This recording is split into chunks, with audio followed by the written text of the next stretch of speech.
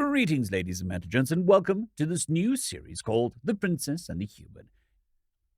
It is a complete book, so there is an ending to the story. If you like this sort of content and you enjoy the story, I recommend going to the link and showing the author some love. Anyways, let's get on to the story. Book 1, Chapter 1, New Contact. The sound of her steps on the metal floor echoed through the empty hallway of the Star Trader. As Dr. Cathay made her way towards the medical bay, they were about to reach the final high plane for their journey, and she'd hoped to get a night's worth of sleep before they arrived at their homeworld, when a call from Her Highness, Princess Silvani, had ended that hope. She had first expected some form of medical issue. Of all the inhabited planets in the Alliance territory, Hisvlek-Plia, homeworld of the Karinsnelv, was more or less the least suitable to House Veneri like them for an extended period. Suitable precautionary measures had of course been taken, and as guests they had been treated appropriately, while Her Highness had been busy with negotiating the new treaty. But the risks were never zero, and ailments taking a couple of days to show themselves happened. But apparently that wasn't the case. Her Highness hadn't specified the problem any further, only that they had a situation, and that she should come immediately. As she entered the medical bay, she was met by an unexpected emptiness. No one was here. Not only that, but the mobile bed was also missing. Was that the issue? No, that didn't make any sense. In the first place, she usually used the installed beds for treating patients on board. The mobile bed was meant for cases when an emergency case could not come to the medical bay on their own. Was there such an emergency? But why call her here then? Doctor, someone called out to her before she could lose herself in thoughts any further. Turning back to the door, she noticed one of the princess's attendants. I apologize if we made you wait, but our findings brought some unexpected complications with them. Findings? The attendant stepped aside, clearing the path for 3 of the guards to push the mobile bed in. Why all 3 of them were pushing it together, she couldn't tell, nor did she care. Her whole attention was on the fact that on the hospital bed laid something. Its shape loosely resembled their own race, the Veneri, save one missing pair of arms.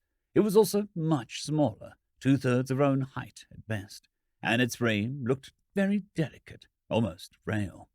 The surface of its body appeared to be smooth and soft, leading Cathay to the conclusion that, unlike them, it was an endoskeletal race. It was clad in a simple white shirt and long blue pants, an excessive amount of clothing by Veneri standards, protective clothing, and battle armor not counting, of course. Cathay might have been Her Highness's personal physician, but since she always accompanied the princess whenever she left the planet, she had also amassed extensive knowledge of xenobiology. She knew all the alien races her people had made contact with, and yet none of them resembled the small creature even remotely. Could it be an alien species? She concluded with a gasp. The attendant nodded. Presumably, yes. Where did you find it? We picked up a strange signal, he started explaining. It didn't match any of the common code, but due to its repetitiveness, the operators concluded that it was some sort of distress call. Her Highness ordered us to investigate. We found what looked like an escape pod. The alien was the only one inside, already unconscious when we found it. We analyzed the air in the pod, and it seemed to resemble our own. Well, it's still alive, so that seems to be the case. We wanted to prepare standard first contact protocols, but Her Highness insisted that we'd first ensure that it was all right, which is where you come in. The attendant and the guards headed towards the door. We already performed the standard sterilization. When it wakes up, checked its condition, and then called the bridge so the princess can meet it. And be careful, one of the guards grunted as they left. That thing is heavier than it looks. Cathay ignored him and closed the door. She felt herself getting giddy as she was no longer able to contain her excitement. A new alien species, and she would be the first one to examine it. Not to mention that this was the first new contact in generations. Even the nobles critical of the princess would throw themselves at her feet if she brought it home. Politics might not have been Cathay's forte, but she knew how valuable it would be if they were the first to establish a good relationship with this new species. All right, enough. Come on, Gathai, you are a professional. The doctor shifted her attention to the alien, its thorax area slowly raised and sunk, likely a breathing motion. As there wasn't much else that she could do before it woke up, Gathai took out a sampling card and scraped off some cells from one of the exposed arms, careful not to accidentally injure the frail creature. The bed, which was intentionally oversized so it could also be used by bigger races, made it look even smaller than it already was. For such a delicate life form to survive long enough to reach the spacefaring age, it had to come from quite a peaceful world, devoid of most things her kind would consider danger. The analysis showed it to be a carbon and water-based life form, so nothing out of the ordinary, except maybe the high amount of water in the cells. Maybe it was from an amphibian race. Slowly, the movement started to come into the small body, and the alien opened its eyes. As it saw the doctor, it startled and immediately shot up, only to apparently get dizzy and hold its head. A reaction Gathai had more or less expected. She carefully opened her forehand, showing that they were empty and that she posed no threat. The alien seemed to understand the gesture. It was still wary, but no longer panicking.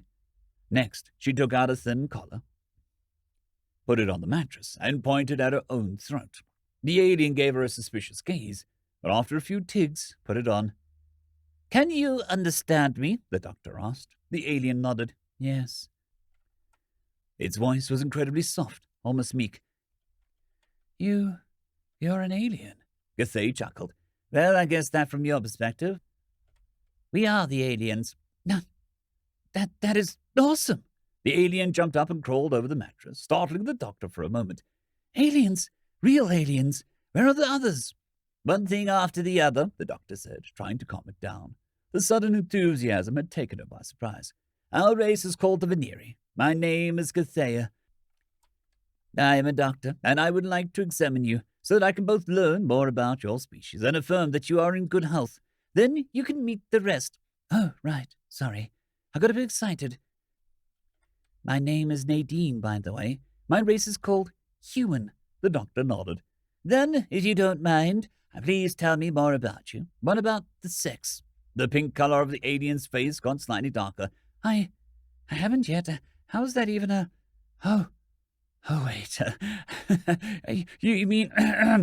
sorry, we're dioecious, and I'm female. Once again, a common occurrence. Would you say that in terms of appearance and ability, you're a typical specimen of your race? For females of my age, at least, yeah. I train a bit to stay healthy, so in terms of ability, I'm probably slightly above average. I'm also in good health, as far as I'm aware. At least, I was before cryo. Cryo? Well, one after the other. She could ask them for that later. The doctor nodded again and took some notes. Then, if you would please get up, I'd like to take some measurements. While Gathai turned around to ready her instruments, Nadine started to speak. By the way, where exactly are we? This is the Star Treader, the vessel of the Royal Embassy. My, sounds impressive. It is. The Star Treader is a ship of Her Highness, Princess Silkvani, who, speaking of it, will meet you once we're done. Nadine's face lit up. Wait. You're saying that we not only found aliens, I'll also meet their princess. Wow, this day couldn't be any better. Gathai chuckled again. She was glad that the alien girl was so upbeat about her situation, if not downright happy, considering the opposite would have been just as reasonable. Well then, you know how scales work. I step on them and the screen tells you my weight? Gathai nodded. Speaking of weight, is something wrong with your artificial gravity? I feel lighter than usual. Really? It feels right to me. It has the same strength as the gravity on our homeworld, which is about average compared to the other known habitable planets. Huh, the small alien acknowledged, cocking her head. Then I guess Earth is a good bit above average. Well, anyway, if the scales are made with your gravity in mind, it should be fine. As Nadine stepped on the plate, a loud creaking noise became audible. The confused doctor looked at the display, but it only showed an error message. Did that stupid thing really break? I'm sorry. The doctor couldn't help but laugh. Did the petite girl really think that she broke it? Don't worry, that wasn't you. That thing was made for races way bigger than you. It can measure up to 500 Vs. It's probably just old. Didn't you hear the sound it made? Anyway, please stand upright. Nadine did as asked. Her head barely reached Gathay's thorax as the doctor scanned her. Leather. 2.82 lines, though that doesn't tell me much if I don't know your weight. Well, we can weigh once we're back in Kalhana. Doc? Gathay looked up. Yes? Nadine tapped her collar. I can understand you because of this, right? What is this? It is a telepathic translator. When you speak, it scans your brain to find out what you intend to say, and then transforms the sound coming from you to the language it's set on. Same as the other way. If something is said in the language it's set on, it conveys the intention of words to your brain. Neat. Well, it has flaws, but better than nothing. Also, I'm sorry if it makes you feel uncomfortable. I know that many races consider wearing a collar as degrading. Necessary evil in it. Any other questions, Doc? Well, I would like to know how much you can remember. How did you end up out here? Nothing too fancy. We found a planet that seemed hospitable. Way more out there than anything we ever explored. A colony ship was sent there. Papa and I were eligible, and it sounded like it was an awesome adventure, so I insisted we'd volunteer. Then I get woken up by an alarm and get told to go into the escape pod, so I do. No idea what the problem was. That's pretty much it. Didn't the others already tell you that? Gathay swallowed. I was not informed about any others, as far as I'm aware. We found only you. Nadine's gaze fell. Oh. That doesn't mean that you are the only one left. Maybe you just got separated due to some unfortunate drifting, Gathay assured her, without really believing it herself. Do you have any way to contact your people? No. The capsule sends a signal, so I get found, but the radio itself is short range. Both went silent, well understanding what that meant. Nadine was alone. Do you know why you were unconscious? The doctor asked, desperate to change the topic. It seemed a bit too deep for a sleep. No, sorry. Do you have any indicator of how long you were out? I'm not terribly thirsty, so probably under a day. I'm afraid that doesn't tell me much if I don't know your homeworld's rotation speed. Ah, right. A day is 24 hours. I also do not know your units. Makes sense, then, Gathay shook her head. Forget it. It was stupid of me to ask that. No. We can do that. Give me a second. What is the speed of light in your units? The doctor didn't know what the human was trying to achieve with that knowledge, but if it distracted her, so be it. 748,031,791 lines per tig, she said after looking it up. Okay, let's say 750. How tall was I again? 2.82 lines. Okay. I'm around 1.65 meters, so 1 meter is around 1.7? Yeah. 1.7 lines. Light speed is 300 million meters per second, so about 500 million lines per second. Meaning 750 seconds is 500 tigs. Then 1 tig is around 1.5 seconds, makes 1 minute 40 tigs. 1 hour is 2,400 tigs, and 1 day is 9,600. Okay, so 1 day for me would be something around 57,600 tigs. What followed were a few moments of Gathay staring blankly into the room. Do you have some sort of nano-sized calculator I'm not seeing? None that I'm aware of. Are you telling me that you just calculated all of that in your head? How much computing power does your brain have? Well, I rounded. Not knowing what to say, the doctor took out a calculator. 56,600, you said, so slightly shorter than our days. We have 62,000 tigs a day, or, to use a bigger unit, 62 invis. Oh, with that, we should also be able to calculate your age. 1 solar cycle is 202 days. Oh, so a factor of 1.8, around 10% longer days, so I'm 15. I'm 15, so okay. Then I'm around 24 cycles old. Gathay tried her best to suppress the awe and simply wrote down the numbers. Suddenly, a violent explosion shook the ship. What was that? Nadine panicked. Are we under attack? Gathay wondered as the alarm went off. But how? This is a secure route, and so close to the hyperlane, there must be patrols. Who could... No, wait. We took a detour to follow the distress signal. What if we left the secure routes? Maybe someone else had picked up the signal as well. That was quite the pickle. The Star Treader was not built for battles, and the few guards on board were simply an escort for the princess. The alien girl was shivering, clearly afraid. Githey wasn't a fighter, but even though she had only known Nadine for an inver or so, something about this creature, with a delicate frame and meek voice, made her want to protect her. "Don't worry, our guards are strong. We are safe here," she said, not sure who she was trying to convince. But while she was still saying that sentence, heavy steps became audible from the corridor. End of chapter. Chapter 2. Nadine's Decision. It was quiet. No one spoke, and more noteworthy, no sounds were heard from the hallway. Princess Silvani stood at the side in the lower segment of the bridge, a point chosen because from here she had no clear line of sight to the door, and therefore whoever would come in had no clear line of fire to her. Her guard stood in the upper segment, all guns pointed at the door to make sure whoever broke through wouldn't even be able to do so much as take a glimpse at her.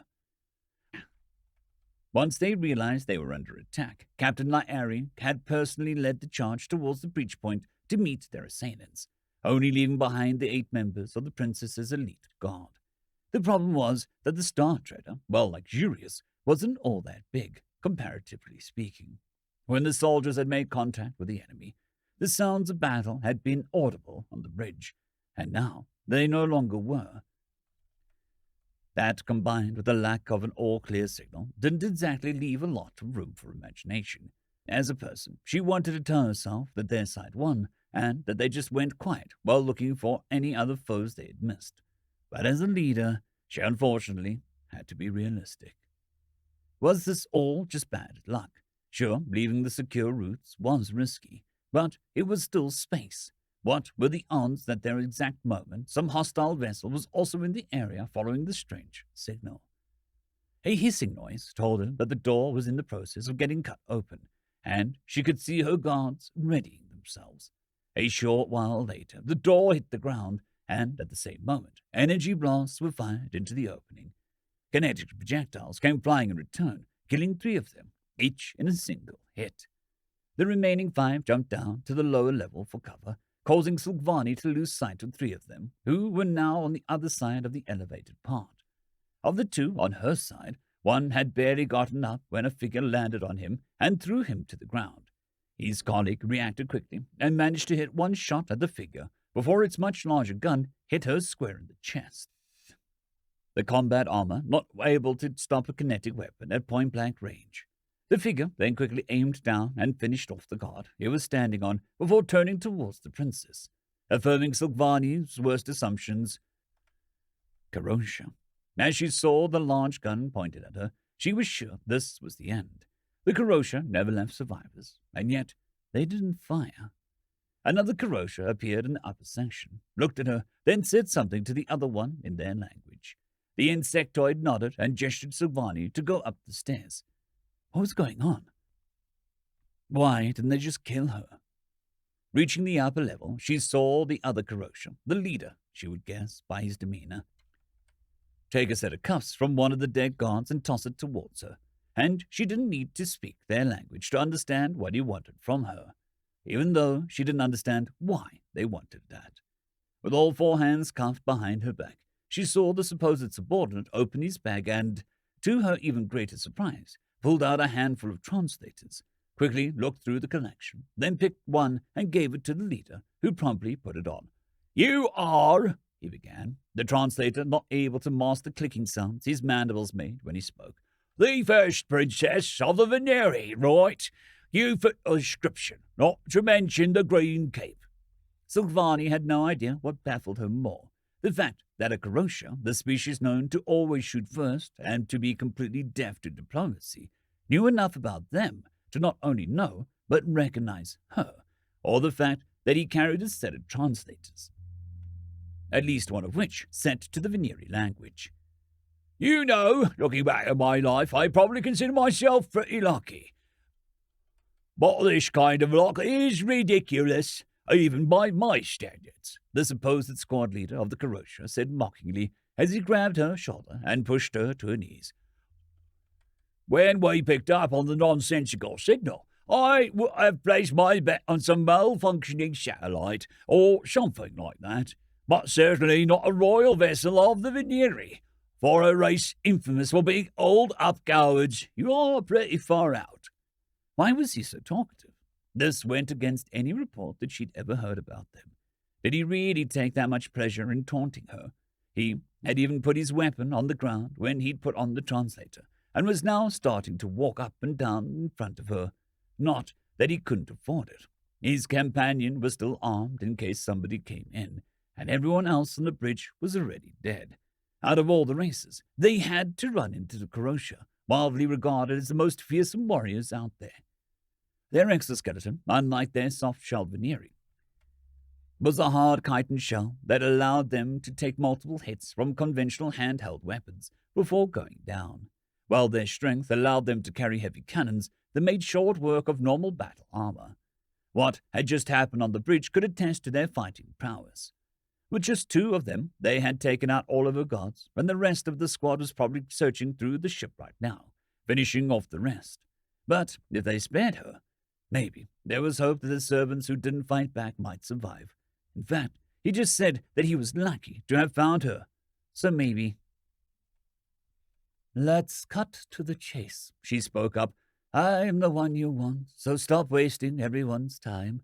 Just take me with you already so that we can get your promotion and my people can return home. They are neither a threat nor of any worth to you, so let them go."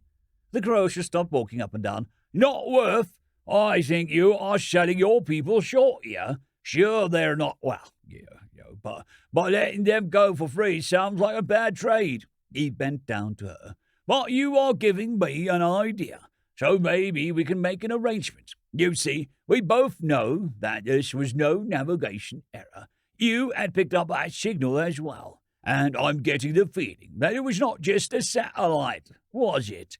Why don't you enlighten me? Maybe it'll make me feel generous. Come on, what are you hiding?" Silkvani grit her teeth. So this was the choice she had to make. Sell out her servants, or sell out the alien that she had rescued. Both choices were horrible. No, wait. We still have the alien's escape pod. Even empty, it contains foreign technology, and is proof of an unknown species. It should have plenty of worth, even on its own. Would they believe me if I claimed it was empty when we found it? Well, worth a try. "She's hiding me." A soft voice spoke before she could. The squad leader and his companion turned around, startled that neither of them had heard someone enter. The small alien was standing in the doorway, a telepathic translator around its neck. Silkvani had only gotten a short glimpse of it when they had opened the escape pod, but now that it stood there, it was almost unbelievable how small and frail its body looked. Why did it come here? Why was it not hiding?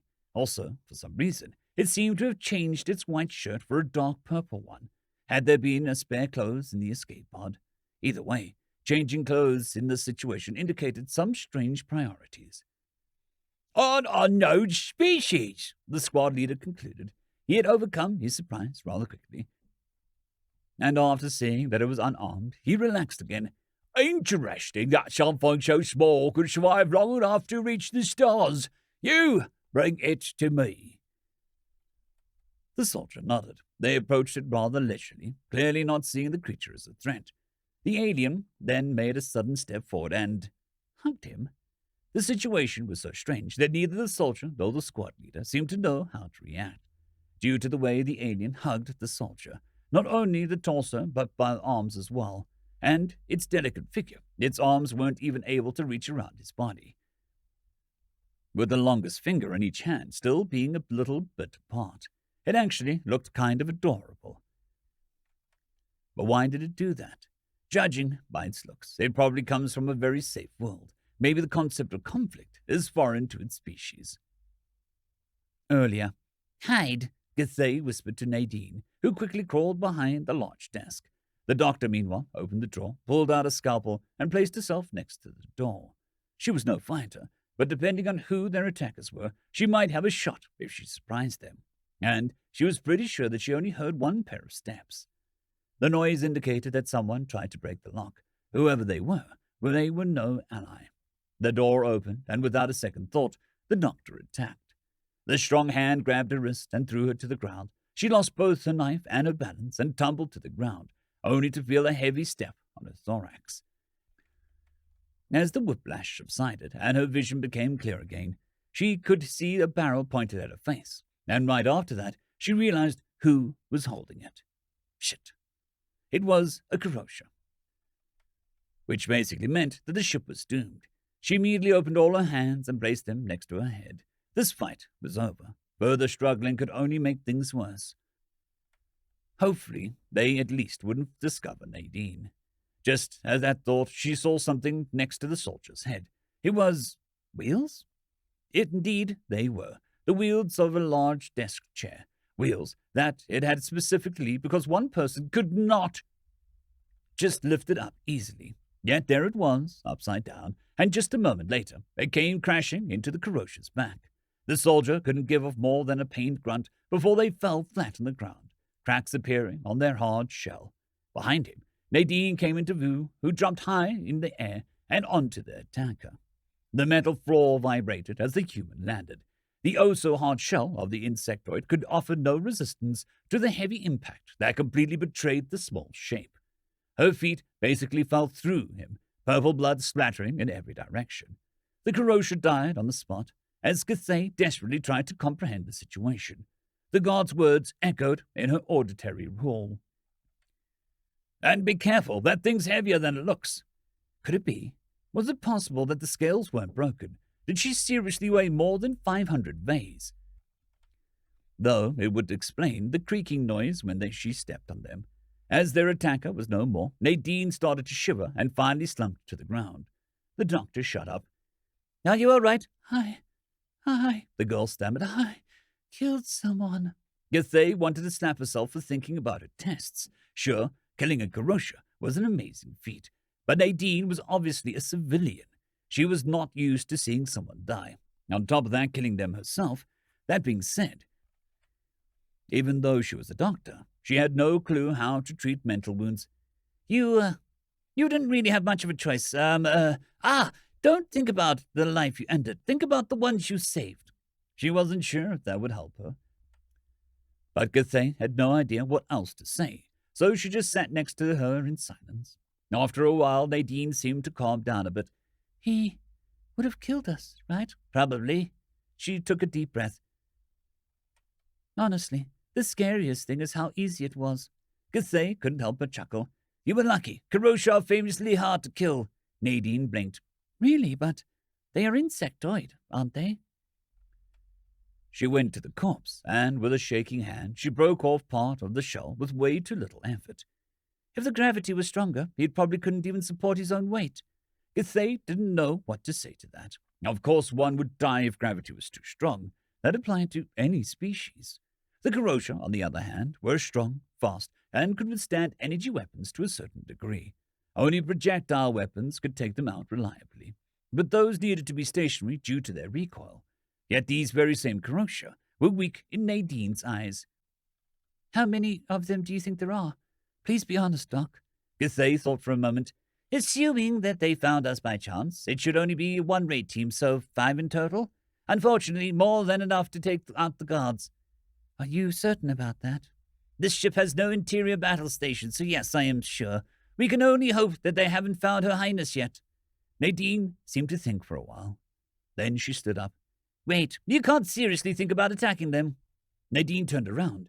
She was trembling in fear, but her face showed determination. "You guys saved me, and if I can help, then I must help, right?" Cathay was speechless. That was basically the exact same principle the princess followed. She simply couldn't object to that.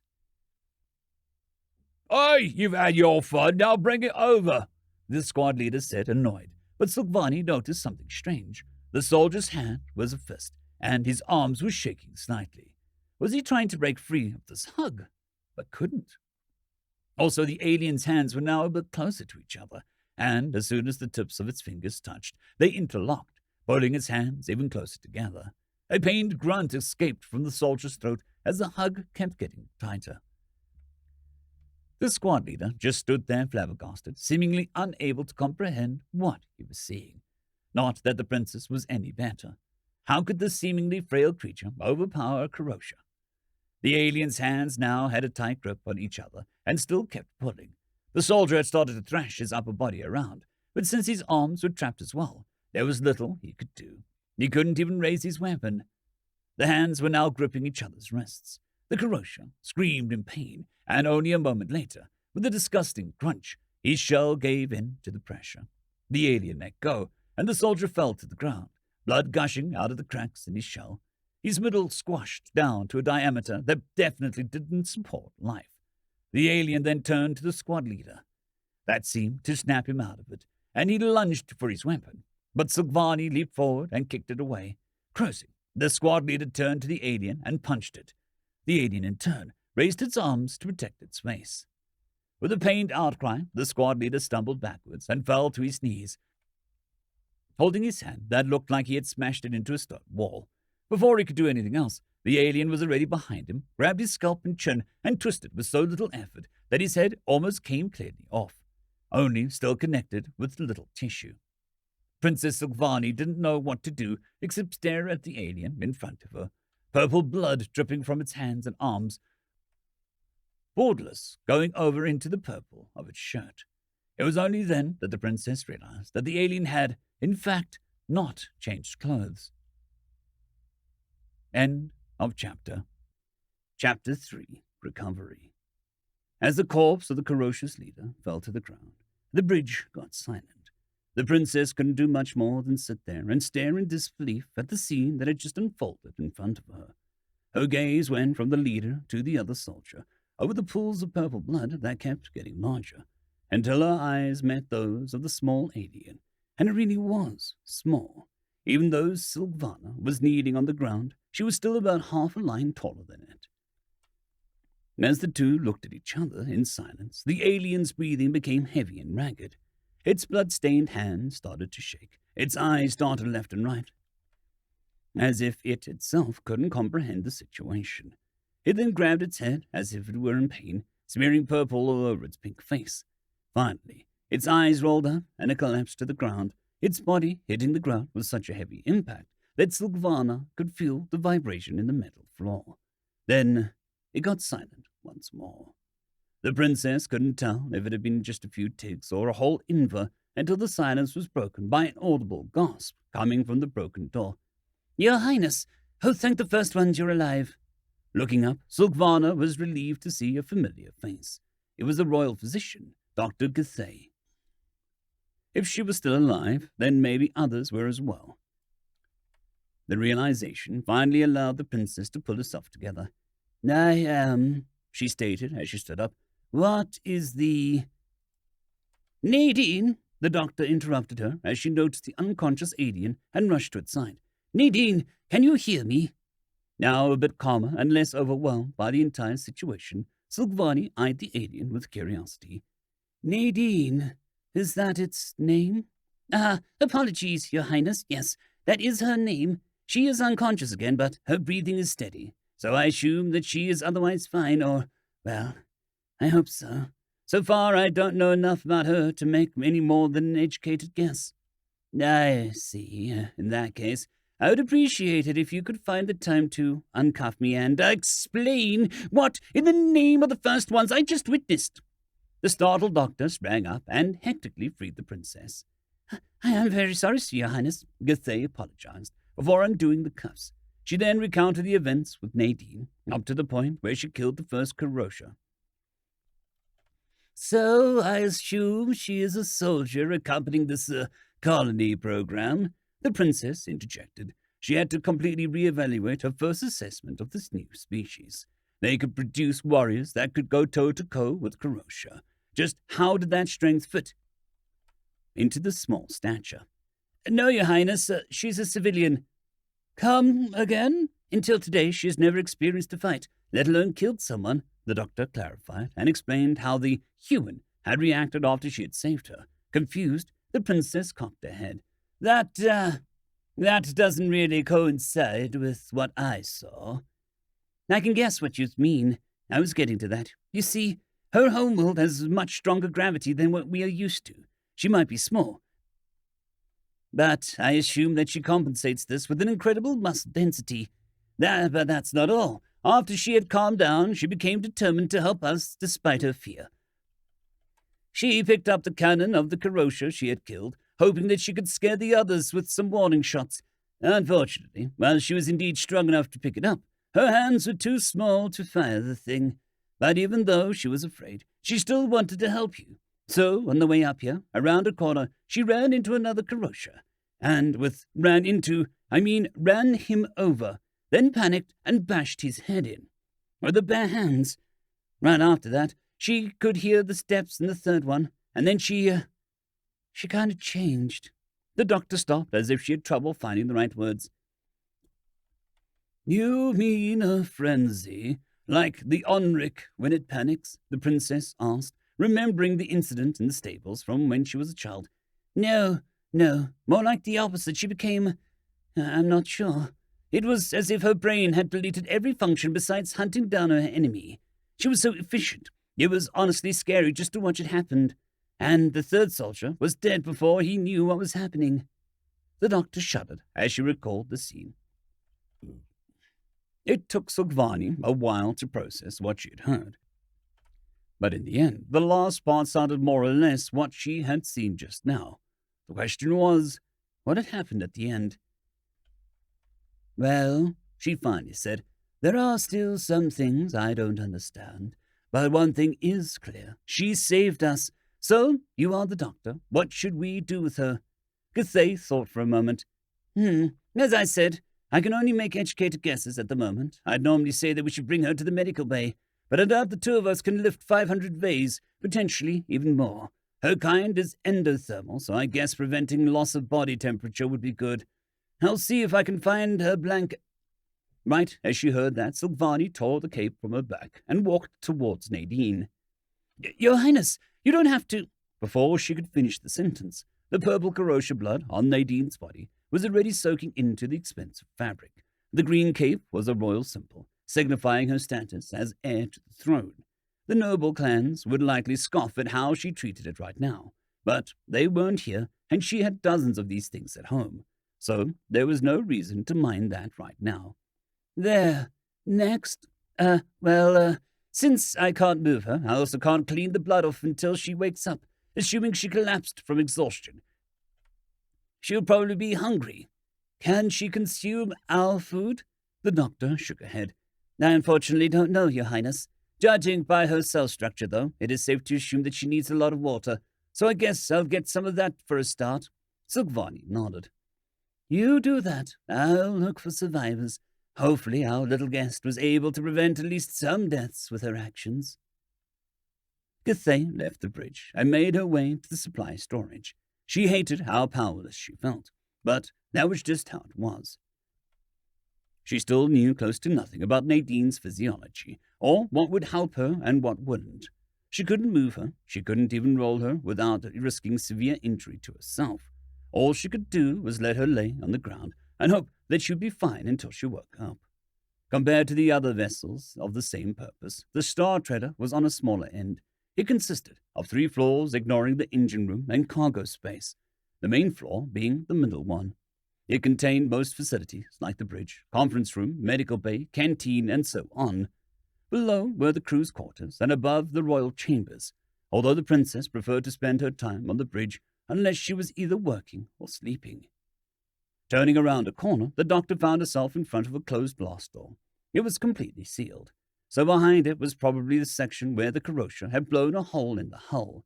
She sighed and turned around, not wanting to make the detour bigger than necessary. Githey decided to take a shortcut through the conference room. The sight that awaited her there was unfortunately not a pretty one. She found a large table in the middle to be tipped over, as well as the mangled corpses of 3 guards behind it. It was not hard to guess what had happened here. The princess's guards were, of course, trained elites, but they had simply been outmatched.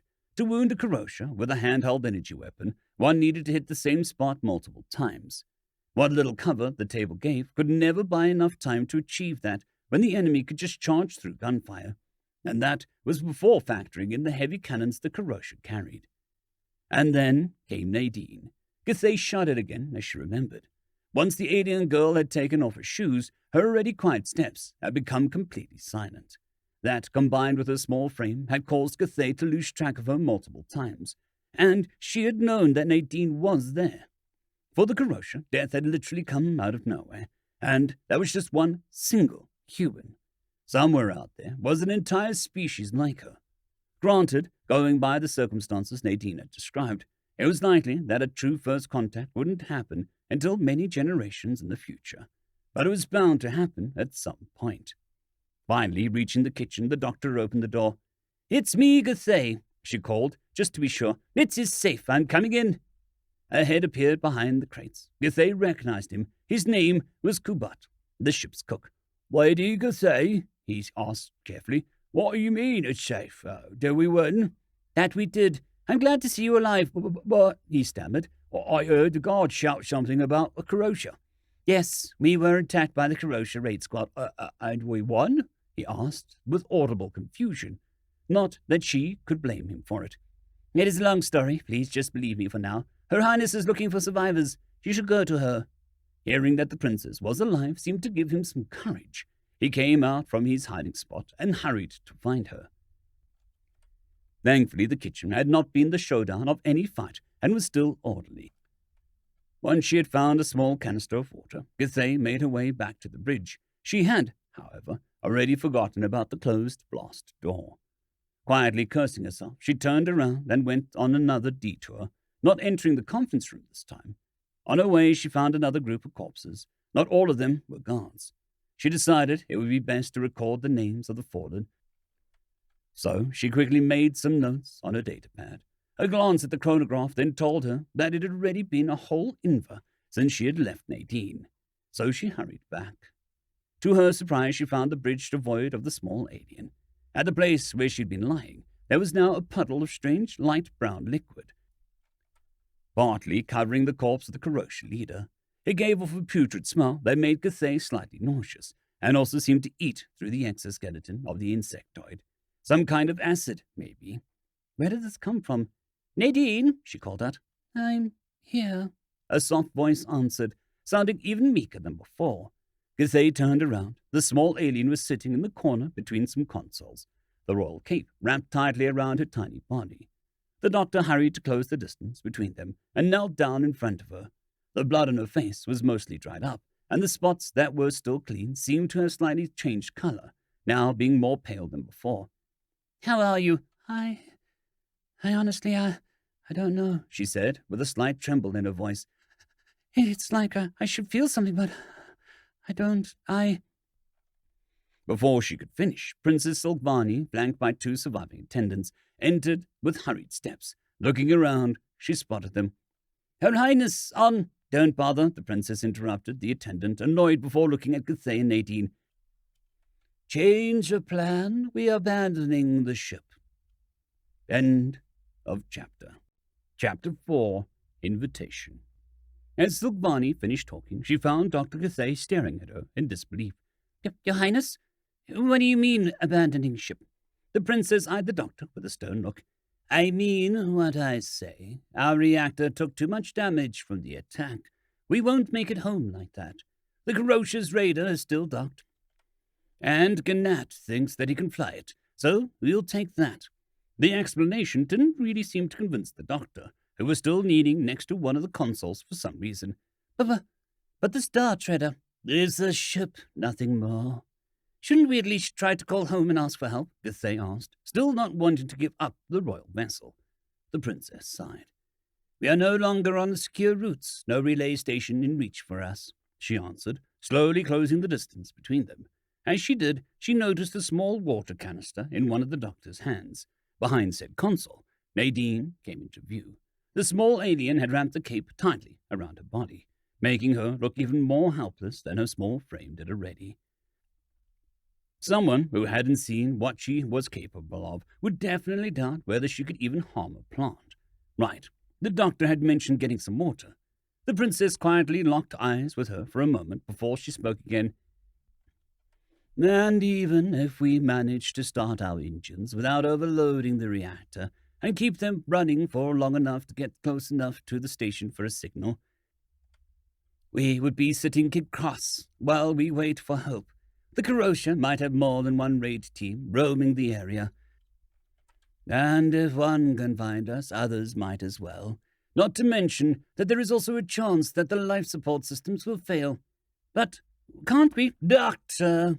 Silvani interrupted her. I will not risk any more lives, just to save a sentimental piece of scrap metal. Are we clear? The last word was drawn out and distorted as a vocal organ convulsed, to the point where it vibrated heavily in the air and didn't sound like her own voice or an actual word anymore. She hated when that happened. Unfortunately, it was a bad habit of hers when she got angry. The Veneri had inherited this odd ability from their evolutionary ancestors, although in this day and age most couldn't use it anymore. The princess had figured out how to do it when she was just 2 cycles old, and now she frequently wished that she hadn't. Yes, Your Highness. Good. Now go to the medical bay and pack everything you think we may need. I'll take care of her. She then turned towards her attendants, who followed her here. You, help her carry stuff. The two looked at her, then each other, then at Nadine. Your Highness, we can't let you. I look like I'm in the mood for discussions right now. After a startle, the attendants took a bow and followed Gathai. Silgvani took a moment to calm herself down. Despite everything, this was still a first contact scenario, and it wouldn't be good to give this human a bad impression of her kind. She turned to Nadine and crouched down to get closer to her. However, Silgvani was tall by standards of her kind, so even now she completely dwarfed the alien girl. White orbs with shimmering blue circles in them looked up at her. Despite the fact that Silgvani had seen what Nadine was capable of, it was still hard to not see her as frail and helpless. Within her, a strange urge to protect the small creature gradually became stronger. Your name is Nadine, correct? She started. We didn't get the chance to converse during the, last encounter, so allow me to catch up on that. I am Silgvani, first princess of the Homme, home world of the Veneri. Nadine lowered her head. Oh, I am, greetings, your Majesty, she started, with a soft and shaking voice, almost too quiet to hear. Silgvani had to give her all in order to keep a straight face. This was hardly the kind of response she was used to during this kind of talk. For an official representative of a species, bumbling like this would be beyond shameful. But Nadine obviously was not one, and since they were alone, the princess saw no harm in overlooking it once or twice, considering what this person had just accomplished. In fact, she couldn't help but find her answer quite adorable, though she, of course, would never dare put her guest through the disrespect of voicing such a thought. I guess official talks have to wait until we find the rest of her kind, and I can talk with the Lord in charge of the colony program. Well, she said with the faintest hint of a chuckle, I'm not queen yet, so it's just your highness, to be exact. I am sorry. I've never spoken to royalty before. Don't worry, it's fine. While we are out in the public eye, you may speak with me in a way that you are comfortable with. First ones, I should be the one bowing to you. You're the one who saved us all. The girl seemed to relax a little after hearing that. Silgvani picked up the container Gathai had left behind. I would love to offer something, but we didn't know what your kind eats. However, the doctor concluded water would be a good start. Nadine, with an expression that appeared to be thankful, took the container with both hands. It looked much bigger in her arms, and then turned a few times, seemingly unsure how to use it. Should I show you? Was what she wanted to say. But before she could do so, a gush of water hit Nadine in the face. This time, she could not suppress a chuckle. But Nadine, although surprised, didn't seem too displeased with the result. She merely repeated the motion, and as she got hit by more water, and then started to frantically rub her face. She wishes to wash off the blood. While there was a bit of a waste to use drinking water for cleaning, the urge to get the blood, at least from her face, was understandable. She was still covered in blood, first ones. Her clothes were probably more blood than fabric at this point. but at least her hands and face were back to their natural pale pink. She then put the container to her mouth and started drinking. One gulp was all she did, though, quickly putting it down right after. "Is this pure water?" Silvani cocked her head. What kind of strange question was that? Of course it was pure water, otherwise she wouldn't have offered it to drink. Wait, did she really think that purifying water was beyond Veneri's capabilities? No, calm down. She's not trying to be rude. She knows nothing about us, and considering her situation, her caution is understandable.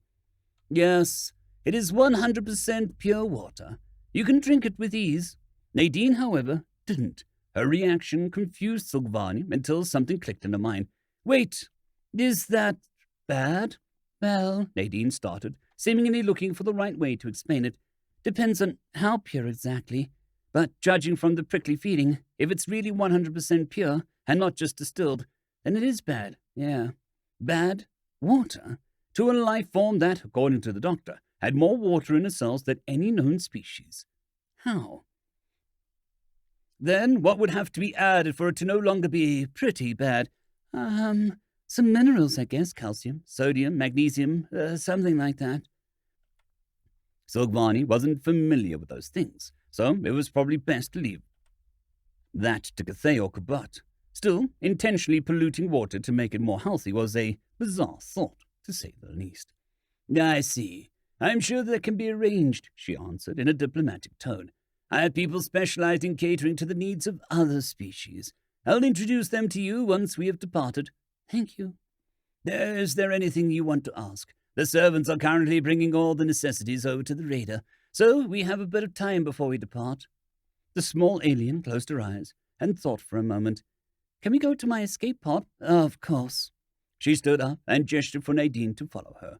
On their way to the lower layer, they frequently passed people guiding automated crate carts, and more than once did they see a group of dead guards. There had been 18 of them. Now, none were left. And on top of that, they didn't have the means to bring home their corpses. They also came across the mangled corpse of one of the Karosha. Silvani didn't need to be a doctor to see that the death had been quick and brutal, even more so in the knowledge that the deed had been done with bare hands. Nadine walked diagonally behind the princess, but Silvani could see in the corner of her eye that the human stopped for a moment during each of these encounters. She, however, caught up quickly before the princess could turn to her. So she didn't comment on it. Finally, they reached the loading bay. There was still a lot of things here, since the small raider didn't offer nearly enough space to take everything. And all on the other side, right at the ramp, was the object that had started all of this. The spherical capsule was painted white with some writings on human script and symbols that probably also meant something. The hatch was still open, and Nadine quickly climbed inside. Silvani decided to take a peek. The inside seemed kind of cramped, but that was to be expected, considering the human's small frame. There was a seat as well as a lot of technical parts, one of which Nadine was currently using. While Silvani wasn't someone who could estimate the function of something just by looking at it, she was no engineer, after all. It was always fascinating to see how different technological achievements from other planets looked. Nadine put the device away and let out a long, quiet sigh. Is something wrong? I just, if any of them had caught the capsule signal, they would have sent a confirmation return to show that they know where I'm here and are coming. Nothing? Nothing. I doubt that we could take it with us, huh? I'm sorry, but we indeed can't, Silvani affirmed. And even if they could, the signal wouldn't do anything once they passed the hyperlane anyway. And while their engineers would surely love to study human technology, that wasn't something that she could prioritize right now. Nadine nodded, opened a compartment, and pulled out a small red box before climbing out again. Is that all? Our space is limited. But not to this degree. It's fine, the small alien merely said. She then went quiet and looked back at the pod. She's about to leave behind the only thing she still has connecting her to her kind, the princess thought. Then she got an idea. It wasn't much, mostly symbolic, but maybe it will help her a bit. It is a bit late, she said, garnering the human's attention again, but things have been hectic, so I hope you can look past it. She then assumed a traditional pose of her people, folding 3 arms before her torso while extending the 4th. Nadine of the humans, I, Silvani of the clan Chiron, on the first princess of Veneri, would like to formally invite you to our home world, Homai. Would you allow me to host you as my guest? End of chapter. Chapter 5. Differences. The common room, or at least what appeared to be one, was fairly spacious, as was most of the Carosha Raider. The bridge, the hallways, and even the cabins offered significantly more room than one would expect from a gunship meant to only house 5 people permanently. However, that didn't change the fact that it was a ship meant for 5 people, plus maybe 2 or 3 temporarily, and now they were 17. In other words, the common room was packed except for a small space in the middle, currently occupied by Silvani. Everyone, Silvani addressed her people, as well as Nadine, whom she assumed to be somewhere in the crowd. I know that our situation takes a heavy toll on you, so does it on me, but for all those who are waiting for us, and those who gave their lives so that we could now stand here, we have to make it home. It won't be long until we reach Homai. Please hang on at least until then. The ship is faster than the Star Treader. So our current estimate is that we will reach the entrance point and make our final jump in around 70 invers. However, as you probably noticed, we are slightly stretching the capabilities of the ship's accommodations. Therefore, I want you to form groups that'll make rotating sleep cycles. Since we brought our supplies over, there shouldn't be any troubles regarding oxygen and water. We may have to skip 1 or 2 meals, though, so keep that in mind in your planning. Gannat, do you think the ship will give you any troubles? No, Your Highness, the pilot answered. Everything is similar to our ships. To be honest, I'm shocked at just how similar it is. It is basically a slightly modified Veneri ship, except that I can't read the language on the monitors. But since, again, everything is so similar, I can guess what they tell me. I see. Any idea where the similarities come from? Maybe they salvaged some of our ships they seized, reverse-engineered it, and then thought that it was better than what they had. Anyway, I'm not complaining, though I advise against trying to land it. We should request a pickup once we reach Homai. Very well. Then remember to message them as early as possible to avoid any misunderstandings. Since Laari is no longer with us, I will take on the role of captain for the rest of the journey. A strange grumbling noise interrupted her. Confused, the princess looked around to see where it came from. A few Veneri stepped aside, revealing Nadine. Had she been the source of that noise? The small alien was no longer wrapped in the royal cape, and also had gotten rid of the blood-soaked clothes. Instead, wore a blanket from the medical bay. A hole had been cut into the middle through which she was sticking her head. An improvised poncho, as she called it. As all eyes focused on her, her face seemed to take on a more reddish color than before. I'm sorry, she stammered sheepishly, apparently embarrassed. Well, anyway, that is all dismissed. Shortly after, the crew started to spread throughout the ship. The princess could see the doctor rushing to Nadine's side. What was that noise? How did you make it? Is everything all right? Yes. The alien girl tried to calm her down. That just happens sometimes, when I'm hungry. Speaking of, Silvani stepped into their conversation. We've been postponing that for long enough now. Kabut! The cook, hearing his name, separated from his group and came towards them. Why, yes, Your Highness, he said with a bow. If you haven't met her yet, this is Nadine, the princess introduced her. She is the alien that saved us from the Carosha. Unfortunately, we know next to nothing about her species, so I want you to find out what she can eat. Nadine, this is Kabut, one of the best chefs in Homai. He has been involved in many diplomatic visits and prides himself in being able to prepare meals for every species in the Alliance. If someone can make you a meal, it's him. The two gave each other a wary look. Especially Kabut looked unsure as what to say. But in the end, he simply bowed and led Nadine to the kitchen. The doctor was about to follow, but Silvani held her back. Also, Doctor, I want you to make a list of every nutrient that is in the food items available on Homai. Nadine seems somewhat educated in that field. Maybe she'll be able to help herself with that list. I shall have it done, Your Highness. After everything was set in motion, Silvani withdrew to the captain's cabin. It might not have been the best first action after declaring herself new captain, but she was exhausted, and wasn't like she was needed while they were simply flying straight ahead. Plus, she planned on sharing the bed with Nadine since, well, someone had to. She knew for a fact none of her subjects would dare to share a bed with the princess, meaning this was the best way to avoid a massive waste of scarce lodging space. And since Nadine was busy eating right now, it was best if she took her turn to sleep first. That way, she would also be properly rested once matters that required her attention came up. Thanks to her exhaustion, it didn't take long for her to fall asleep. She didn't know how much time had passed when a knock on her door woke her up.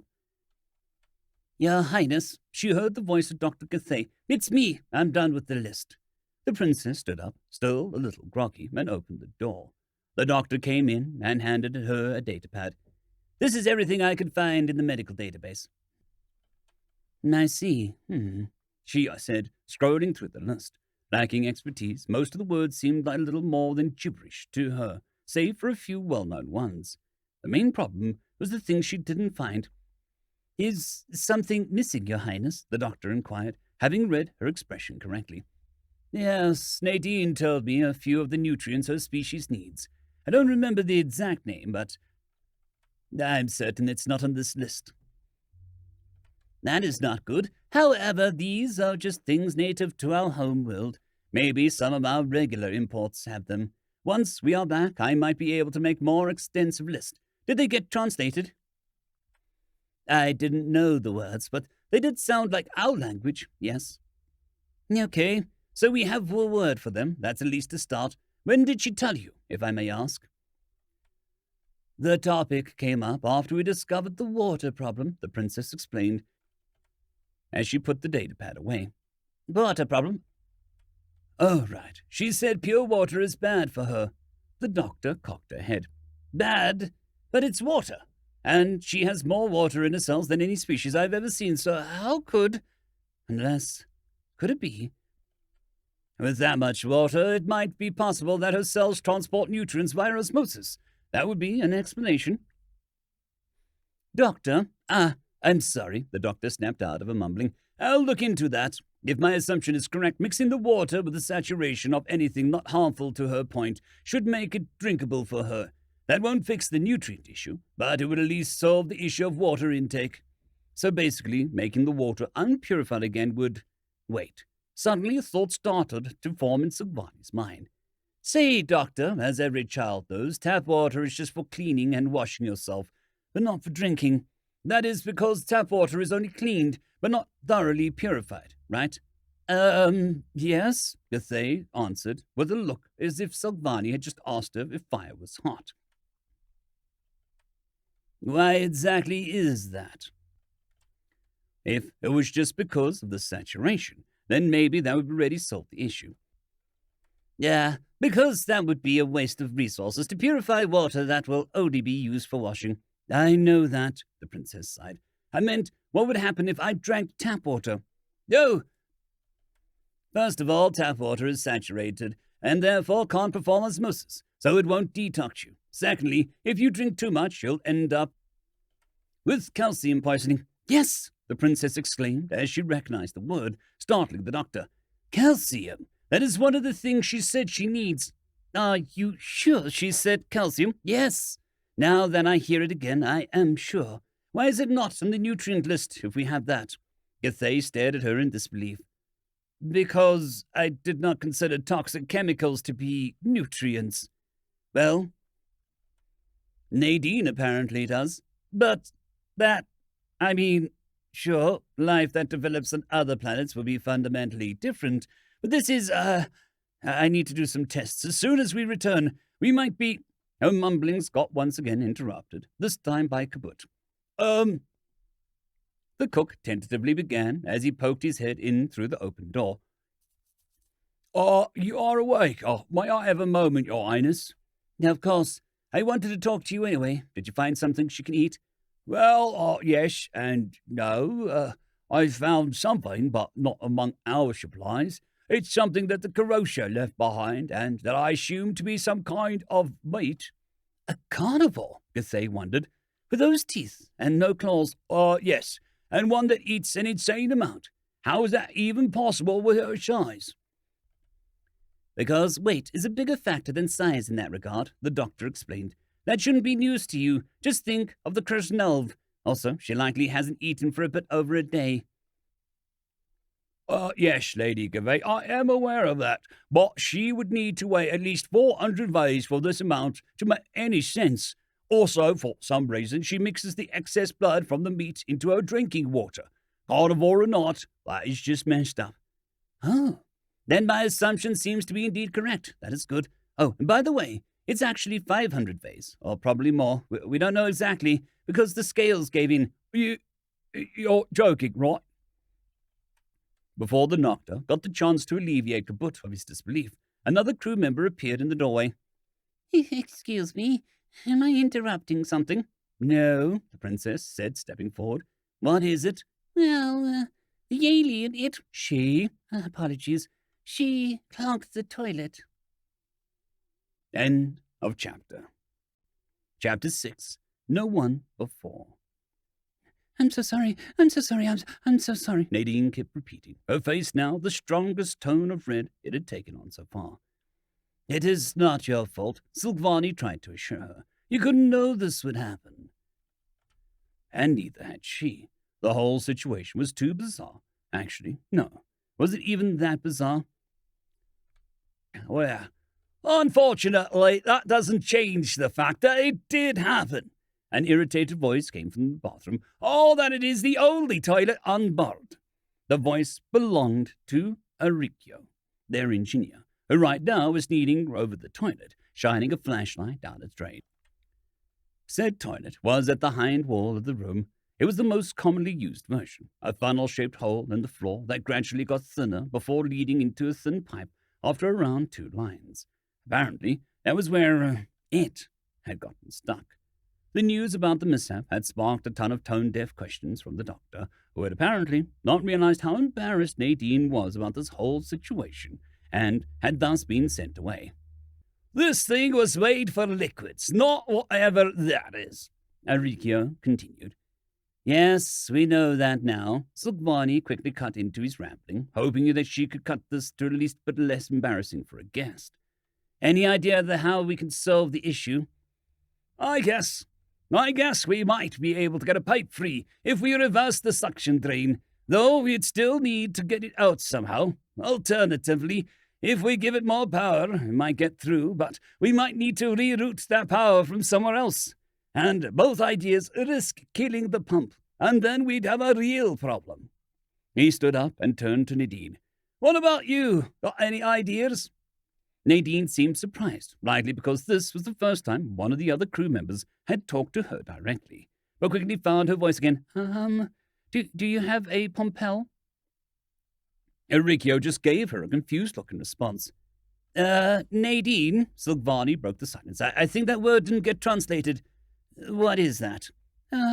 Well, it's a thing with like a rubber bell, sort of. No, forget it. If you don't have a word for it, you probably don't have it. That doesn't have to be the case. The translator is not perfect. If you describe it, no. It's a thing that was specifically made for clogged toilets. If you had it, you would have already tried it. That was a stupid question from me. Water, and a long stick might do the trick. Silvani looked at the engineer. That sounds like a fairly simple solution. He crossed his forearms. Donkey.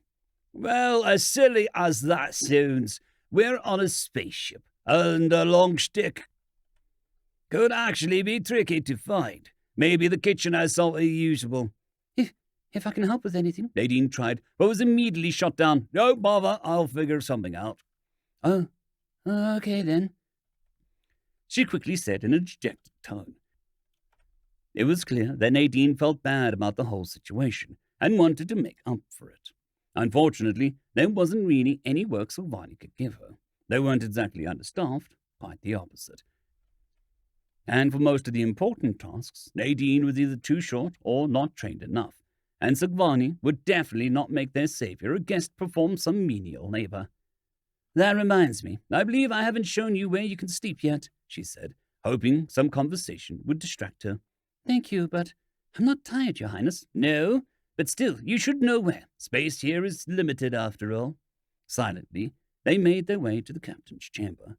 During the trip, Silvani tried to come up with a conversation starter to combat the heavy atmosphere, but with no luck. Unfortunately, the distance between her and Nadine seemed to have grown since they had left the Star Treader behind. Was it because of her status? Possible, though that hadn't been much of an issue before. Maybe now that everything had calmed down, it had become more apparent. As Silvani opened the door to the captain's chamber, Nadine's eyes became wide. Your Highness, isn't this my room? Yes, as well as it is yours. You are free to use the bed whenever I am not. But I'm just... Nadine. Silvani interrupted and turned towards her. Please don't make yourself lower than you are. You are a hero. You defeated 5 Karosha all on your own, unarmed. Every single Veneri on this ship is only here thanks to you. You saved them all. The small alien sat on the floor, her back leaning against the wall. You mean I saved half of them, after being the reason the other half died in the first place? That certainly wasn't the type of response the princess had expected. What do you mean? She asked, after pausing for a moment. You mentioned secure routes, so I'd guess that if you hadn't picked me up, that attack couldn't have happened. Oh, first ones, did I say that? That was certainly a mistake on my part, but it's still surprising that she caught that. Maybe, but that doesn't mean that you are to blame, Silvani quickly reassured her. Blame the Karosha. They were the ones who attacked us, after all. Or blame me. I decided to follow the dubious signal. But while I mourn the dead, you won't hear me say that I regret my decision. Nadine tilted her head to the side. But why? Just ignoring me would have saved... No! The alien girl was startled and stared at the princess with her eyes wide open. Had she not been sitting at the wall, she might have even jumped back a little. Silvani took deep breaths, trying to get her throat under control. I apologize. Let me tell you why. It's because lives aren't numbers. But what about you? You are a princess. Aren't you way more important than me? If you measure importance by the number of people one's decisions impact, then you might call me more important. But that is all the reason. Power is a duty, not a privilege. To that, the small alien slightly tilted her head. No offense, Your Highness, but that sounds pretty idealistic. It is. I'm aware of that. But that is who I am, and you'll find me dead before I turn my back on someone whom to help would have been in my power. Nadine kept silent for a moment before speaking again. If I can help, then I must help, she said in a way that sounded like she was quoting something. Yeah, I guess I get it.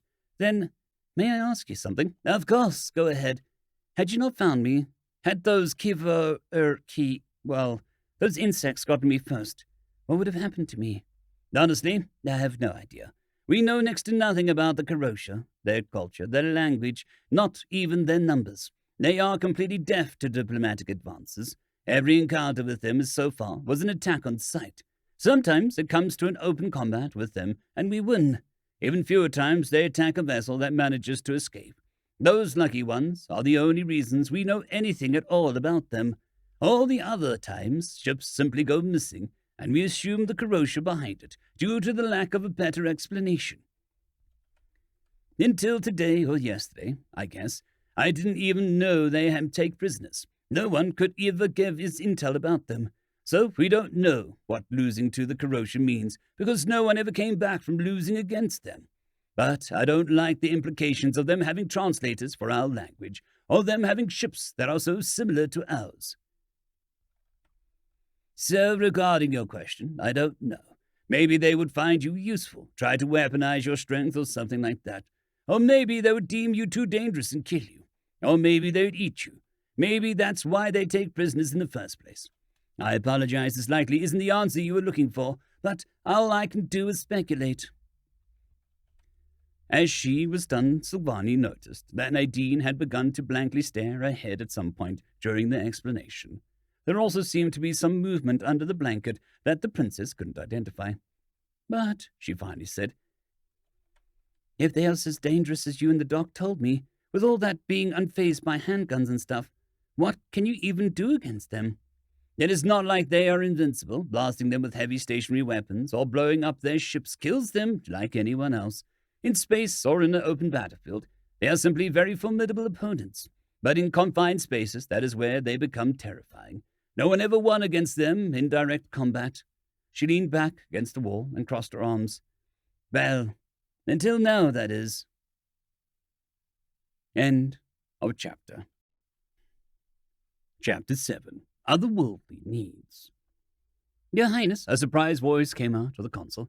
I'm sorry, your arrival was scheduled for tomorrow. Also, according to the log, Commander La'ari should be in charge of your vessel. Did something happen? Yes, quite a lot, in fact. We are currently in a captured enemy vessel that is drastically overcrowded, so a landing attempt would be too risky. Please send a carrier to pick us up. You are, I'm sorry, I can't just... Sulgvani sighed. I'm Sulgvani of the clan Chiron, daughter of King Kairta and Queen Mervani, and first princess of Hamai. Access code Furo Mil Nogara. Echo Furo Kuiper. I get you are just doing your job, while we are all really spent right now. Code confirmed. I will relay your request. The princess leaned back in her seat. They were finally home. Despite being surrounded by people who could see her, she allowed herself to just hang in her chair for a while, her homeworld peacefully lying before the blackness of space. After all that had happened, the sight was soothing. She didn't know how much time had passed when she stood up again. After giving orders to call her when the carrier arrived, she left the bridge and made her way to the captain's quarter. Your Highness, I was looking for you. Do you have a moment? She stopped, only to see way too excited Dr. Cathay come towards her. Depends. Is it important? Not immediately, but it may become so in the future. She held up her datapad. I did some research regarding yesterday's incident. Sulgvani listened up. As much as the involved parties likely wanted to forget it happened, especially Nadine, it was important to prevent a repetition in the future. You may carry on as long as you stay tactful this time. Of course, Your Highness, I shall. So, when compared amongst different species, a solid defecation, while rare, usually happens when the creature frequently eats something it can't fully digest. The princess cocked her head. If you eat something you can't digest, wouldn't you just vomit it up again? I said not fully. We, for example, absorb around 98.7% of the food we eat. Now, there are lion species so similar numbers. For that reason, it is nowadays almost never seen in sentient creatures or domesticated animals, because we know both our and their bodies well enough to optimize their nourishment intake. But even on Hamai, there exists wildlife where it can still be seen. And here comes the interesting part. We Veneri also had it for the longest time in our history. I never heard of that before. The doctor shrugged. Neither have I, and I'm a doctor. Granted, the history of our bowel movement isn't something I would deem to be of public interest, and my education focused on more important matters. But what's even more fascinating is the reason for it. Did you know we used to eat karolai leaves in the past? Wait, when you say karolai leaves, you mean the ones we use for water purification? The very same. Now, Sulgvani's curiosity was actually piqued. Karolai leaves were one of Hamai's most valuable resources. One of, if not the main reason why their planet was so wealthy and influential was the export of those leaves. Sulgvani was no scientist and thus didn't know the details, but the leaves contained something unique that made purifying water incredibly easy and cheap when compared to other methods. And the doctor was telling her they ate those in the past. Why would we do that? Are they even edible? They certainly aren't today. I, unfortunately, couldn't find too much about them in mobile databank. So I won't be able to go too into details before we get home. I'm talking about the time period prior to the Unification War. Funnily enough, the reason why we ate them is in some way the same as we use them for now, purifying water. When drinking water and then eating the leaves, they would separate the water from its other contents and then bind them so the water couldn't reabsorb it. The water, now undersaturated, would try to perform osmosis, but since it couldn't take back its original contents, it would instead detox us and then leave the body with the bad stuff at the same way it does nowadays. But unlike today, our body would additionally need to get rid of everything bad that was originally in the water and was now bound to the half-digested leaves. And according to some of the very old medical texts, this mixture would leave the body the same way. Well, what we saw with Nadine. But once they discovered how to purify water externally, shortly after the Unification War, we switched to drinking water that was already purified, and eating the leaves was no longer necessary. But why even bother when you can just eat them? Because the industrial purification process is way more thorough. Ever since that method was discovered, our life expectancy has risen 30%. And because we haven't eaten kaolai leaves in so many generations, we have long since de-evolved that ability. So eating them now would indeed just make you vomit them up again. The princess took a moment to process all the information she heard before she spoke up again. Okay, but how do we solve our problem at hand? The doctor gave the princess a satisfied expression. Well, I purposely said the process was almost never occurs in sapient species. It might be because they are carnivores, but the Krishnov have yet to manage to optimize their diet enough to lose this function of their bodies. I see, the princess understood. When Harbour Town and the Star Palace were built, we made sure that they accommodated all species in the Alliance, and none of the Krishnev's ambassadors that visited so far voiced any issues in that regard, which means this was one of the things considered. So what you're saying is that we are in fact lucky that Nadine's toilet-related issues should not be a problem in the Star Palace. We should check to be sure, but presumably. Those were some good news, but talking about Nadine also reminded her why she had left the bridge in the first place. When she opened the door to the captain's quarter, she found the little alien sitting on the mattress, wrapped in a blanket and leaning against the wall. Her face had changed color again. It was now fairly pale, except right under her eyes, where it had the shadow of dark blue. Sigvani was somewhat glad the doctor hadn't followed her, because that would definitely spark new questions. Nadine, the alien girl who had apparently been lost in thought, startled and looked up at her. I'm sorry, Your Majesty, I didn't see you. I mean, Your Highness. It's fine. Were you able to sleep? A bit. Sigvani felt like the human's voice sounded even weaker than usual as she said these words. Or was that her imagination? Well, if you're up, we've reached Homai. Want to come to the bridge and take a look? Sure. No, it wasn't her imagination. Nadine's voice was different today. Not only did she sound less excited than the princess had hoped, but also somewhat dull. Was something wrong? Or was that something normal for her kind, and she just read way too much into it? Ganat's voice sounded out of the ship's speaker. Your Highness, our escort is coming. The Unifier is approaching. Oh, come on, seriously, the princess mumbled under her breath. Hearing that, Nadine stood up. What's wrong? Who is the Unifier? At first, Sigvani wanted to answer, but then she had a better idea. Want to see? End of chapter. Chapter 8. The Unifier. Whoa! Nadine exclaimed as she saw the mountain of metal through the bridge's window. Her voice, while still soft, was the loudest Sigvani had heard of yet. On top of that, there seemed to be a slight sparkle in her eyes. The princess had no idea what this was about, but judging by the small alien's behavior, she assumed it was something positive. Impressive, right? Sigvani asked, which was answered with a frantic nodding.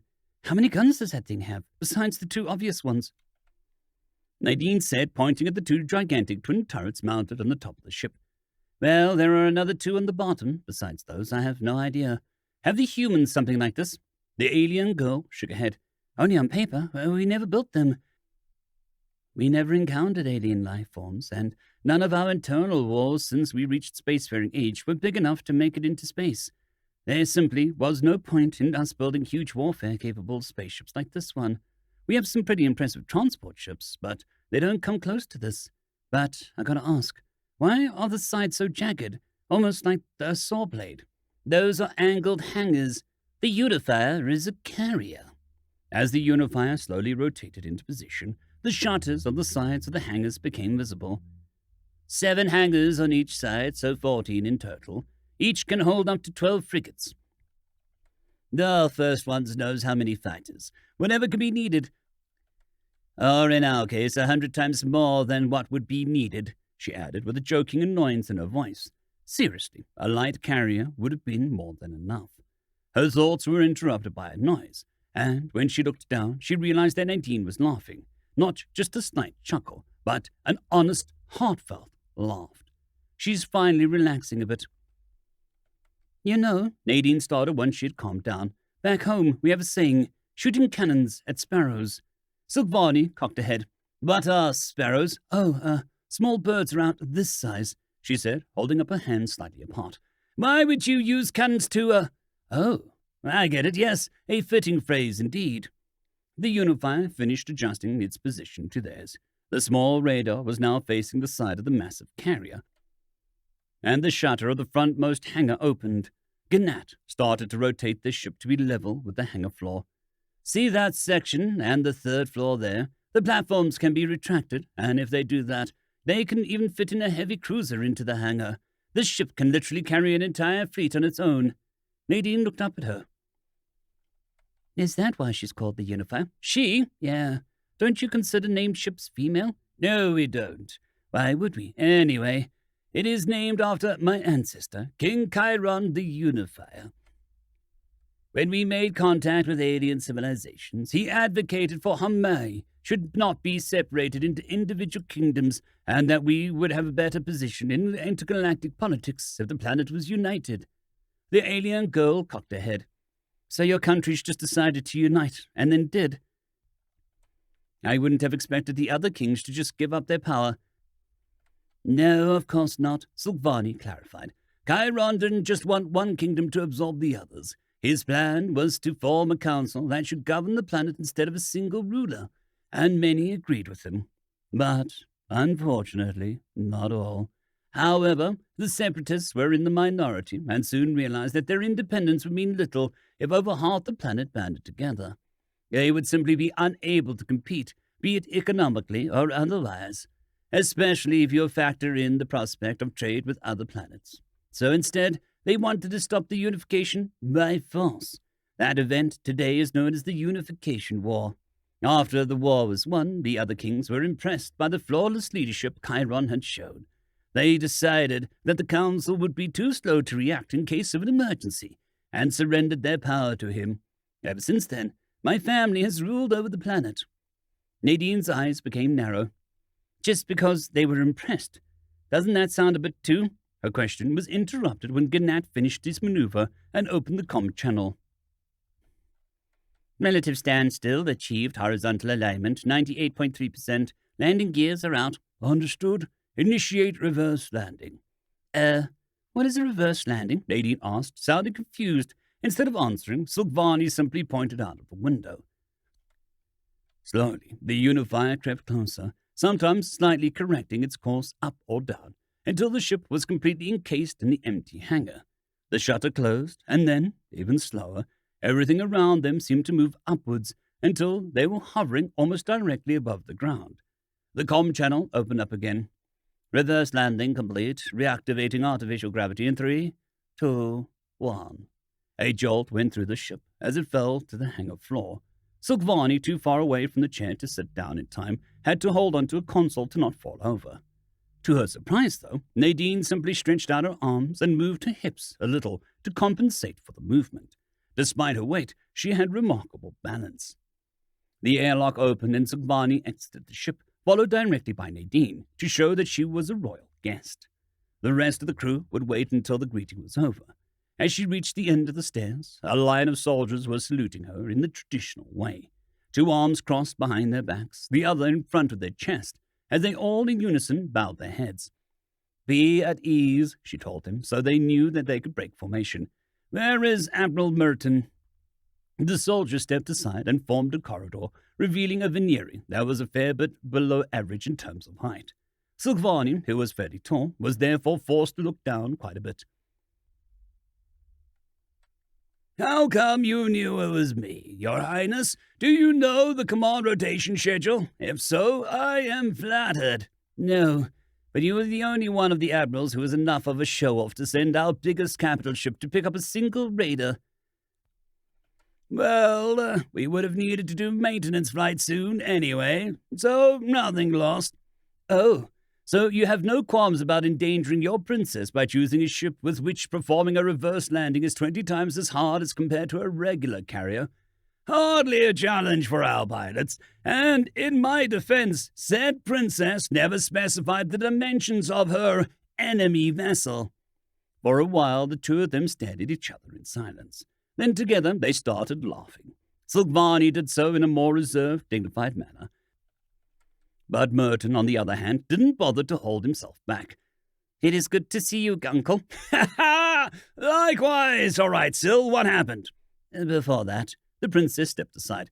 "May I introduce you, Nadine of the humans? Nadine, this is Merton of the clan Tisvani, current First Admiral of Homai's fleet." Nadine startled to fiddle with her improvised poncho, apparently trying to get her arm free. She then stuck a weird pose, straightening her back and putting her hand to her head. "Sir." Merton laughed again. "No need to be so nervous. You're a guest of Sil, after all. But I must say it is rare that I don't have to look up." He then turned back to his niece, and his tone became more serious again. "So, an unknown sapient species and a captured enemy vessel. I assume there is a story to be told here." "You have no idea, Uncle." End of chapter. Chapter 9, Divinely Favored. "Did you enjoy your mock battle, Your Excellency?" High Priest Ishbal looked up at the woman who had asked the question. Her name was Kaitla, a diplomat of their world, and one of his most trusted retainers. Despite the apparent age difference, she was not only taller, but also a few years older than him. And unlike Ishbal, who was considered quite old, she still had a lot of years ahead of her. The Taishtree's females, few in number as they were, carried the fate of their kind on their shoulders, and the faithful revered them highly for it. The two of them, escorted by a handful of arena guards, left the grandstand and were on the way to their shuttle. "How would you evaluate their performance?" he asked, giving the question back to her. "Yeah, well, one could see that they're trading if compared to previous." They entered the shuttle, and the door closed behind them. Now the two were alone, and after making sure the guards could no longer hear them, she dropped the formal tone. "By the goddess, that was unwatchable." She punched their destination into the console, and then dropped into her seat across from the High Priest. "Agreed. If you look at our soldiers, it is hard to believe that the Tri-Risti once played a major role in the longest war in the Alliance history. Those guys couldn't hold their own for a month, let alone a year." He leaned back in his seat. "And the worst thing is, we can't even blame them. We don't have the funds to train them properly. Now, the equipment is lacking, and we only have a handful of warfare-capable ships. There was a time when we were considered the most valuable planet in the Alliance, you know, but that was before our time. But when there was still titanium in our mountains." "Yes, Your Excellency, the current council is not to blame.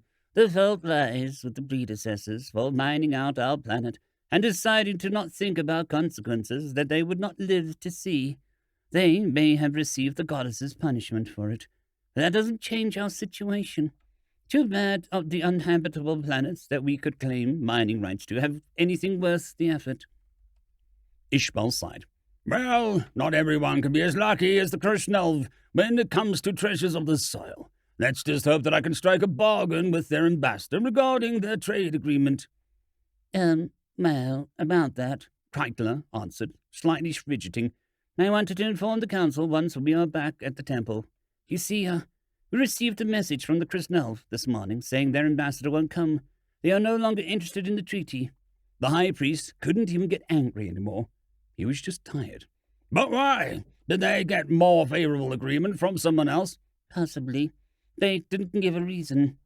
As he looked out the window, he saw the shuttle approach the temple. "That means your visit to Hamai will be even more important. We are already struggling, and I will not go down in history as the one under whose rule the planet fell into poverty." "I'll swear by the goddess that I'll do what is in my power, but Princess Silvani is formidable, so I can't make any promises." He groaned. "We were too dependent on mining. We don't even have the agriculture to sustain our own population if trade dies down.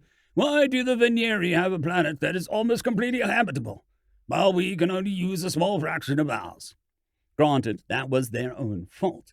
For the longest time, their population was small enough that the world resources were sufficient. But once they became spacefaring, once they joined the Alliance, and suddenly everyone wanted their titanium, their entire economy focused on mining. They became rich, amassed a large fleet, their population rapidly grew, and they simply imported what they couldn't produce themselves, a lifestyle that now demanded its price. The planet of Eros was mined. "I don't care what you have to do, but come home with something," he demanded as they entered the temple through the back door and headed for his office. He wouldn't have loved to have headed straight for his bedroom, but unfortunately, he still had much to do. Their economic situation was quite dire, and with their population at its current level, it was impossible for them to solve the issue on their own. But they also couldn't just ask for help. If any other member of the Alliance learned of their desperation, they would literally have the tie stray in the palm of their hand. A new trade agreement would buy them time, maybe enough to find a more permanent solution, and Kaikla was their best hope to achieve that. Not only did she have a lot of experience thanks to her hard work and longer lifespan, but her family also seemed to have earned the goddess's favor more than any other. He could only pray that their deity would smile upon her once more. "Things would be so much easier if I could instead talk with the queen or king," Kaikla stated as she closed the door behind her. Hearing that, the high priest had to chuckle. It was almost nostalgic memory at this point. "What was it that the Queen Mavani asked when you first met her?" "Whether my tail was more of a third arm or a third leg," she answered, almost laughing. "Those two were the worst. You just needed to let them talk enough. Sooner or later, they would say something that you could claim to be an insult, and voila, your position in the negotiation drastically improved. But ever since that brat took over..." Ishbal sighed in agreement. A few years ago, their daughter suddenly took charge of all foreign politics. People from outside weren't even allowed to see the king and the queen anymore. Only she would go to the other planets and welcome visitors. From the outside, it had almost looked like she had usurped her parents. In fact, the Tigora had even claimed exactly that and refused to recognize her legitimacy. A mistake no other race in the Alliance repeated, because that was the only time the king and queen had actually taken insult in something. Ironically, it was the princess's efforts that prevented a catastrophe back then. "If she wasn't their heir, her naive brother would be much better ruler. Well, not better for them, of course, but for us. If he was the prime candidate, we would just need to endure a few years." The high priest looked at his attendant. "That is true, I guess, but that's purely hypothetical. With all she's done for her world, there is no way she won't succeed to the throne, even if she had not been the prime candidate from the start. And she is not just suddenly going to disappear." "Who knows? Maybe the goddess favors us this time. After all, we are her people, and not the Veneri. The future may surprise us. Either way, if you excuse me, I have to prepare for my departure." End of chapter. Chapter 10, Memento. At least a dozen shuttles came into view as the group entered Hangar 3 of the Unifier. Since Admiral Merton had used his opportunity to take the carrier on a maintenance flight, these would be their way down to the planet. The survivors of the Star Treader spread out in small groups as the pilots got ready for takeoff, and Cathay entered a shuttle together with the Princess and Nadine. With a hiss, the doors closed behind them and sealed itself airtight.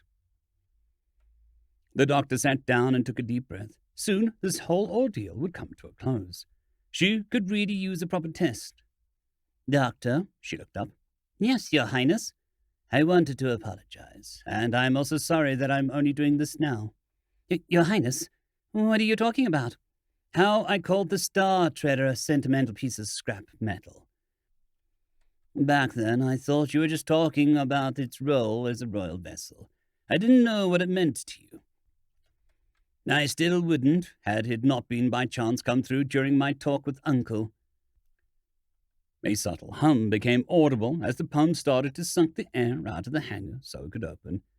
"It's all right, Your Highness. It wouldn't have changed the fact that we would have needed to leave it behind. It was necessary. I've come to terms with that. That doesn't make up for my choice of words, though." Nadine cocked her head. Was There's something about the ship.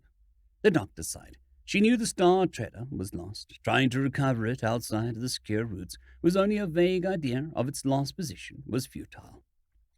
She might have said that she had come to terms with it. First once, she had even believed it herself. But now that the topic had come up again, she realized that she hadn't. Well, I cannot fully fault her. I wish Her Highness had just said nothing. For me it was. My father created it when I was just 2 cycles old. Back then, the princess explained, all of our ships were a fairly practical design. My parents wanted something more prestigious for our embassy. They announced a contest, and the commoner from the outskirts of the capital won, and his design was both aesthetical and highly functional. I was still a young child when that happened. I didn't know that man was Troco. Gidhay nodded. It is as the Highness says. It is a shame that you only saw the lower decks, Nadine. The ship really was a piece of art. Unfortunately, my father never lived to see his creation fly. He was killed by a competitor who had bet everything on winning the contest so that he could pay off his debt. In his honor, the king raised our family into nobility. It was thanks to this that I was able to become a royal physician and work on the ship that became his memento. It was like... Her voice trailed off, and she didn't manage to finish the sentence. No first ones. Pull yourself together, Gidhay. You're a grown woman. Do you still have the blueprint? The small alien soft voice broke the silence. The princess cocked her head. We do, yes, but why do you ask? Well, by the sound of it, what he made was the blueprint, right? Then, as long as the ship can be rebuilt, his memento lives on, doesn't it? It might not be the same ship, but wouldn't it still be his ship? The doctor was stumped. She had never looked at it that way, but thinking about it, it made sense. Her father's legacy was the plan. The ship itself was just a result of it. She didn't know what to say except for one thing. Thank you, Nadine. Seriously, thank you. The face of the alien girl took on a more reddish color again. Gidhay swore to herself that she would eventually figure out what these color changes meant. I didn't do anything. Yes, you did. The hangar opened, and their shuttle took off, settling course towards Homme. For a while, they were quiet as they flew through empty space. Then the protective shutters closed over the windows, and the shuttle shook a bit as they entered the atmosphere. The window shutters opened again. The forests of their homeworld flew past below them until buildings became visible in the distance. That is the city of Kolhana, the princess explained to Nadine, but most people simply call it Harbor Town because of the gigantic spaceport. Pretty much everything that has to do with other worlds happens here. See that white building over there? That is the Star Palace, where I live, and so will you. You don't have to do that.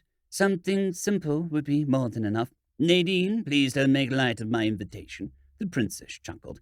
You are a royal guest, and you will be treated accordingly. By the way, my office is also in the palace, Gidhay chimed in. Having you there makes it way easier for us to learn more about your kind and to tend to your special needs. Which reminds me, she pulled out her datapad and gave the fruits of her labor to Her Highness. Ah, perfect, the princess thanked her. Nadine, this is a list of every nutrient and potential nutrient on our planet. I would like you to go through that list and tell us which of those you need and which are poisonous to you. I will also call in my personal dressmaker to make you something better than, this. Thank you, Your Highness. I won't say no to that, the small alien said with audible relief. If you are uncomfortable, the princess pointed out, then you are free to take the blanket off. You don't have to wear that just for the sake of it. No one will fault you for being naked for a few days. Nadine's eyes widened, and her face became the darkest shade of red yet. What is that supposed to mean? Gidhay had already kind of expected that reaction, considering that Nadine's original clothes had had a pretty excessive amount of fabric by Veneeri standards. It was an easy guess that her culture put a lot more emphasis on covering themselves. You see, the doctor explained, for most of our history we didn't wear any clothes, outside of protective gear, of course. Most Veneeri still don't. The concept of fashion is something we only learned when we met other species, and to this day clothes are considered more of a luxury than a necessity.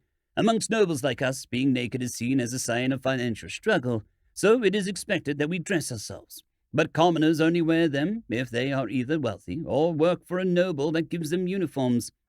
I see. I'm still going to decline, though. The princess nodded. This is your decision. Anyway, if you need anything else, please don't hesitate to ask. Nadine thought for a moment. A language tutor would be good. Are you sure? The princess asked after a pause. That's of course no problem, but you don't need to inconvenience yourself. Feel free to rely on the translator. That thing is not always reliable. You said so yourself. It also doesn't help me read. Sure, but you can always rely on us for that. All of the palace's servants can read. They will gladly be of assistance. Yet they couldn't understand why the princess was so hesitant. Learning a language was a long and tedious process, and she wanted Nadine to feel like a guest. Then again, Nadine's brain was highly capable. Maybe it wasn't as hard for her kind. Nadine sighed. Your Highness, with all due respect, you just now asked me to go through a list that I cannot read. The two went quiet. Right. They hadn't considered that. Written translations normally were such a non-issue that Githey hadn't even considered it when she'd made the list. I see your point. They reached the landing platform in front of the Star Palace, and the doors opened. As they exited, a line of servants greeted them. Some of them threw weird glances at Nadine, but they were all professional enough to not start whispering. The small alien walked close to the princess to show her status, while Githey and the others kept a bit more distance. As the palace doors were opened for them and they were about to enter, Nadine suddenly stomped dead in her tracks and jumped backwards. Before anyone could react, a large amount of water dropped from the ceiling and hit the place where the small alien had been standing, and where the princess was still standing. For a moment, everyone was frozen, while the princess stood drenched in a doorframe. She then took a deep breath before opening her mouth. Kayatin! End of chapter. Chapter 11. Dear Diary. Kayatin, Silvani shouted out in her normal voice, I know that was you. Come out! Instead of an answer, what became audible was laughter paired with the sound of someone running away. Silvani took a few deep breaths to get her vocal organ back under control before turning to the maid who had rushed to her side. Why did you not tell me that my brother was visiting? I was about to, Your Highness. I didn't expect this. The princess sighed. You know how he is.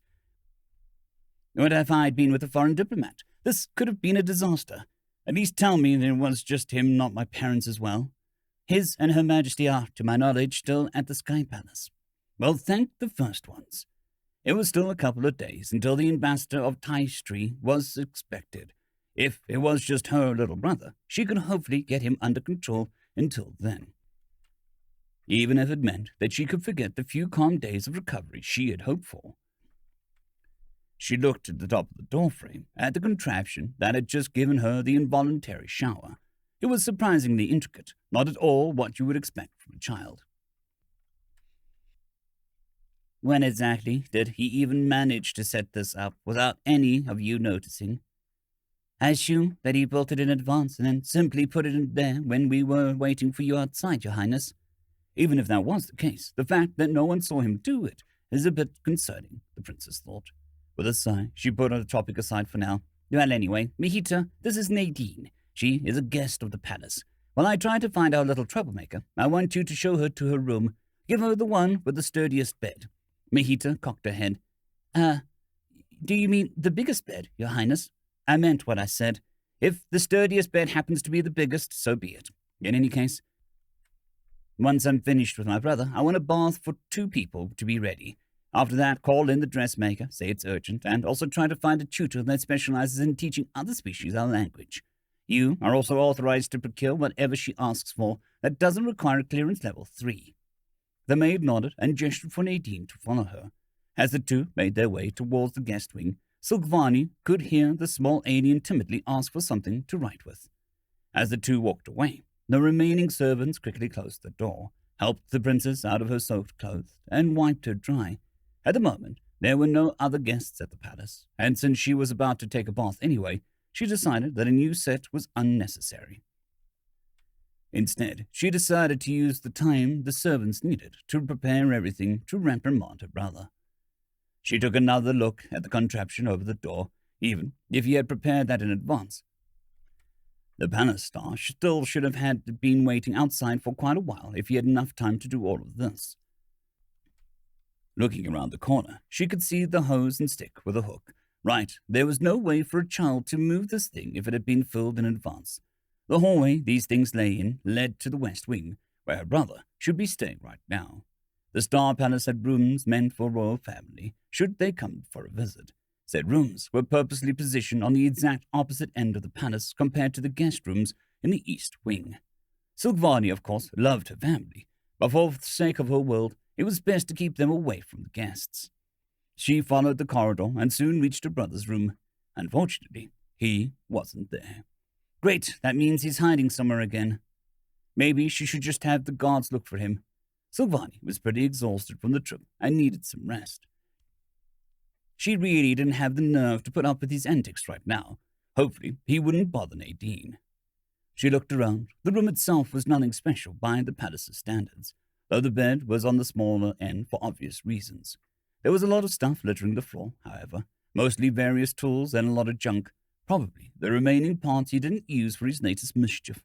Thankfully, no one saw him tinkering in the privacy of his room. She picked up one of the tools. The engraving told her that it was from the Star Palace's workshop. Maybe it would be best to tell them to be more wary of their equipment while he visited. Kyerton would soon finish his general education and would then need to choose a subject to study. That should take up enough of his time, and his antics would get reined in a bit. Even if he wasn't considered the heir, he still was a prince. Then society expected certain behaviors from him. Behaviors that certainly didn't include the commoner's work. She really didn't want her brother's reputation to suffer because of a silly hobby. First day after arrival, scratch that. Day of my arrival. Dear journal. Dear diary, scratch that. Nadine's log, scratch that. Journal entry number, scratch that. Log file, scratch that. Dear diary. I heard writing down your thoughts can help you process them. I hope it will. Stranded on an alien planet. I can't say, scratch that. This is certainly not how I expected my awesome space adventure to go. Well, on one hand, I made contact with real aliens, but on the other hand, I lost everything else. My past self probably would not believe how fast my excitement over the meeting aliens died down. Scratch that. Unfortunately, my first meeting with real aliens was plagued with 2 disasters at once. I have no idea what happened to the colony ship, and there seems to be no way of contacting them. I hope Pa, scratch that, my, scratch that, father, scratch that, Papa is right. Honestly, when I first saw the dock, I got pretty scared. Well, how would you react if you woke up to a gigantic bipedal scratch that? Their appearance is quite peculiar. Their carapace, if that is even the right term, reminds me of the back of a white shrimp. If I understood the doc correctly, it is some sort of soft-shell exoskeleton. Yeah, carapace is probably wrong. No idea what the term for it is. I don't even know what I would compare the rest of their features with. I wonder what living with 4 arms is like. Scratch that. These monocolored diamond-shaped eyes look interesting. Scratch that. Are especially unique. They are usually dark, but when the light shines on them, they are almost like a stained glass. The princesses are green like a freshly mown lawn. It's really soothing to look at them. The princess has been really nice to me. I'm lucky that she was the one who found me. Today, she even invited me to bathe with her. I could finally get... that crusted blood, scratch that. The remains of those bugs, the blood off, scratch that, clean. She was surprised to learn that I could swim with my weight. Funny enough, because I never felt so light, I could probably do a backflip standing. She also called my appearance beautiful. It's interesting that she thinks that considering how different we are. All I could say in response was a joke about our age difference, and she didn't seem to get.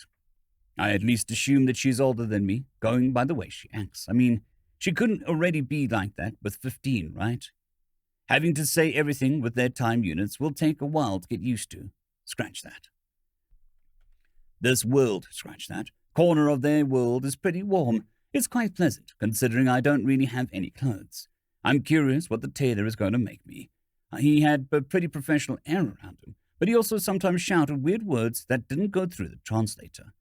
By his demeanor, I assumed that they were positive. Maybe it's like this when a human artist gets an inspiration. I wonder how I look in her eyes, perceiving someone as beautiful who looks so fundamentally different from you. Like a cute kitten, maybe? A cute kitten with murderous strength. I can't put into words how scared I am to touch anybody. Broken objects can at least be replaced. I still feel those giant bugs getting crushed between my hands. Scratch that. Those bugs, scratch that. I'm tired, scratch that. Their blood clinging to my body, scratch that.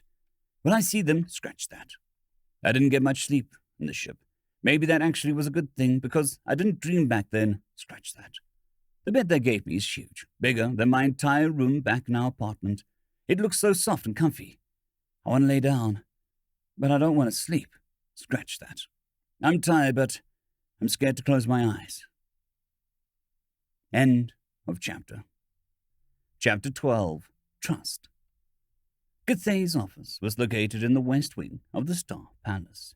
It was, of course, no coincidence that it was very close to the private chambers of Princess Silkvani. While she occasionally took care of the palace's employees, she was first and foremost the private physician of Her Highness. It was expected of her not to take many regular patients, so she would always be available should any emergency arise. Also, she was a noble. Frequently tending to commoners whom she was not affiliated with was a no-go. Of course, Githay herself couldn't care less about that, since her father had only gotten his title posthumously. She was the first noble in her bloodline, and she certainly hadn't been raised as one. If it were just about her, she'd gladly help whoever came to her. However, it wasn't about her. She was directly employed by the princess and was one of her closest aides, meaning that whatever she did would also reflect on her. Sure, one look at the princess's merits made it obvious that she would be the one succeeding the throne. But she could still face a lot of hardships if she was on the bad terms with the high nobility. After all, even she couldn't govern an entire planet all by herself.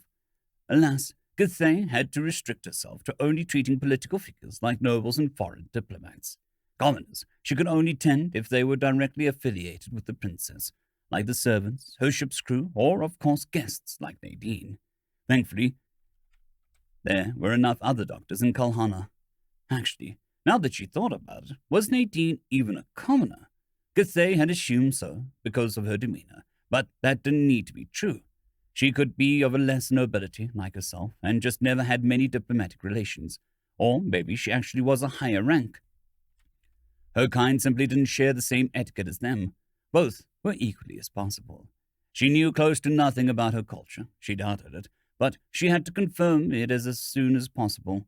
If they were to make contact with humans and they found out that they treated a noble like a commoner, royal guest or not, it could spell diplomatic disaster. A knock at the door pulled the doctor out of her thoughts. I'm coming. Standing up, she unlocked the door to her office and opened it. Your Highness, she greeted the princess with a surprised tone. She was back to her usual look, donning clean garments and a royal cape that showed her status. How can I help you? I wanted to confirm something. I've been reading your report about Nadine, and just had to make sure. That document contains everything we know about her species so far. That is correct. And you are sure her kind does not perform molting? Yes? I didn't manage to go into detail with her about it, but it appears her kind does not perform any form of molting. Though now that you say it, there should be still something happening with the dead skin. I'll add it to the list of things that I need to ask her. The princess sighed. Do that, but that is not what I am asking. One of my maids has reported that apparently Nadine had requested a box of molting tissues yesterday in the late evening. I apologize, Your Highness, but I'm afraid I failed to see your point. She then used them for something else, I assume. Maybe some other bodily function we haven't found out about yet. And, with all due respect, Your Highness, why not just ask her that? I did. All she said was it wasn't important and there was nothing to worry about. Then, everything is good, isn't it? The princess paused for a while before she continued talking. It's just, you see, I'm a politician. I can't even count how many times I've been lied to, and you think she's lying to you. It's just, I have a bad feeling about it. But I don't know. If something really was wrong, why wouldn't she say it? Because it's something embarrassing, or because she thinks it's not a big deal, even if it actually is. I've seen people who have exaggerated their health problems, and I've seen people play them down. But I was planning on talking with Nadine later anyway. I can bring it up if you want. And if she doesn't tell you either, well, then I guess you'll have to install a hidden camera in her room. Githey immediately realized the blunder that she had made. If someone else had heard her last sentence, it would have been a seriously bad look. Her getting sarcastic at Her Highness really wasn't something that should happen. She quickly wanted to rectify a statement, but the princess was faster. "Are you serious?" she snapped, apparently not recognizing the sarcasm. "She's a guest. That would be an insane break of trust." The doctor quietly let her finish and sat down in a chair. "Your Highness, with all due respect, what do you want me to tell you? I want to help Nadine as much as you do, but I can only do that if she lets me. I still know close to nothing about her body. I can't interpret her symptoms. If she says everything's fine, then we either believe that or we try to acquire the truth by other means." Another pause followed. Githey could understand the dilemma the princess was facing very well. What the right thing to do could be a very grey area. A lesson she had learned the hard way, shortly after she had started working as a doctor and before the princess had employed her. It was her first patient's death, a soldier, a sixth child of a lesser noble who had just joined the army. He had died not because she couldn't do anything, but on the contrary, she could have easily saved him had she known the truth. But he hadn't told her the truth, because the truth would have included him secretly leaving his post, and so, when Githey had finally managed to diagnose him, it had been too late. Ever since then, she had multiple times acquired her information through some other means. Most patients, being nobles, made it easier because they were always surrounded by servants, and amongst those, there were always one or two that knew something. So, if she suspected her patient hadn't been honest, she could oftentimes engage in conversation with the servants until one let something slip. She was, of course, always careful with those tactics, so it wouldn't reflect negatively on the princess. However, there was an obvious difference between picking up gossip and installing a hidden camera. I don't know, she has lost everything and has yet done so much for us. I just want to help her with whatever I can. But surveilling her without her knowledge, wouldn't that be a crass violation of her privacy, her trust in us, and the customs of hospitality? Yes, not to mention the chance of it coming to light. She might feel betrayed. Your reputation could suffer greatly, and should her people meet ours during our lifetime, this could be a heavy strain on our relationships. And yet you think it's a good idea? The princess asked, seemingly dumbfounded by directness. It was strange. She normally was better at picking up sarcasm. If she wasn't, she wouldn't have become so successful as a politician. Was the current situation distracting her so much? No, in fact, I think it's a terrible idea, Githey clarified. That was the truth. The only reason why she had even brought up the topic was because she had spent a lot of time thinking about a certain phrase Nadine had used during their first meeting. A necessary evil. What a strange saying. She stood up and looked at the princess in the eyes. Of course, she still had to look up quite a bit to do that. Your Highness, look. We don't even know whether those thoughts are even warranted. Maybe she just didn't tell you specifically because she thought you shouldn't concern yourself with it. People tend to tell their doctor more than their princess. Let me just make one thing clear, the princess answered, with a defeated look in her eyes. Even if she doesn't tell you, and you, too, think she is hiding something, I will not ask you to do this, not even implicitly. And neither do I want to hear any reports about you doing it on your own accord. Is that clear? The doctor bowed. Absolutely, Your Highness. The princess looked at her for a few more moments, but then nodded and left. Githey decided to sort her equipment to bridge the time until Nadine showed up. However, even after she was long done going through everything, the small alien still hadn't shown up. That was strange. It was long past the time that they had agreed to meet, and Nadine had explicitly asked for an explanation of how to read the chronometers, so that couldn't be the issue. Did she maybe misunderstand me and thought that we would meet in her room? Nadine wasn't given a date pad yet, so she couldn't call her. It would probably be best to go to her, and so Githey did just that. But to her surprise, no one was there either. This is Nadine's room, right? That she asked the passing servant. Yes, Lady Githey. Do you know where she went? I unfortunately don't. Weird. Where else could she be? Did something happen? Then help me find her, please, she ordered. The servant bowed and went on his way. Meanwhile, Cathay went looking through the guest wing, calling their guests multiple times to no avail. As time passed, more and more servants got involved in the search, and the doctor started to grow worried. Finally, after what felt like an eternity, a maid called her out to her. Lady Cathay, head maid and Mahata found her near the kitchen, she said, holding up her communicator. She will now escort Lady Nadine to her room. Oh, thank the first ones. What was she doing in the kitchen? She went back to the room in question, just in time to meet the head maid. Nadine was behind her, intertwining her fingers in a strange way and her gaze on the floor. Sorry, I got lost. End of chapter. Chapter 13, A Different Kind of Nobility. Meaning we now have all the ingredients, save for the Nievettes, which we can only procure the day before, so they don't spoil. The invitation, however, is prepared. Vassar, the Star Palace's steward, concluded his report. Silvani nodded. Good. That was that. All the preparations for the visit of the Tystri ambassador are done. All that's left is somehow getting Kyroton under control, she said, more to herself than Vassar. Your Highness, if I may, the steward asked, when are you planning to inform your parents regarding your guest? Whenever I deem it's the right time to do so. The steward, getting the hint that the conversation was over, took a bow and left the room, seamlessly trading places with Dr. Cathay, who was now entering. Are you having a stressful day, Your Highness? Silvani sighed. Well, the Tystri ambassador is coming in a few days. I need to prepare everything for our new trade route with the Kirstenalv, and then there is also the aftermath of the Karosha attack. By the first ones, the only thing missing would be my mouth malting beginning early. But those aren't your troubles. How did your talk with Nadine go? Could you figure something out?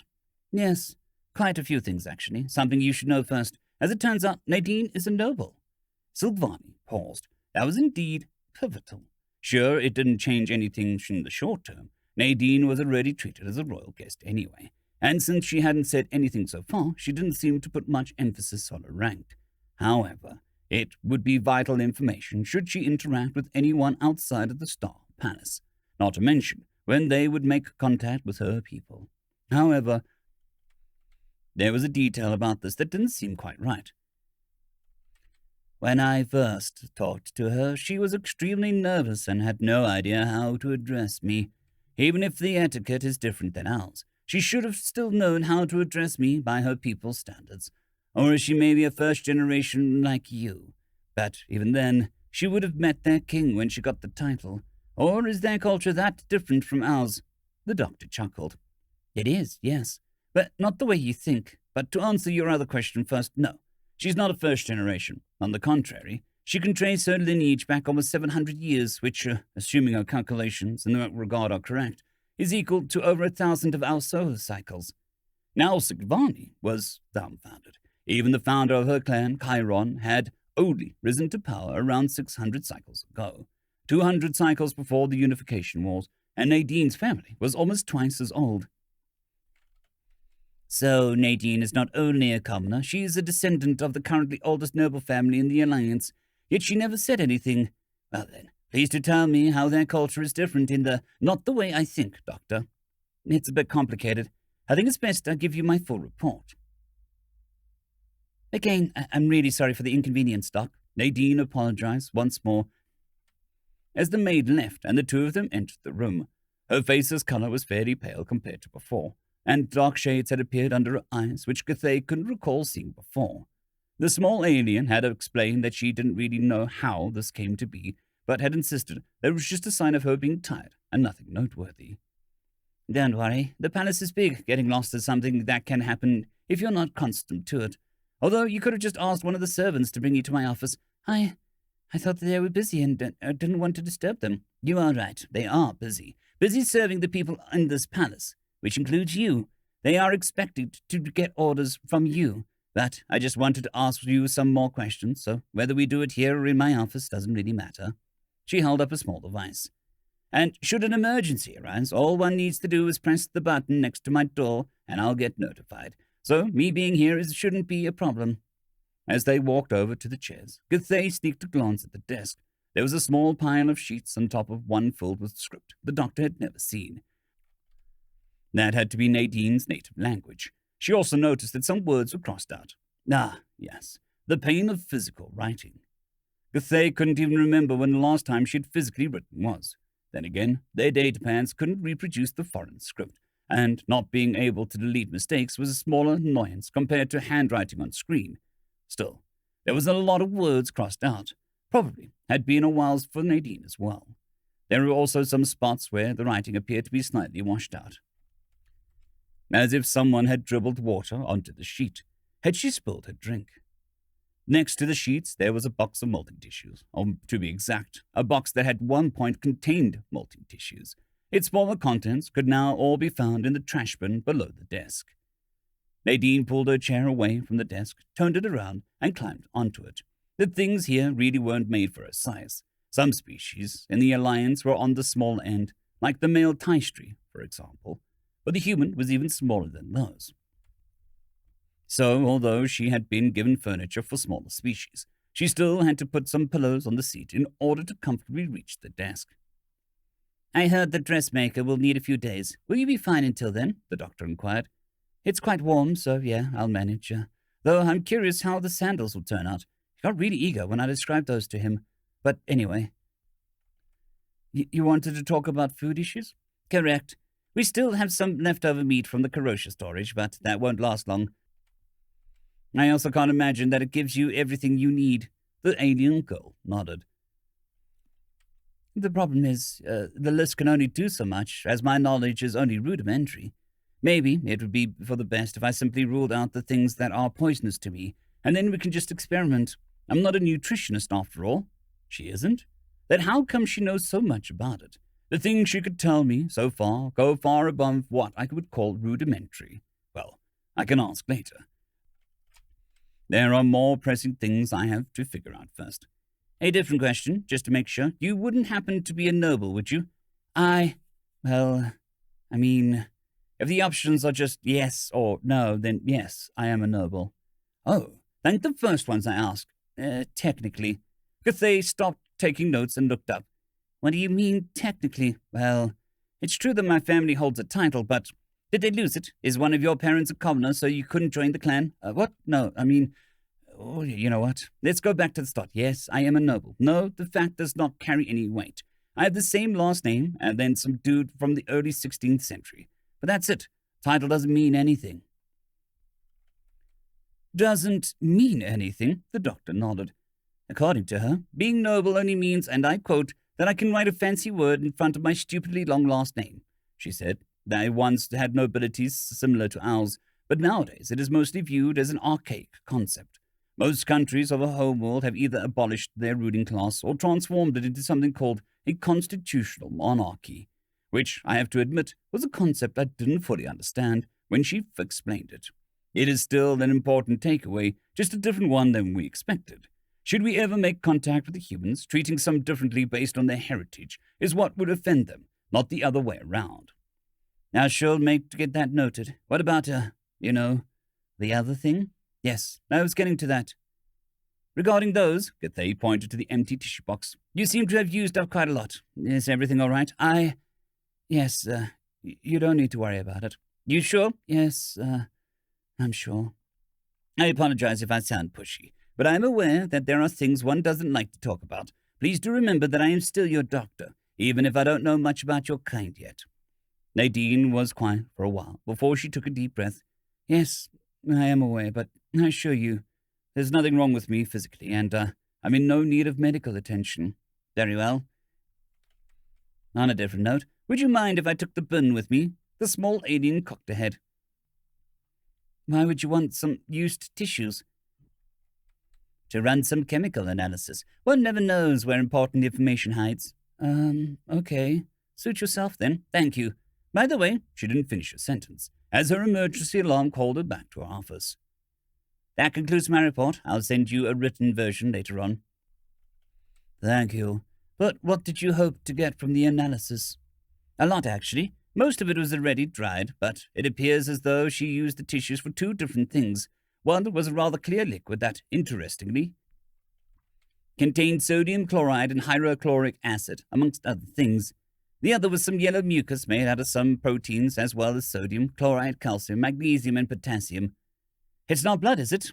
No, her blood is red. But whatever this mucus is, she probably needs everything in it. It is interesting to call that a nutrient list, but we should be able to procure all of that. That's good news. What about the emergency? What emergency? Well, the one that sounded your alarm. Oh, that. No one was there when I returned, and none of the servants knew anything. So I assumed that Prince Kyriton was the one pressing the button for no reason. Silvani didn't answer. She simply groaned and buried her face in her hands. End of chapter. A lifetime and more. What were you thinking? You can't just press an emergency button without a reason. Silvani scolded her brother. It was one day later, and she had finally managed to get a hold of Kyriton by catching him in his bedroom before he woke up. Kyriton sat on his chair, leaning back, rocking back and forth on his hind legs. Well, he answered, grinning, you said that I should stop doing things that could make you look bad. That doesn't mean you can just breathe. Also, I didn't say make me look bad. I said can't reflect negatively on us.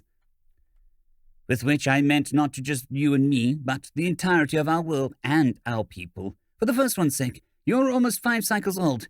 It is really overdue that you start acting both your age and your status. Psst, who cares? You're the one who'll get the throne. Maybe. But until then, you're still a prince. You represent both Homay and the Veneri, whether you like it or not. Judging by his demeanor, he didn't care, as always. Instead, he seemed to get another idea. Why are you so sure I pressed the button? Nobody saw me. Could have also been a malfunction or an accident. Silvani cocked her head. You mean besides the fact that you didn't even try to refute it, and more or less admitted it twice already? Because everyone in his palace is a mature adult, bar one. Hey, at least I'm not punching my bed. What? I don't, what is, why would, what? What is it even supposed to mean, I don't punch my bed? She rocked forward in his chair and jumped off of it. Not you, that weird alien you brought. She's been doing it for 2 nights now. Okay, first, her name is Nadine, and she is a guest from the so far uncontacted race, and you'll be addressing her accordingly. Second, why do you know what a royal guest does at night in her private chambers?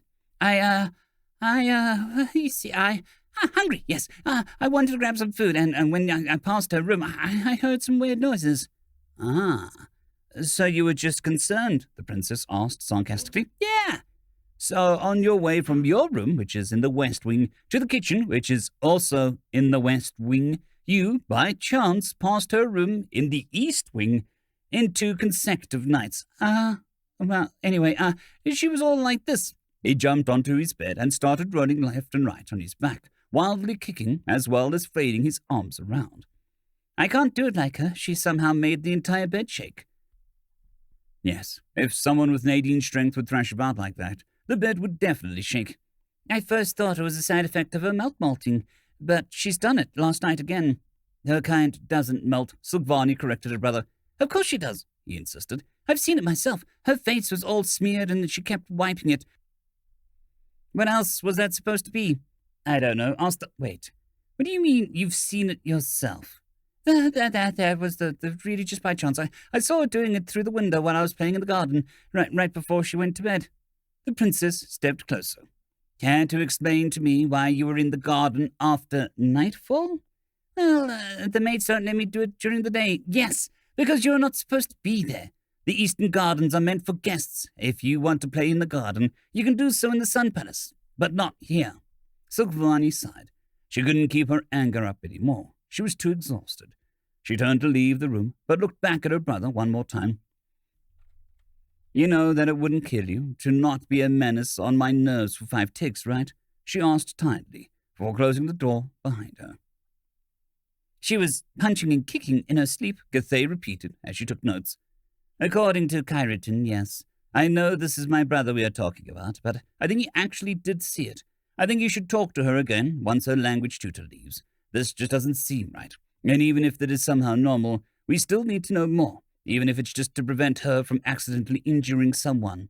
The doctor leaned back. I agree. But she insisted everything was fine. I'm afraid that if I'm too pushy, she'll just lock up on me more. Maybe if you find a way to naturally bring it up in conversation. And she definitely said she was all right. Yes, Your Highness. As stated in my report, she said, and I quote, I am in no need of medical attention. The princess seemed to think for a moment.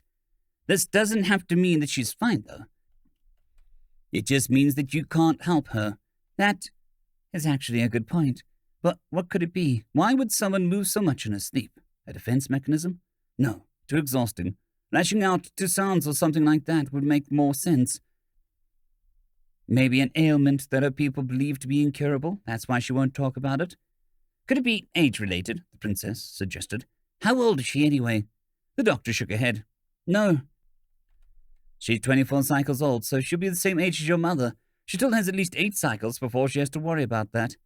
Oh, they have the same lifespan as us? Cathay looked up from her notes. Huh? Her lifespan. You asked for that, right? Oh, for first ones. What kind of incompetent doctor am I? And I call myself a royal physician. How could I forget to ask something so important? She slumped back into her chair. I mean, I know how. I got overly excited by being the first one to examine a new sentient species, and then got thrown off by her mathematical prowess. Doesn't excuse it, though. She paused for a moment. Of course, she is so small, it is entirely possible her lifespan is significantly shorter than ours. She might already be an elderly. If she thinks of her afflictions as simply a symptom of her age, it would all make sense. She stood up. Please excuse me, Your Highness. I have to clear this up right now. But she was with her tutor right now. He'll be able to spare 10 ticks. With that, Cathay stormed off in a hurry to the east wing. It was quite a bit of a walk. It was literally on the other side of the palace, after all. As finally she reached her destination, slightly exhausted, she took a few deep breaths. Then she knocked. Yes. She opened the door and poked her head in.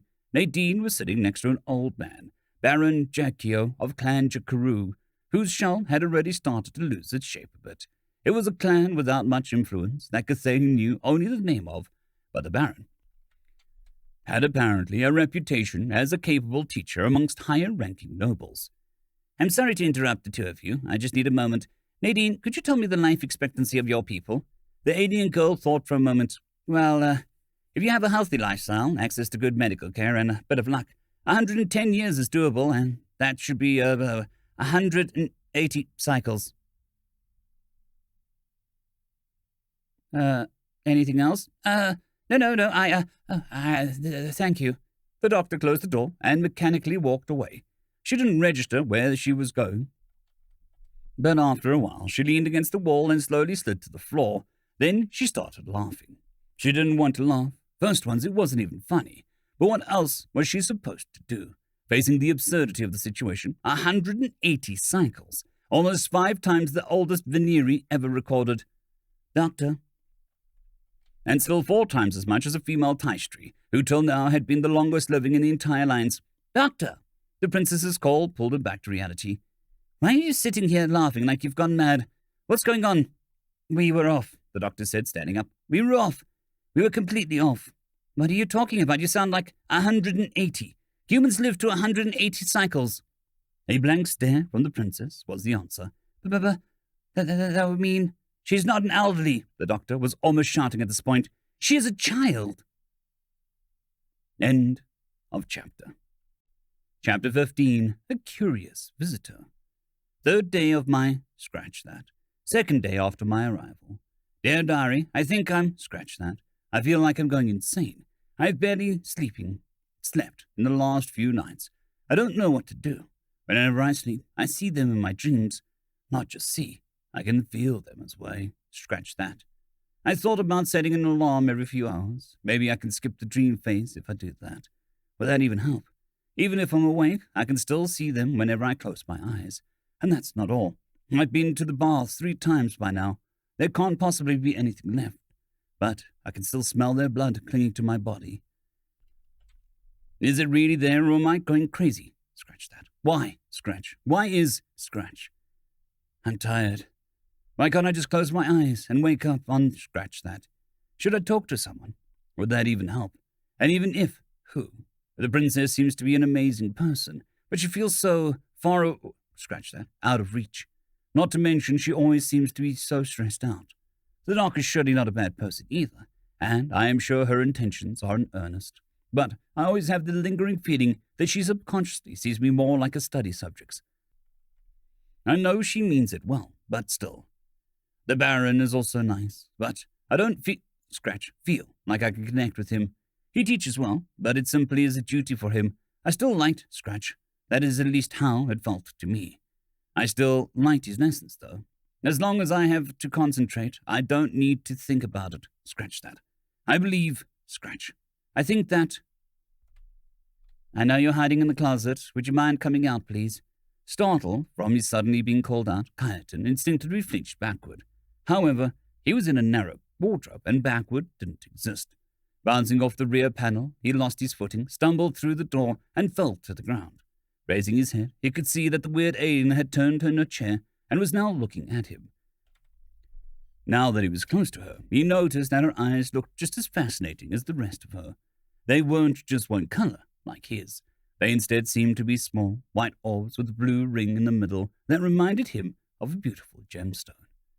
Then there were the other things that had so far only seen from afar, like the strangely isolated patch of long fur on top of her head.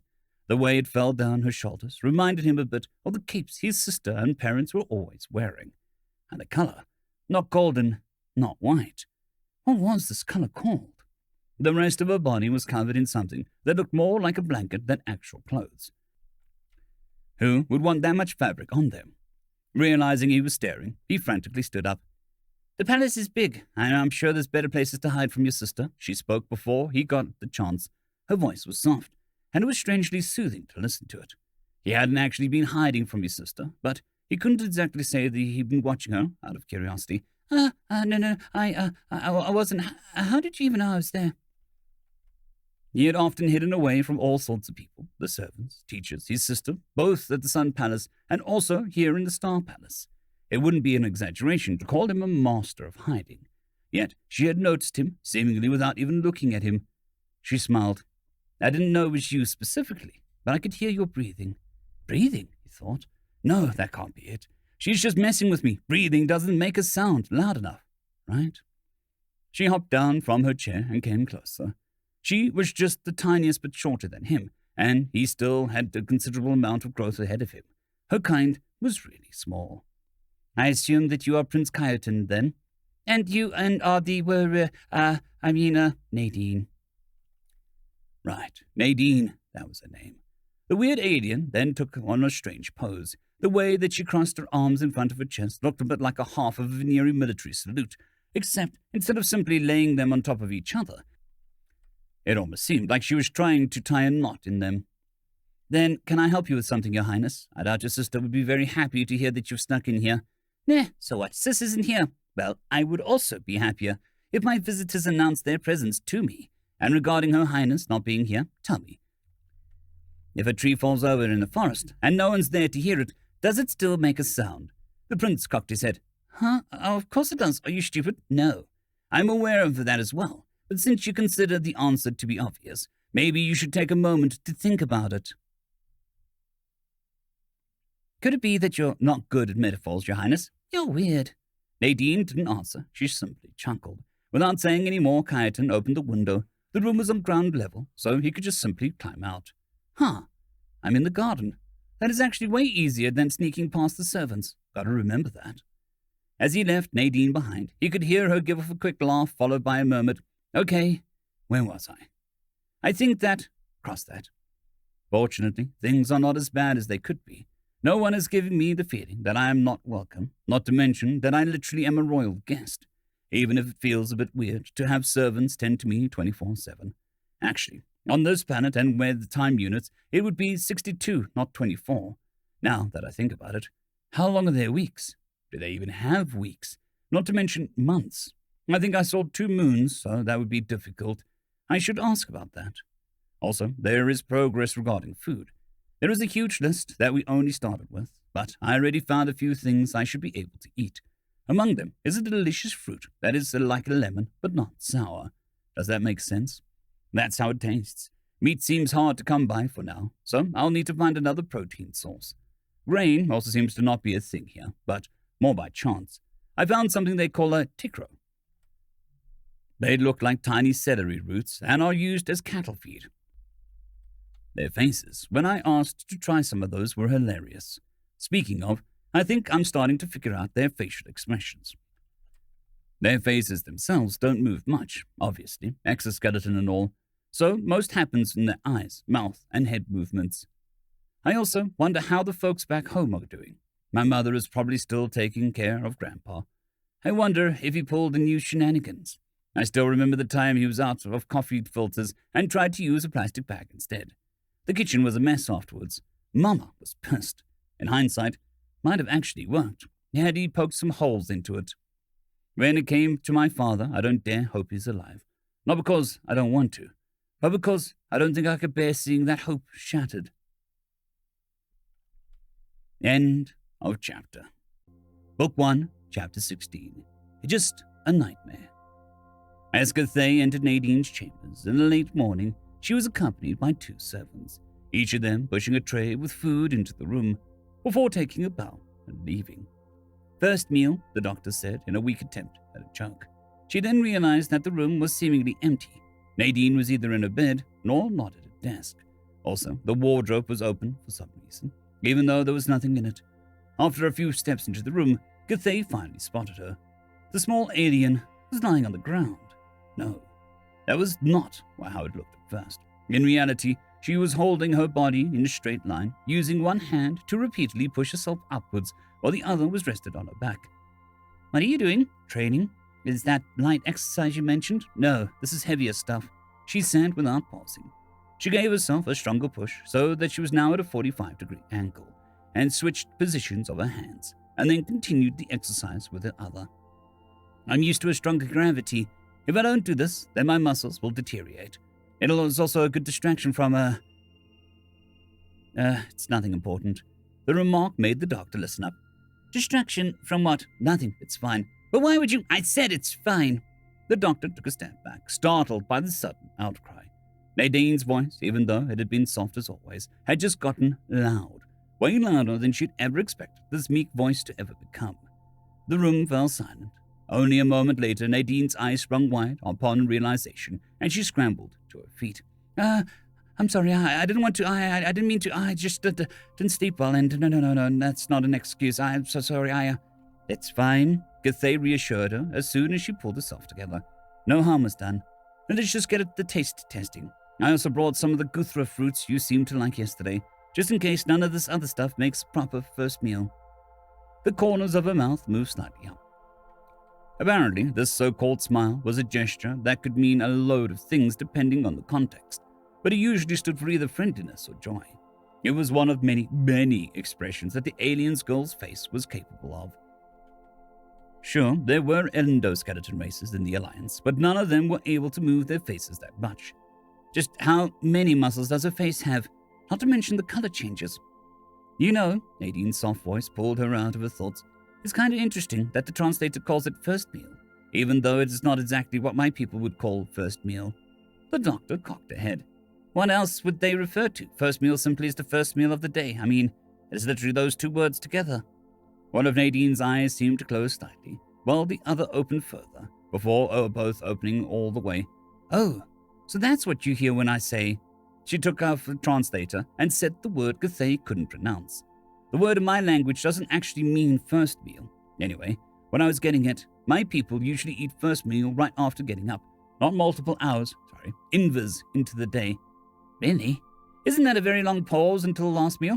We eat 3 times per day, so no. If you need more food more frequently, you can just say so. Nah, don't sweat it. Don't... What is sweat supposed to mean?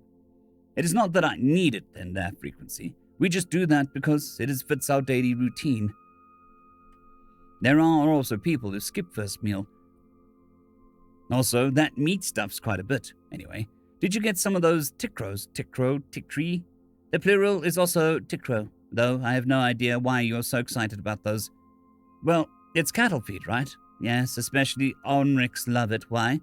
Well, that means it's probably higher nutrients. Sure, they might need other things, but worth a try. Gathai pointed to one of the platters and took the lid off. If you want, I can give you a list of everything contained in Tikra. Here, the ones in the right are raw, left boiled, and just as you wanted. Just be careful, the raw ones are quite... With a loud crunching sound, half of the tube had disappeared in the small alien's mouth. Hard. How strong is your jaw? Not sure. I think it was about 80 kilograms, so, right. Oh, right, we forgot to weigh me. The small alien held out her hand in front of her mouth and spit a piece of she put all back into the plate. Tastes like dry flowers. Ugh. So yeah, don't know how much that is in your units, but it's at least 700 Vs. Before Gathé could comment on that, Nadine proceeded to take a boiled one. It had soaked quite a bit of the water and was now bigger and a bit squishy. Taking a bite caused some of the water to get squeezed out and drip down her chin. But Nadine didn't keep that on her mouth for long either. Ugh! How in the hell can something be both moist and yet still taste like dry flour? The rest of the taste testing didn't go too bad. Nadine could eat around 1/4 of the things prepared this time. However, Gathé had one more thing for her. This powder contains sodium chloride, potassium, and the like. If you mix it with a bit of our normal tap water, you should be able to cover a couple of your necessities. Wow, thanks, Doc, but remember, this stuff is toxic to us, so be careful. Don't worry, I'll be careful. A knock on the door interrupted them. I have a package for Lady Nadine, one of the maids said upon entering. Together with the message, I tried to finish the first set as quickly as possible. The rest will take a bit longer. With a bow, she planted the small box on the desk and left. After the door closed behind her, it only took Nadine a few moments to practically rip it open. The first thing she took out was a strange small wooden plate with leather straps on it. Would you look at that? Those are actually proper sandals, and the rest are... What fabric is that? Feels amazing. Probably gown silk, one of the highest quality materials you can find on Homne, Gathé explained. Okay, the baby blue thing is a top, and the mint green looks like a skirt. Let's see. Nadine jumped off her chair, ducked behind her bed, threw away her blanket, and put on her new clothes. The baby blue top covered her upper torso in a slightly triangular shape, while leaving the shoulders free. The mint green skirt was fairly long, as it almost reached her knees, and was held in place by a thin belt with 3 blue gems and a buckle. The sandals were apparently a kind of shoe. When she finished dressing, Nadine's pale face became a bit more reddish. Wow, Gathé marveled. You really look like a proper noble lady now. Was that how parents felt when they saw their kids in clothes for the first time? Maybe finding out Nadine's relative age had awoken some motherly instincts in her. After all, at 16 cycles, she was already fairly old for an unpartnered noble woman. You sure? Nadine asked, not sounding very convinced. Do you not like it? No. It looks great. It's just a bit skimpy. I mean, it fits the warm climate, but it's more something a human would wear to the beach party rather than a noble's estate. Also, I'm not really used to having my midriff exposed. Really? To me, you look ready to be greeted by the king himself. Nadine's face became even redder. Well, when in Rome, I'm sure I'll get used to it. Definitely better than running around in bedsheets. Gathé took a deep breath. There was no point in postponing it. She needed to talk about things Kyrotin had discovered, even if it was to confirm they were normal for her kind. By the way, I never asked you about your sleeping habits. Sleeping habits? Yes. To confirm your needs are covered. Kesrelnef, for example, need fairly large beds because they move a lot during their sleep. That was a lie. No species she knew of moved in their sleep. Do humans move as well? Not really. Some do a bit when they dream or have a nightmare. The doctor cocked her head. Dream? What's that? Wait, seriously? You guys don't dream, it's how do I explain that? When we sleep, our brain processes the information it gathered. During that time, we see things. Sometimes lucid, sometimes weird, sometimes complete bullshit. So, a hallucination? Not really. Or is it? Now that you ask, I wonder if it's similar. And that happens every night? Yes. Although most of the time you forget the moment you wake up. Gathé nodded in fascination. Was her thrashing around because of a dream? And the other thing you mentioned, nightmare. That is a bad dream. Imagine your worst fears coming true, and you are right in the middle of it. Your heart is pounding so loud that it feels like you're alarming the whole world of your presence. You try to hide, but you always get found out immediately. You try to fight, but your arms are so weak you can't lift them. You try to flee, but your legs are so heavy you can barely move forward. You scream for help, but all you can muster is a faint whisper. And when it seems as if everything is too late, you wake up. But you're not fully awake yet, and you can still see the horrors in the darkness of your room. You don't know what is real and what isn't. Slowly, everything calms down and the dream starts to slip your mind. You can't remember exactly what you've seen. All you remember is the fear and despair you felt. You are exhausted. You want to sleep, but you dread what you'll see when you close your eyes again. With her head jolting, Nadine snapped out of the trance that she had seemingly talked herself into. Sorry, I didn't mean to. I'll take a walk. I need some air. With that, the small alien left the room. Guthlate said nothing. Even if she had wanted to say something, she wouldn't have been able to. She just sat there, not moving a single muscle. She was a doctor. Throughout her career, she had seen a lot of gruesome and horrible things. Never in her life could she have imagined that one day, mere words would make her freeze in fear. End of chapter. Chapter 17. Difficult Help. Starting the test from the vertical stabilizers, Lizzo shouted out of the open cockpit as he increased the slider on his screen. All good, a voice came from under the shuttle, answered a few seconds later. It belonged to his co-worker, an older mechanic called Hurton. Right now, the two of them were tasked with the basic checkup of the shuttle that would be given to the ambassador who was scheduled to visit a few days from now. While they would, of course, arrive with their own ship. It was, of courtesy, to hand them a small shuttle they could use to get around during their stay. Lizo nodded, pulled the slider down again, and marked the stabilizers positive as the datapad. All right, all that's left are the wing valves and the E-converter.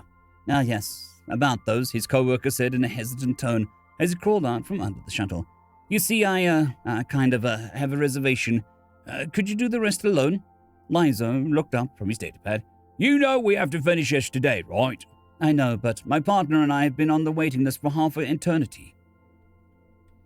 Then why didn't you say so earlier? I could have asked someone to fit in. I didn't know it myself. They had a cancellation and just learned about my luck earlier today. Look, how about this? On my way out, I'll see if someone else is still here who could help you. And if anything goes wrong, I'll take responsibility. Okay?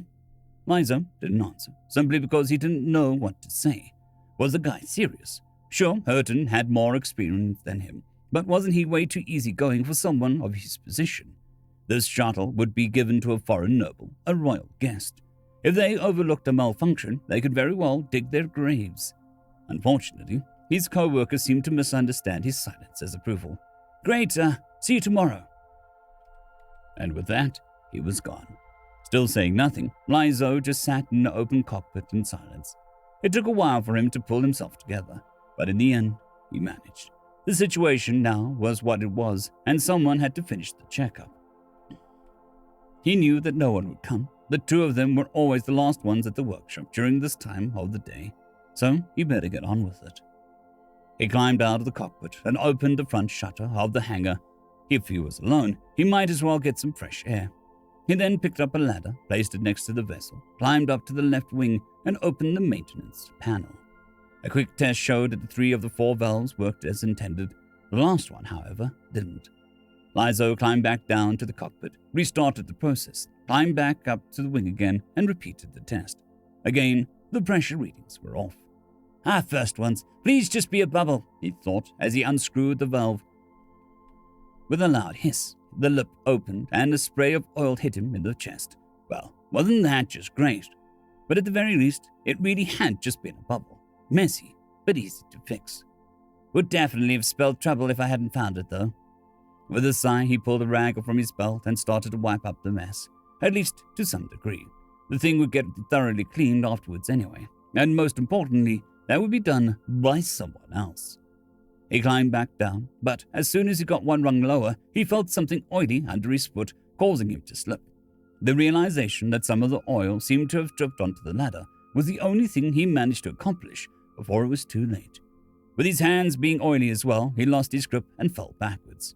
However, the impact on the floor didn't come. Before his body was even fully vertical, he could feel something touch his back. That something not only cushioned his fall, but actually caught him. Are you okay? An incredibly soft and gentle voice asked. When his vertigo subsided, Liza realized that he was lying in the arms of an unfamiliar alien. After they both looked at each other for a moment, the alien turned him upright and put him back on his feet.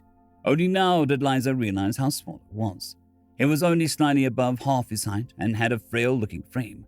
Yet somehow it had not only caught, but also lifted his full weight, and it had done so seemingly with no effort at all. "You okay?" the alien repeated. Lizo finally realized that he hadn't said anything yet.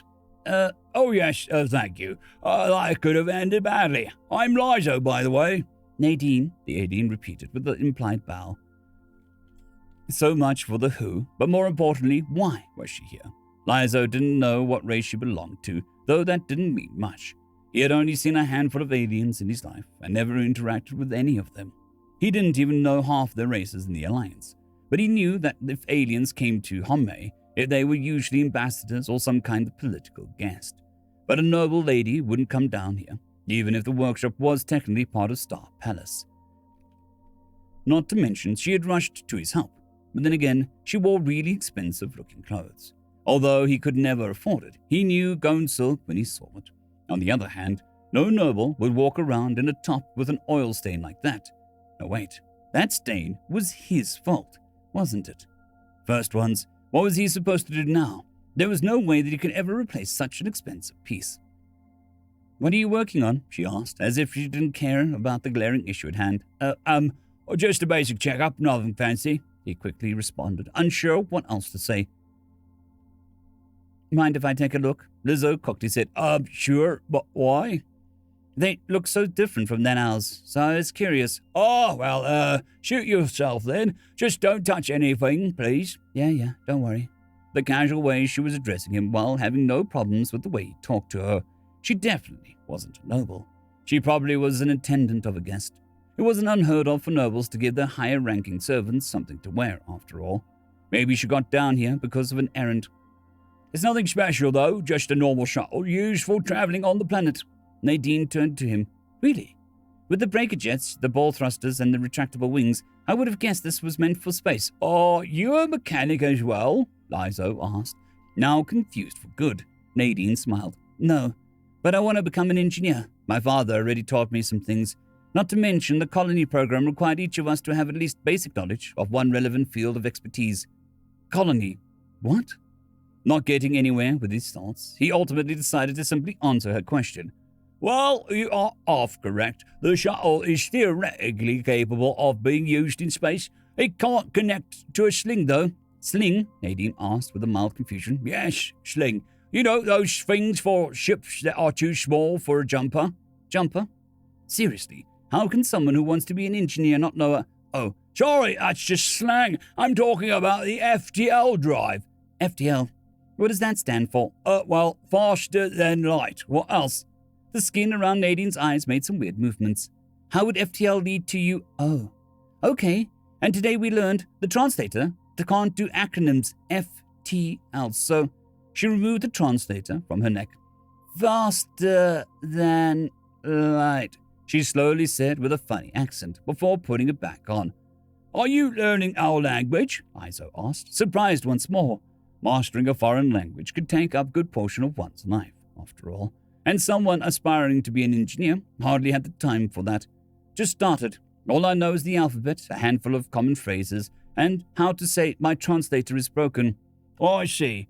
Well, back onto the topic. The jumper is the thing that gives you access to the hyperlanes." "The what?" "Oh, come on, seriously." "How do I explain that? That's the thing you enter when you do FTL?" "Wow. Is there a more stupid way to explain it, genius?" Well, there was no helping it. He was a mechanic, not a scientist, and explaining common knowledge was not as easy as it sounded. Nadine seemed to have understood him, though. "Oh, I get it. So you use some sort of hyperspace for FTL. Your ships don't use sublight speed acceleration, then. Guess you never developed Seed Piercer, and that explains why you don't have an RK... I shouldn't say that." Lizo's head perked up. Say what?" No, believe me, you don't want to know that. What was so wrong about him knowing a different form of FTL? But before he could answer that question, his glance fell to his chronometer. "Oh, first ones, I need to finish the checkup." Nadine's eyes became big. I'm sorry. Can I help you somehow?" "It's fine, don't actually. You can. Can you get into the cockpit?" It was a bit high, so she would probably need a ladder.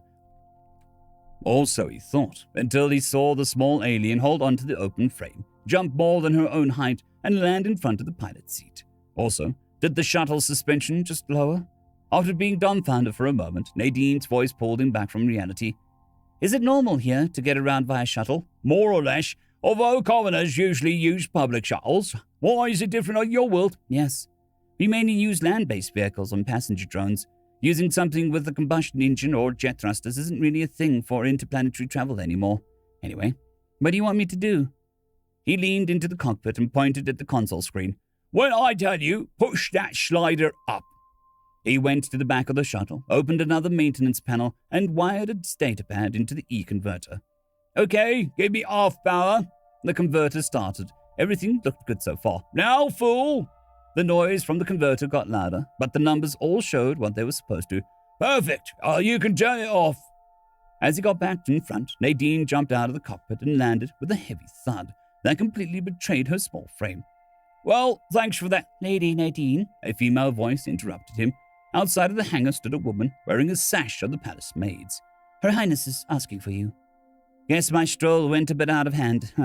I'm coming, Mitha? Mahita. Right, sorry. Please don't be, milady. On the contrary, the others and I are honored that you're trying to learn all of our names. Nadine's face got slightly redder on color before she left. After she was gone, the maid turned to him. And what exactly do you think you were doing, mechanic? Just check up. I was told to do. Why? Wait, did she just say the princess wanted to talk to Nadine? She stepped closer. The look of her face was professional, but a looming anger was still obvious. Lady Nadine is a noble from a foreign planet, a royal guest, and was given a clearance level 2. Unless the king and queen visit personally, she is to be treated second only to her highness herself. And you make her perform a menial labor. Are you out of your mind? Liz's heart sank. So she was a noble after all. Why was she so casual then? Nothing about her behavior had fit her apparent status. Damn you, Hurton. This wouldn't have happened if you just stayed. I'm sorry, I didn't know. Didn't know. Even if you are just a mechanic, you are still technically working for the Star Palace, and thus her highness herself. If it is your duty to know things like this. But she just said she wanted. Her being nice to us does not elevate us to her rank. On the contrary, it is all but the more reason to remember our place. She turned to leave. Do not step out of line again like this again. It is embarrassing that I even have to say this. End of chapter. Broken Mask. Keichler's room was silent, except for the dull hum of the ship constantly produced. During her first few times in space, she had found the noise incredibly annoying, as it gave her many sleepless nights. Nowadays, she was used to it. Not only that, the monotonous sound was actually quite relaxing now. However, that didn't change the fact that this was a problem that, had she been born a few generations prior, she wouldn't even have had it in the first place. Larger ships had rooms that were far enough away from the engines to be completely silent. Keichler had seen the records of the vessels they used to have, not only from their large navy, which was almost entirely sold or scrapped by now, but also ships like the luxurious Grace or the colossal Glory, the latter basically being a mobile space station.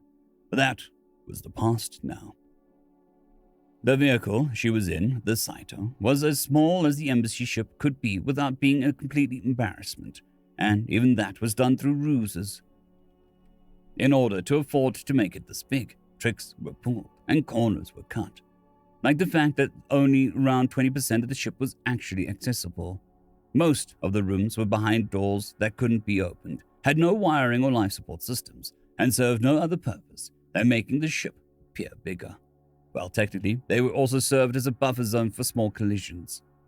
On top of that, many normal features had been forgone as long as they weren't important for safety, like internal speakers, which had been left out entirely, or the inner doors, which all opened manually. Every reasonable step to reduce construction and maintenance costs as much as possible was taken. The Saito was the literal definition of looks over usefulness. The Tie-Stream matriarch was lying on her bed, arms raised up in prayer, according to historical records. This had actually been quite a predicament in the early days of space travel. The teachings dictated that one needed to point their arms up during the prayer. On paper, a very simple rule, until you're in space and there is no longer a clear up. At first, the early astronauts positioned themselves relative to the planet, but that became increasingly difficult with further away missions, and downright impossible when traveling through the hyperlanes. It was only during the advent of artificial gravity that their scholars found a solution. They declared that since the goddess was not above them in a geographical sense, the gesture was more symbolic, and it sufficed to raise the arms towards wherever up relative to the current position was. After all, the concept wasn't really any different than on a planet's surface. As she finished her prayer, Kaikla opened her eyes. Not that she hadn't had important missions before, but rarely had this much depended on it. With the Kissenelv halting the talks before they even occurred, this trade agreement needed to happen, or at least something of similar value, and Kaikla would see that it would, no matter what she had to do for it. She sighed and let her arms fall, the hands landing on the pillow next to her head, causing her earrings to chink. There were 11 of them in total, 6 on her right ear and 5 on the left. Absent-mindedly, she started to play with the lowest one on her right. It was by far the cheapest of the bunch, and also the oldest. It had been given to her by her first husband, Labro, during their wedding a long time ago. The two of them had known each other since early childhood. She still remembered the day he proposed to her. He'd been so nervous that he had stumbled over his words many times over. Not that she had any intentions to refuse him. But Labro was not only her oldest husband, he was also the one she had her first daughter with. It was as if the goddess herself wanted them to be together. However, their time together was bound to come to an end. His life had been long, but it was still a male, and thus had a significantly shorter lifespan than her. That was just how it was. With another sigh, Kaikla got up from her bed, opened the door, and left the cabin. Beside her, there were in total 6 more people on the ship, 2 pilots, 3 attendants, and her personal assistant and everyman, Quilo. While looking like a small entourage from the outside, it was actually fairly excessive for their current circumstances. Had she been a male, she would have gotten 1 pilot and 1 attendant tops. As she entered the bridge, everyone immediately turned towards her and bowed, which she patiently accepted before speaking. "Status?" "We are on schedule, my lady," one of the pilots answered. "About half the day left until we reach the jump point, and maybe 2 or 3 more off to the hyperlane, depending on the current position of Homne." "All right, carry on then," Kaikla said in a neutral tone and left.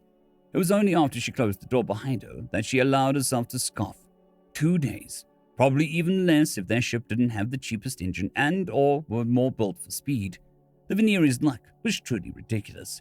It wasn't enough that their world gave them everything they could wish for. No, it was also almost directly next to a hyperlane entrance. What a joke. "Your Highness," startled, Silvani needed a moment to orient herself. She was sitting at her desk, apparently having dozed off for a moment. It was dark outside, though she didn't know for how long. "If I may," the maid in front of her suggested, "maybe it's time to call it a day." "Easy to say, but I still need to." She took a glance at her datapad. The text she had produced had so many typos that it was basically incomprehensible gibberish. "Maybe you're right. I'll retreat to my room. You are dismissed." With a bow, the maid left her alone. For a moment, Silvani was just sat there in silence, before standing up with a sigh. She clearly lacked the concentration to finish the draft for the contract. There was no point in wasting time on something that she would have to redo tomorrow anyway. Though not everything was as demanding as it could have been. As it turned out, many of the nutrients Nadine needed were just rather easy to acquire, since they were actually found use in Homne, just not normally for consumption, but for metalworking. Nadine. The princess's thoughts once more trailed off towards the small alien. The doctor's latest report just wouldn't get out of her head. These nightmares, as they apparently were called, how is one supposed to put up with getting tortured by their own brain? And according to the doctor, the report was the very tame compared to Nadine's own description. What in the name of the first ones had this sweet girl done to deserve this? Because of her experiences on the Star Trader? Sure, it was widely known that being in a life-or-death situation, let alone killing someone, was a strain on one's psyche. But this... And then, there was, of course, her age. According to the report, humans were considered of age at 18 of their years, translating to around 29 of Homne's solar cycles, and fully mature by the time an average Venere's life was already over. That one she had a real trouble comprehending. Nadine had a lifetime's worth of experience, but was only at the start of her life. However, it certainly explained why she acted immaturely sometimes and didn't ask for help regarding her problems. Then again, could they even help her? Her mind seemed to work vastly different than theirs. Maybe she should try and talk to her. The doctor didn't have much success with that, but with the newest info, she couldn't just sit back and do nothing. I wonder if she's still awake. She decided to at least try, and made her way to the east wing. This late, the palace had become fairly silent, for obvious reasons. Even more so in the east wing, since Nadine was currently the only resident there, and as such, not many servants were assigned to this area. As she reached the door, Silvani raised her hand to knock, but a dull thunk from inside the room made her startle. Nadine! Another impact. Not bothering to knock, the princess quickly opened the door. Inside the room, barely illuminated by the light of the stars, she could see the alien girl lying in her bed, except that she wasn't merely lying there. She was frantically rolling and thrashing around, throwing kicks and punches in every direction. Whenever she hit the bed instead of the air, the mattress was shaking wildly, making it clear how deadly those attacks were. On paper, it was more or less what Kyraton had described. In reality, witnessing it for herself was an absolutely terrifying sight. Nadine! The princess shouted as she turned the light on. Nadine, wake up! The alien girl shot up into a sitting position, eyes frantically darting left and right, trying to orient herself. Finally, she seemed to have grasp on reality again, fixating her gaze on Silvani while panting heavily. On top of that, she seemed to be drenched in some liquid, her hair sticking to her face. Slowly, she crawled to the edge of her bed where the princess awaited her. Just now, you had a nightmare, right? Nadine, now sitting on her knees at the edge of the mattress, said some words Silvani didn't understand. Right, she wasn't wearing a translator. Should I get it for her? She glanced at the desk where the collar was, and back at Nadine, who was looking up at her with wet eyes, still panting. Silvani wasn't very good at reading her expressions yet, but it was clear to her that the girl, the seemingly frail alien who just a bit earlier could have accidentally killed her had she stepped too close, was terribly frightened. Even though every instinct, every fiber of her body screamed for her not to do it, to get away. The princess wrapped all four arms around the small alien and pulled her into a tight embrace. For a moment, Nadine didn't react. Then she seemingly lost all strength and slumped forward, which Silvani only barely managed to stop. The alien girl then closed her eyes and started to make some strange sounds. More liquid started to run down her face. Silvani didn't know what she was doing. She decided to simply let her while trying her best to balance her upright on her hip joints, knowing that she could not hold her if she were to fall over. Sometimes, between sounds, more and more words of the alien's language were said. She didn't know how much time passed, but at some point, the small alien became quiet. After being given a slight nudge, she fell backwards onto the bed, now seemingly sleeping calmly. End of chapter. Chapter 19. The Prince Who Cried Wolf.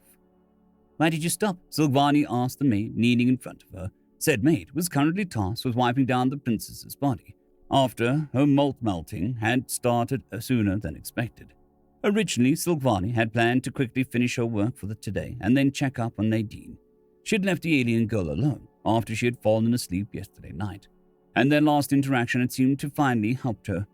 However, when her lower right arm had left a smear on her desk, that plan was thwarted. Wiping off the tough, viscous goo her outer shell was currently turning into was a long and tedious process that probably wouldn't be finished until last meal. Because I'm done, Your Highness, the maid answered, throwing the dirty molting tissue she was holding into the bin and standing up. What do you mean that you're done? You just started. All you did was my arm and part of my belly. Yes, that was it. The rest isn't melting yet. Confused, Silvani looked down at herself. She was right. The rest of her body was still solid. As a test, she ran one hand over her face. Dry, both of them.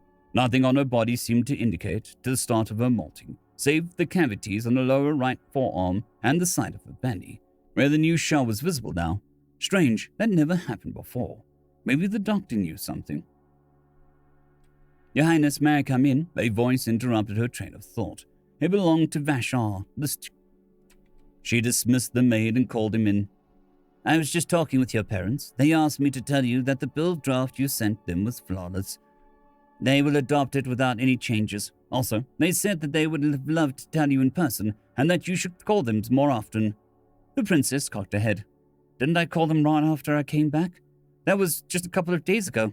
With all due respect, Your Highness, I doubt their majesties consider a verbal report to a conversation with their daughter. A report that was missing a crucial detail, if I may remind you."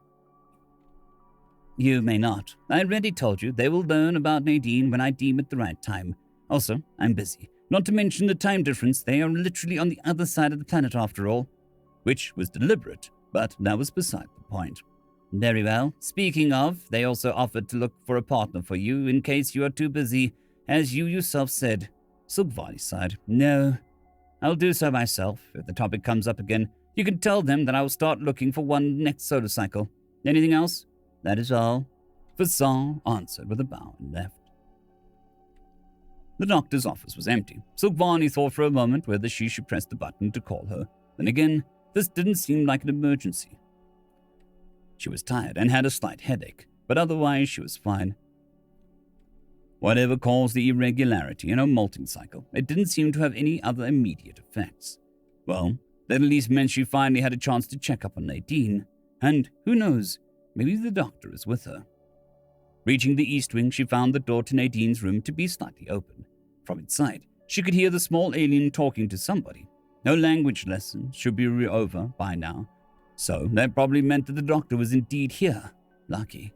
She peeked inside to make sure that she was not interrupting something important, only to be surprised. The alien girl was sitting cross-legged on the floor next to the bed, and across from her sat Kyerton. But nobody came. "Wolf, wolf," the boy cried. But still, nobody came, and the boy was eaten with his sheep. A moment of silence followed before Kyerton spoke. "But why did nobody come?" They thought the boy was lying again. They couldn't know that, no. But people see patterns. Imagine everyone would press that emergency button for no reason. At some point, Doc would just stop taking the receiver with her, thinking that it's just going to be used to annoy her anyway.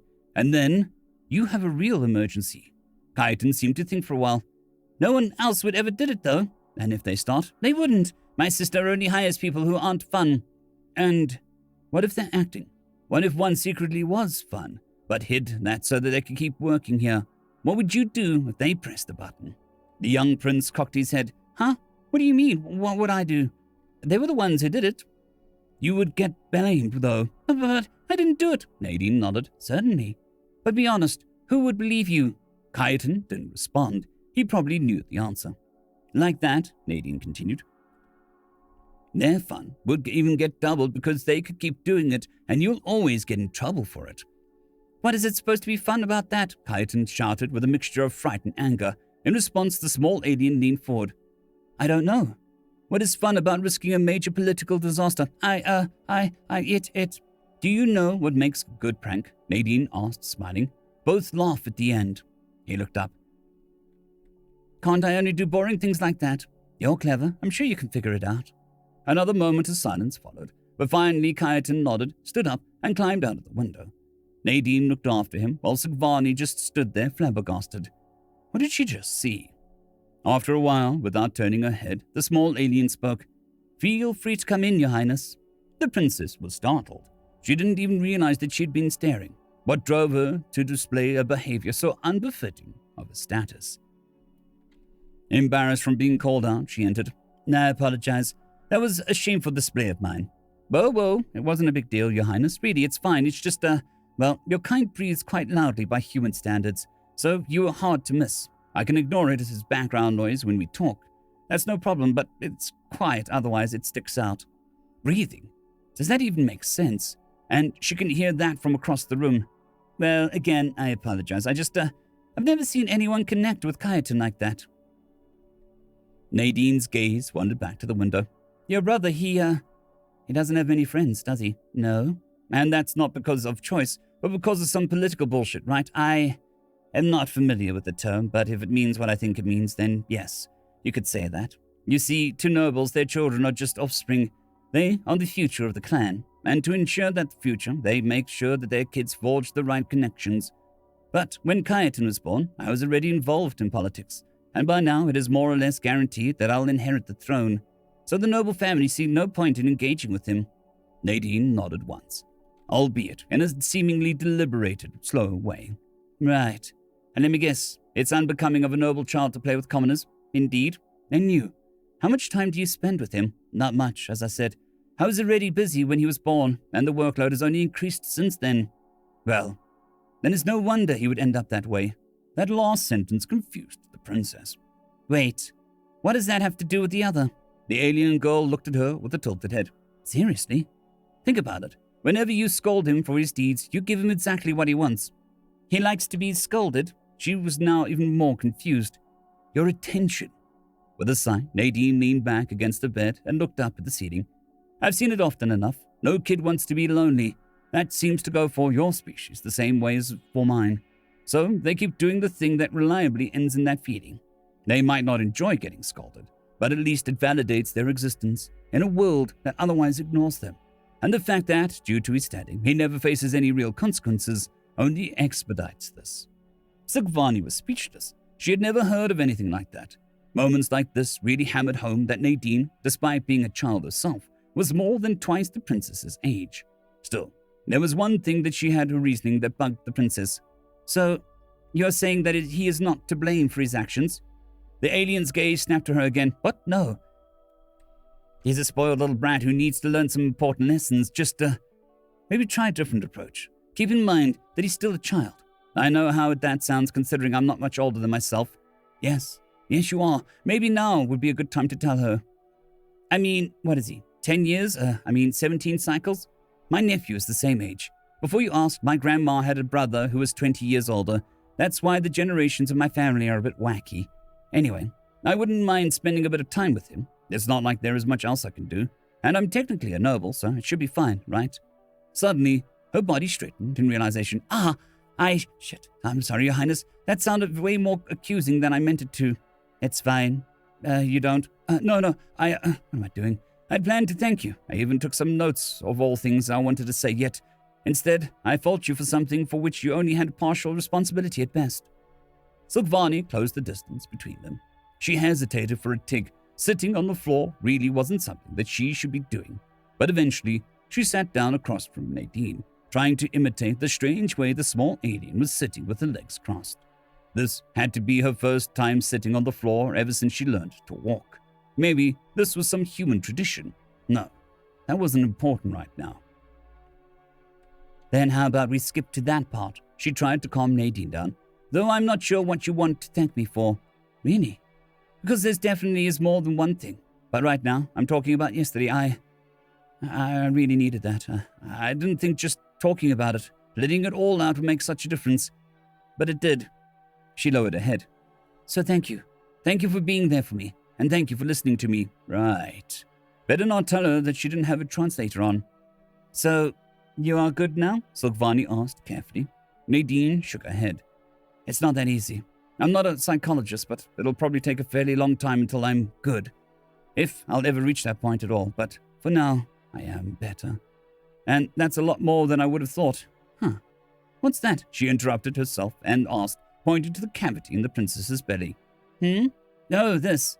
Sigvani explained what had happened earlier, how her mouth molting had seemingly started, but immediately ended again for some reason. After hearing that, Nadine thought for a while. I think I might know what that is. You got time right now? What? Why would you, how do you even... Shouldn't we at least wait for the doctor to return? But Nadine had already exited the room, seemingly almost enthusiastic about it. Gundi, she could hear her call one of the maids. Yes, Lady Nadine. I need you to fetch with me a few things and some helping hands. Also, see if you can find the doc, just to be sure. A few seconds later, her head peeked in through the door again. Are you coming, Your Highness? End of chapter. Chapter 20. Partial Molting. With a nod, Githey confirmed the contents of the last crate and marked the final set of her imports complete. Some of her substances had been quite expensive, but, well, she wasn't the one paying for them. She had been tasked to prepare for any medical emergencies that Taishtri visitors might end up having. Sure, one would expect them to arrive with their own medical emergency kits. After all, that was just common sense when visiting another planet with different resources. But still, the princess wanted to make sure, not to mention that one might also argue that it was the duty of the host to properly accommodate their guests, especially since the Taistri had a history of getting accidentally insulted by the king and queen before the princess took over. And as long as one could afford it, over-preparing was better than under-preparing. "Bring the boxes to my office. I'll sort through everything myself there," she ordered, and the servants went back inside. Thank the first ones, we haven't had any serious medical emergencies within Nadine so far. While her incredibly long life allowed the small alien to have knowledge in vast array of fields, Cathay doubted that her understanding of general education included detailed medical training. Of course, there was still the issue of her nightmares, but the princess had mentioned that they might have made some progress in that regard. A shame that she couldn't take her escape pod with us. Our engineers would have loved that. Wait, if her pod was built with any competency, shouldn't it have included a first aid kit? Damn it. Why do I only think of that now? That could have been invaluable. Dr. Cathay? Upon hearing her name getting called, the doctor turned to find one of the palace's maids standing next to her. "Lady Nadine requests your presence. I'm coming. Did she specify the problem?" "No. But it's not about her. It's something with Her Highness, though it didn't appear to be an emergency. It would probably still be better not to let them wait too long. They await your presence in the bathhouse." "The bathhouse? Was there an accident?" "No. She said that it wasn't an emergency, but why?" Well, only one way to find out. Even though the baths themselves were not in use at the moment, the air inside the bathhouse was fairly warm and damp, and she soon found out the reason why. Nadine was in one of the rooms, and next to her was a line of wet towels that seemed to cover something. Also, Nadine looked wet as well for some reason. "What are you doing?" the doctor inquired, curious about the scenery in front of her. The alien girl looked up. "Ah, Doc, it's about Her Highness. She seems to have partial molting. I have an idea of how to help her, but I wanted to make sure that it was just that. That's why I called you." Not seeing how that related to the situation at hand, Cathay decided to first stay on topic with her questions. "How come you know about partial molting? I thought your species doesn't molt." "Yes, but some animals in my homeworld do. It's a bit different. They shed their old skin instead of melting it off, but the principle should be the same, I think. Anyway, I read that partial molting happens when the animal is under a lot of stress, which Her Highness definitely is.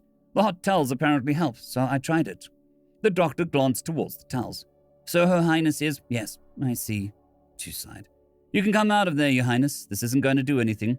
Nadine's cheerful expression shifted into one that appeared disheartened.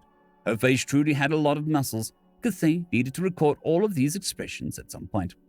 "Was I wrong?" the small alien asked in an apologetic voice.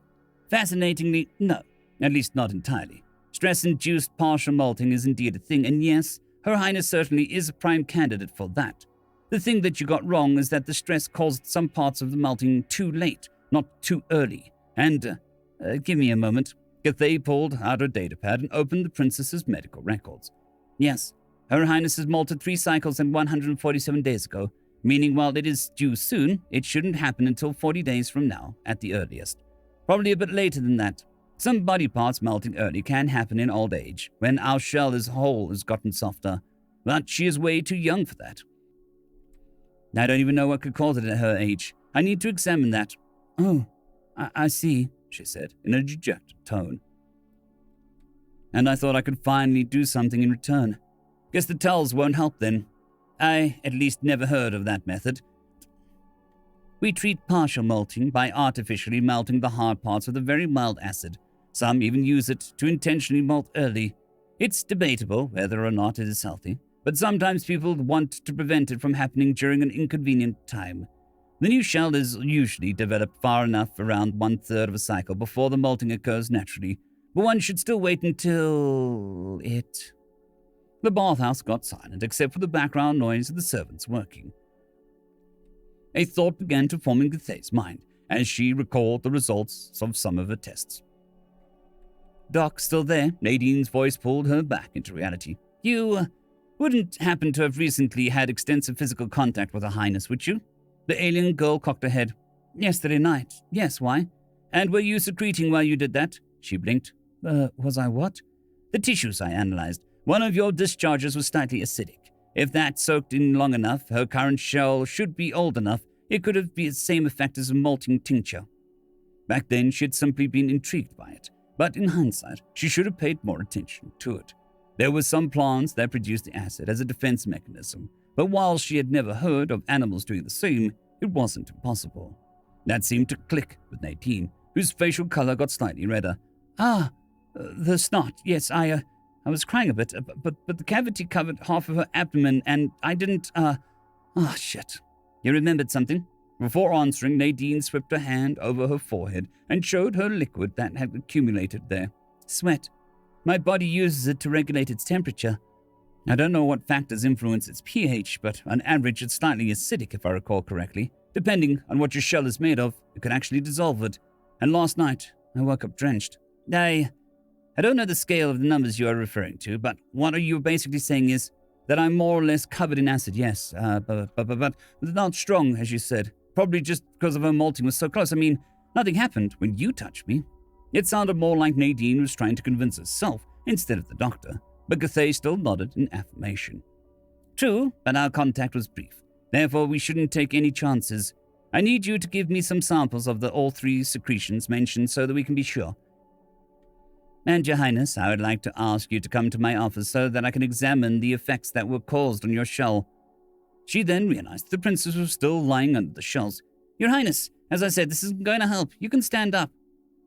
Your Highness? After receiving no reaction, Nadine approached her and lifted the towels covering the princess's head.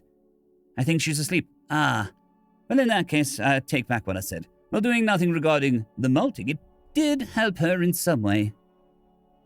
End of chapter. Chapter 21, Royal Greetings. 7th day after my arrival. Dear Diary, it's now been cancel that. I've been on Homne for a week now. Or, well, it would be a week on a human calendar. The Veneri don't seem to divide their years further, or cycle, as they called it. They just dated like 54th day. No weeks, no months.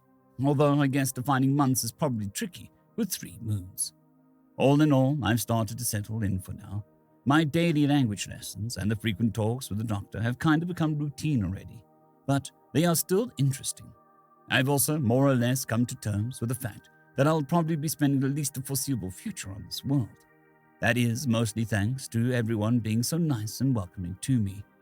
I don't know if that is just part of the culture or if they're all like this because of the princess. Speaking of, she really is a great person. Even though she is insanely busy, she seems to always have time for me. It's almost as if I got a loving big sister. I know she would deny it, but I can never repay her for what she's done for me. Well, maybe if I save her life a few more times. Kaiten could hear Nadine chuckle about something. He was currently sitting under the open window, ready to jump in. He didn't know what she was doing right now, but whatever it was, it seemed to distract her. So that was his cue. This time, he would manage to surprise her. This time, he would definitely... Can I help you, Your Highness? No, come on. As the young prince looked up, he stared directly into the gleaming gemstones that were Nadine's eyes. Her long hair falling down the sides of her face as she stuck her head out the window. He didn't even get startled anymore when this happened. It was just frustrating at this point. How do you always notice me? The attendants never find me, he asked as he stood up. Nadine's mouth made a movement that he learned was called a smile. Well then, I guess human hearing is better than a Veneri's. As I've already told you, I can literally hear you breathe. And your steps aren't exactly silent either, at least by my standards. Then, what am I supposed to do? It's not like I can stop breathing. Then maybe it's time for you to stop trying something that's evidently futile, Your Highness. Never. I swear by the first ones, I will get you one day. Nadine chuckled again before stepping away from the window to let him climb in. And you can drop the Your Highness. I hate how stiff that makes everything. And you're also no subject of ours. Wouldn't that go against etiquette? The alien girl asked carefully. Screw etiquette. I'm not going to be king anyways, and no one is going to hear it if it's just the two of us, so who cares? Would you feel better if I ordered you to speak informally? Her smile reappeared. Order? I'm no subject of yours, though. Okay, now she was just messing with him. But fine, Drew could play that game. He straightened his posture, put his lower 2 arms behind his back, and crossed the upper ones before his torso. Well, if that's how we're going to do things, then I guess it is due that we catch up on our proper introductions. I am Chiton of Clan Chiron, son of King Kaita and Queen Mervani, and second prince of Humme. He flawlessly regurgitated the words that he had had to memorize countless times. Nadine just looked at him for a moment before bursting into laughter. Okay, you made your point. Oh no, forget it. You had your chance, now it's your turn. Sure. Let's see if I can do it like in the movies. Her face went into a neutral expression as she bowed her head and slightly lifted the edges of her skirt with her hands, as well as putting one leg before the other and arching them. I greet His Highness Chiton of Humne, Prince of the Veneri. The sudden change in her demeanor completely caught him off guard. The regal aura surrounding her now was such a stark contrast to her usual casualness that he was at a loss for words. I am Nadine Valentina Esmeralda Anastasia von Clout of House Heidenfeld, daughter of Cole Heinz and Sarah von Clout of the House Heidenfeld. I'm honored to make your acquaintance. Say what now? I am. Stop. I understood you, but what was that? Is that normal for humans? She now straightened her posture and folded her hands in front of her body. Mankind has spread throughout the multitude of different cultures and languages, and naming conventions thus are manifold. And even within these conventions, capriciousness often takes the reins of those. Okay, you win. Stop it. Nadine slightly tilted her head. Has this one displeased? You haven't. Just stop talking like that. Only now did Chiton realize that he was shouting and panting. How did it come to this? Nadine was half a head shorter than him and got completely dwarfed by adults. How was she able to radiate such a crushing presence?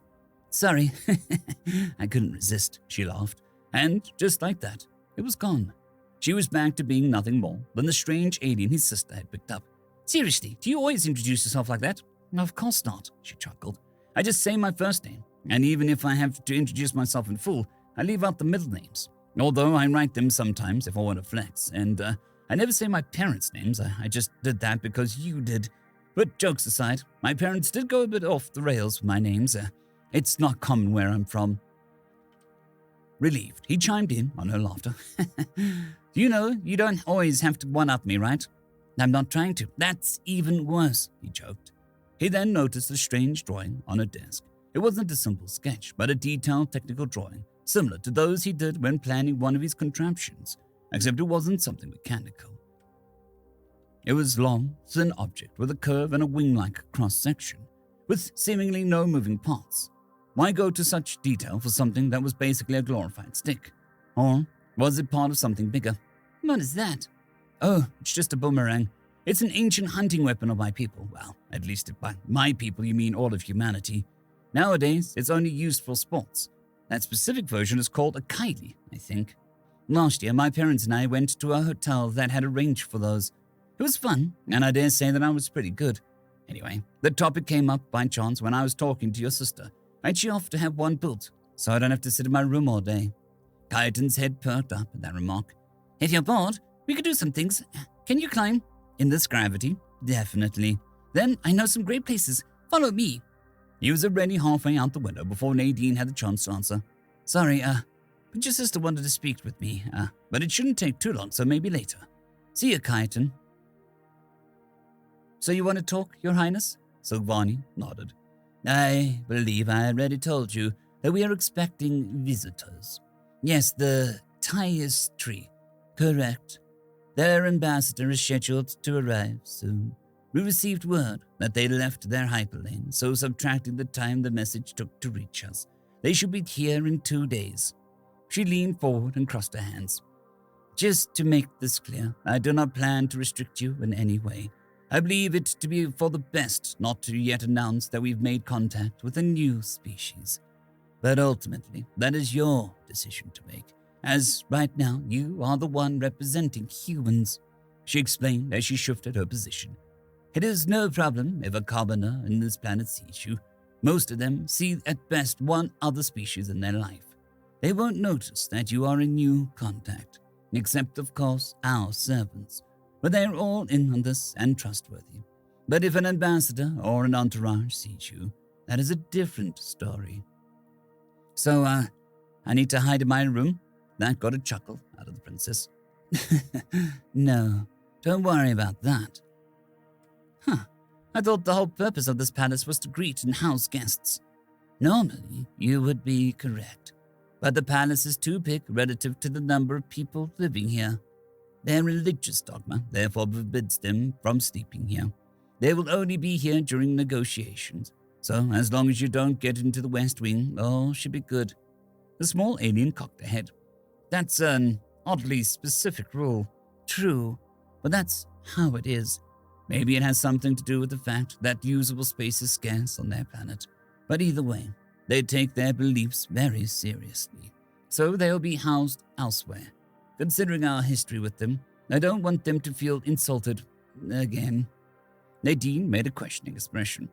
Insult? Did that happen before? Not intentionally, and also not to me. It's just, she sighed. Well, you'll meet them sooner or later anyway, so I might as well tell you now. My parents are, not good with words. As in, they're not good speakers? No. As in, I guarantee you that when you eventually meet them, they will say something inappropriate within the first 5 sentences and not even realize it.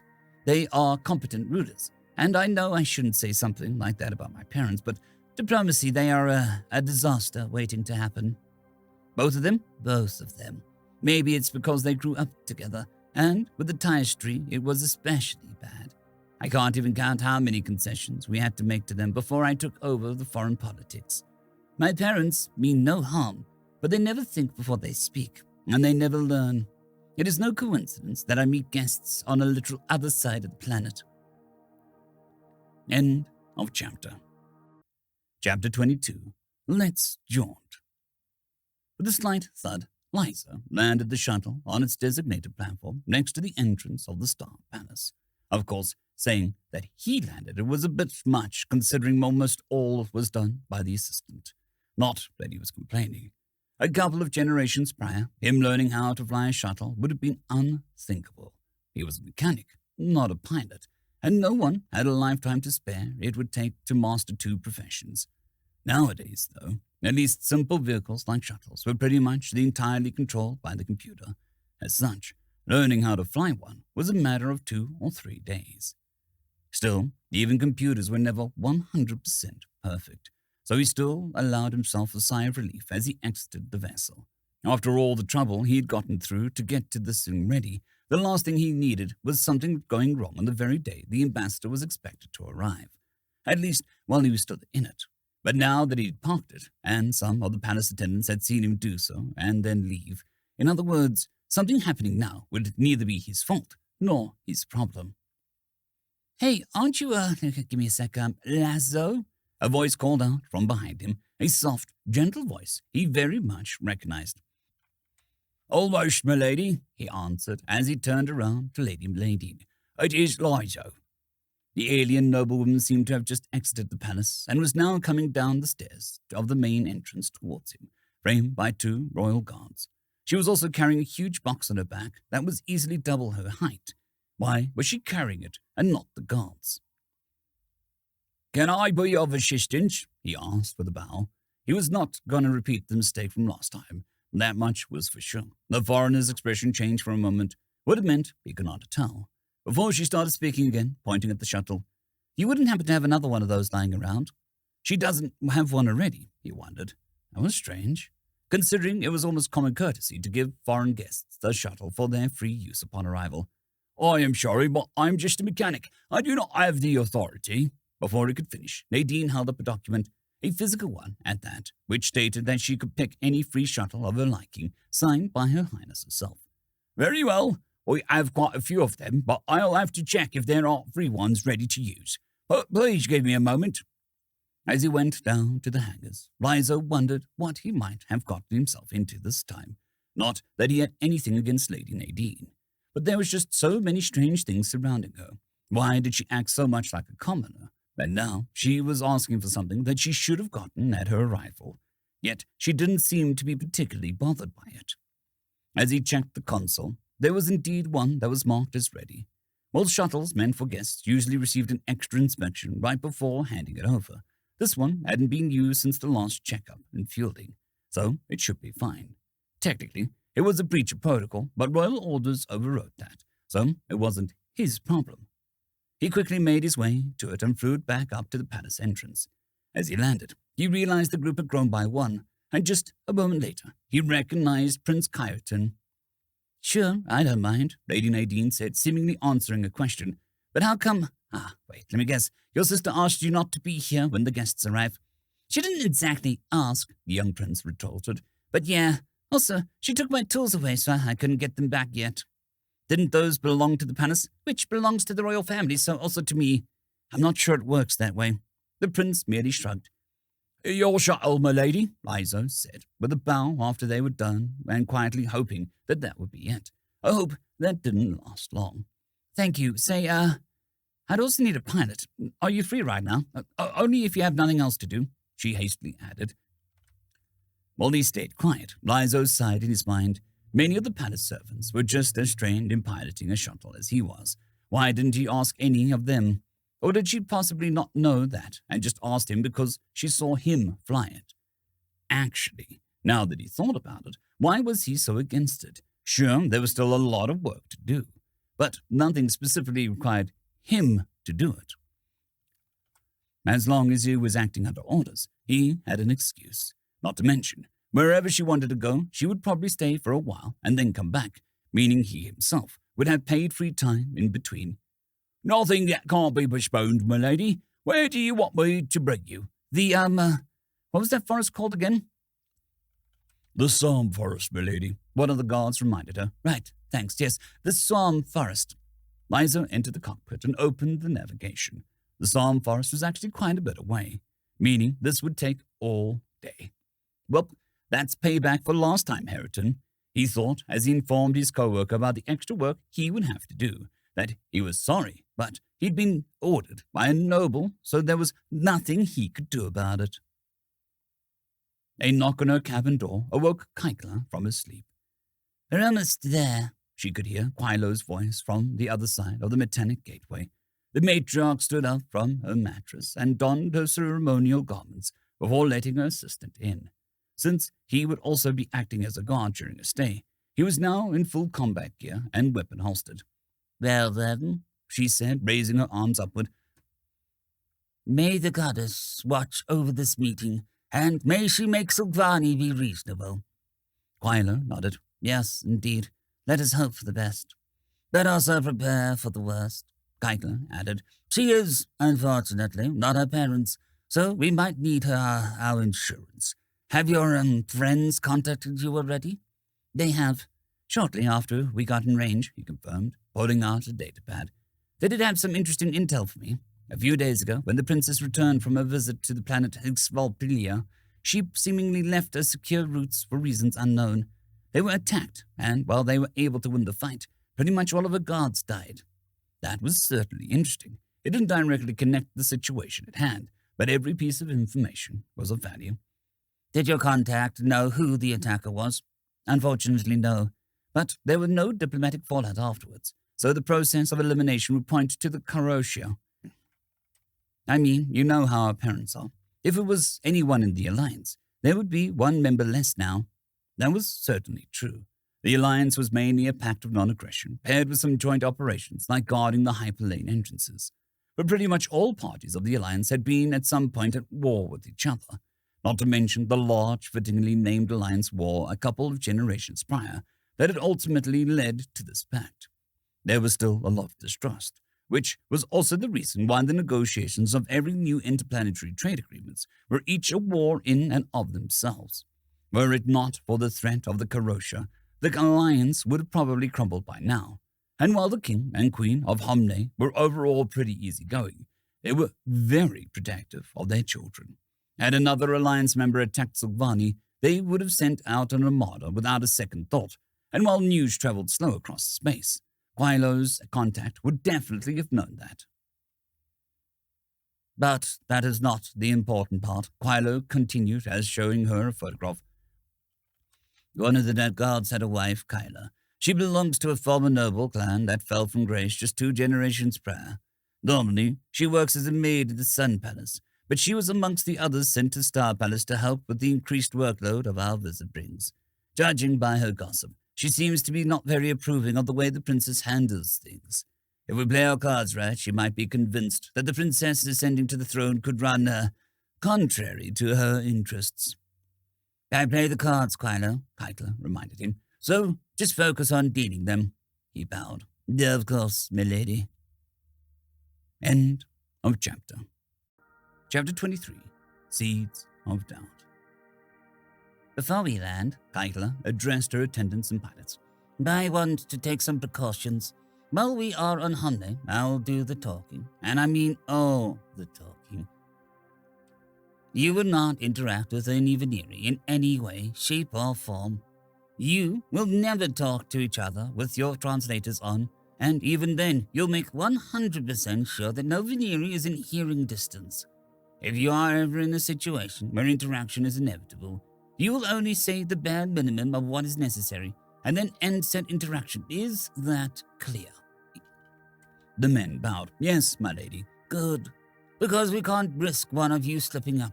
If any Veneri were to learn about the dire situation of our homeworld is in, now we desperately need new trade agreements, and that almost all attempts to get them failed, they would hold all the cards. They could literally demand anything from me in a negotiation, and I'd have to comply with what will no doubt be the most one-sided agreement in history. And after that, we might as well declare ourselves Veneri slaves, because in the best case, we would have to dance in the palm of their hand for all eternity. All the entire alliance learns of our desperation, and we end up getting bled dry by everybody. She picked up a translator, put it around her neck, and stood up. So whenever you open your mouth, do not think of the execution that is going to await you if you mess up. Think about after that, when you stand before your goddess, how you will explain to her that it was you who sealed the demise of her people. The Saito landed and opened the gangway.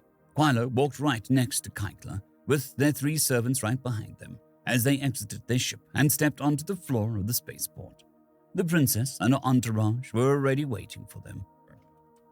Her above-average height, making her stand out amongst the rest of her kind. Most Veneri were slightly shorter than female Taistri, but Zugvani was actually taller than her. Next to the princess, the men who accompanied Kytler looked even shorter than they already were. The Taistri matriarch was not used to having to look up to her conversation partner, and she most certainly didn't enjoy it. Of course, she couldn't exactly demand a royal to bow down to her, so she begrudgingly accepted the facts. My greetings, Lady Kytler. May the light of the goddess shine upon you. As it may shine upon you, she answered.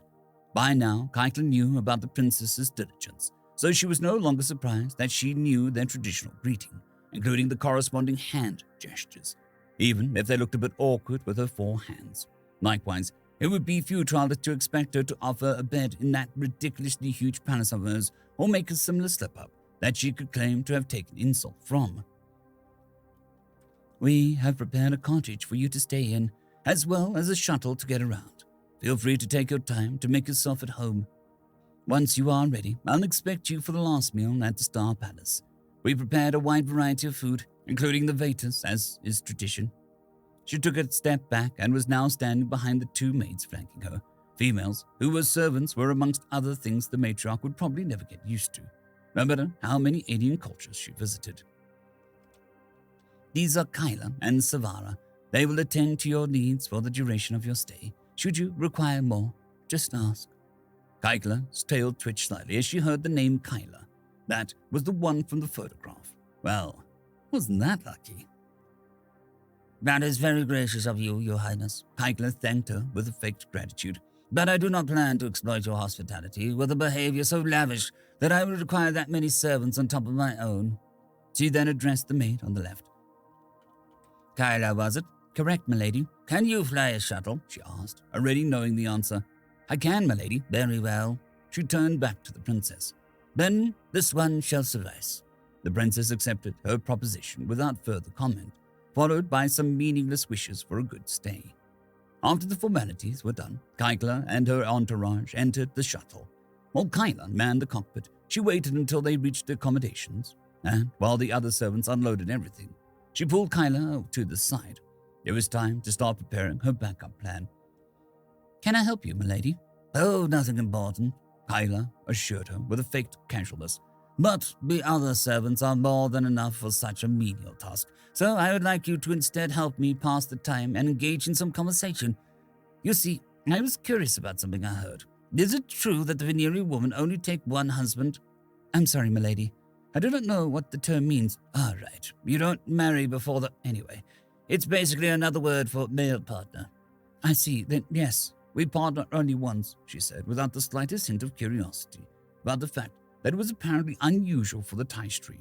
Well, she was a professional after all. But Keitler didn't plan on letting the conversation end there. Fascinating. And here I thought I was modest with just 11 husbands.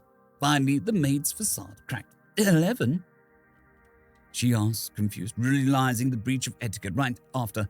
My apologies, Lady Keitler, but you surprised me. No offense taken, but yes, I have 11 husbands. You see, I'm quite busy due to my position, so I'm keeping it quite low. Although I'm thinking about looking for the 12th one, even if it's just to stop my colleagues from rubbing it in my face that she has twice as many husbands as me despite being younger. Is it normal for women to have 20 partners? Apologies, I mean husbands. And with that, Keitler had awoken her curiosity. Well, it depends on their age. When a female leaves the juvenile age, she usually takes her first husband to become a matriarch. After that, she gradually increases the number as time goes by. Most stop at around 24 to 27.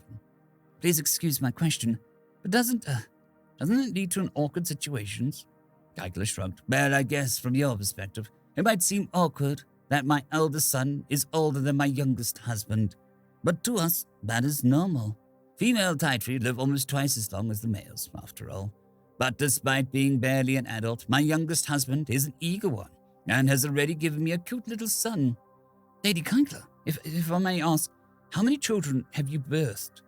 Only 37 or so far, Keitler answered nonchalantly and ignored the maid flinching at the number. But amongst them are 2 daughters, the older one soon reaching adolescence. My family is truly blessed. Is that remarkable? Indeed. Usually one is considered lucky if there is one daughter amongst 50 sons. That is why a daughter is both the goal of the greatest treasure of each family. But I have 2. It is as if the goddess herself is watching over me. But enough about me. What about your family? How is it to partner only once? The maid's gaze fell. I'm sorry, milady, but my partner died not long ago. Oh, no. My deepest condolences. What happened to him?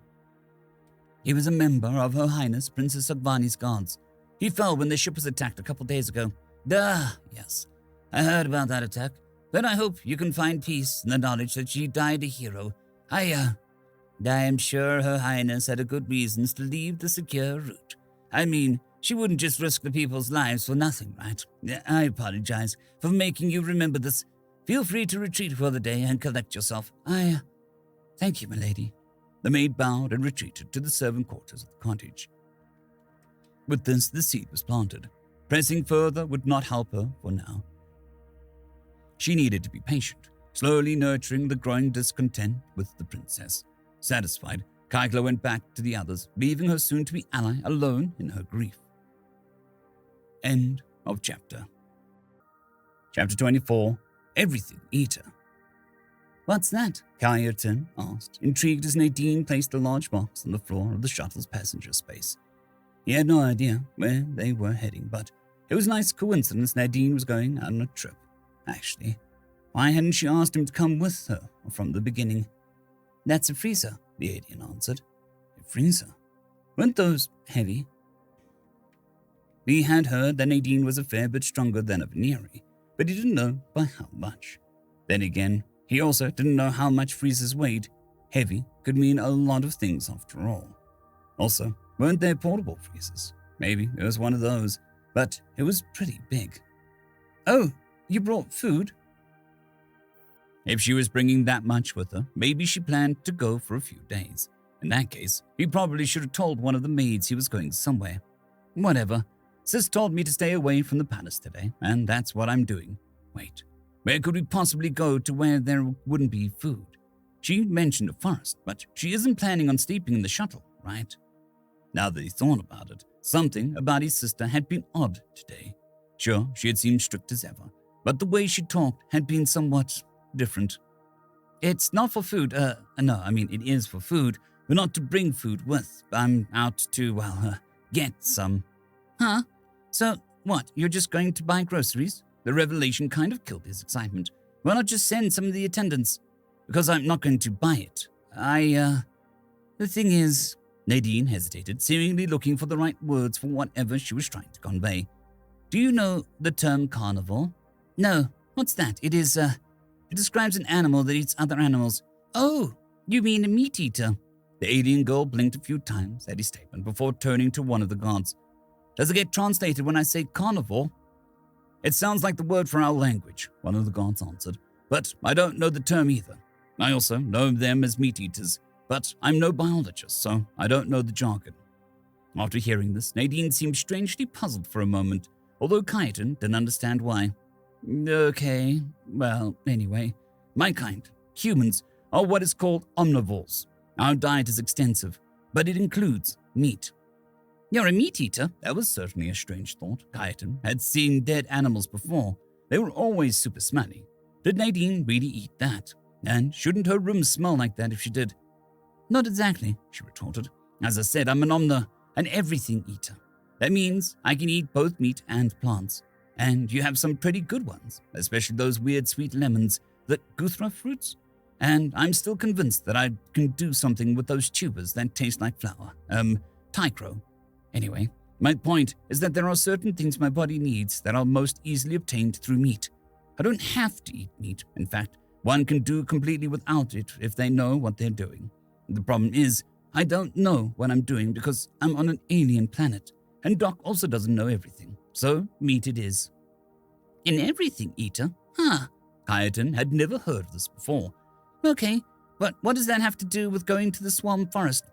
Well, since I can't just go and buy some ham in your stores, Doc went through the local fauna and came to the conclusion that the best candidate is an animal called a kariaka. They live there. In other words, she took a deep breath. In other words, I'm going to go hunting, she said in a noticeably shaking in her voice, something the guards seemed to have picked up on as well. If you're uncomfortable, milady, we can take it out for you if you wish. Just give us the order. One of them offered while tapping his gun, but Nadine shook her head. I can't ask you to do that. You don't even eat meat. I mean, isn't me eating meat repulsive to you? I'm ordering you to answer that honestly, by the way. Well, the other guard said, after a delay, I agree that the thought is bizarre, but it's not like we're Veneri or beyond killing animals for our gain. Sure, to us, they are resources for materials rather than food, but that's honestly not much of a difference if you ask me, milady. Nadine nodded. I see. Still, I'll do it myself. After what? She raised her shaking hand, clenching it into a fist in an attempt to control it. I just feel like I have to do this, to take responsibility. Not just for the hunt, but also I... Her shoulders rose and fell, as if her breathing was growing heavier. Her eyes opened wide as she grabbed her forehead, before throwing a punch with the ball of her fist at the encasing of the passenger space. The impact was followed by the ringing of vibrating metal that made the young prince flinch. Interestingly, Nadine's hand didn't seem injured. Kaiten had climbed and fallen often enough to know that metal was normally not very kind when it stopped something in motion. Everything all right back there? The pilot asked through the speaker. Yes, don't worry, Liza. With that, Nadine leaned back to her seat, closed her eyes and took a deep breath. Sorry, guys. I'd like to leave it at that. Kaiten was curious what all of that was about, but it was clear that she didn't want to talk about it. The rest of their flight was not exactly exciting. It would take a while to reach their destination, and since there was nothing to do, it didn't take long before Kaiten was bored. The only thing he had with him was his datapad, and that mainly contained his study material.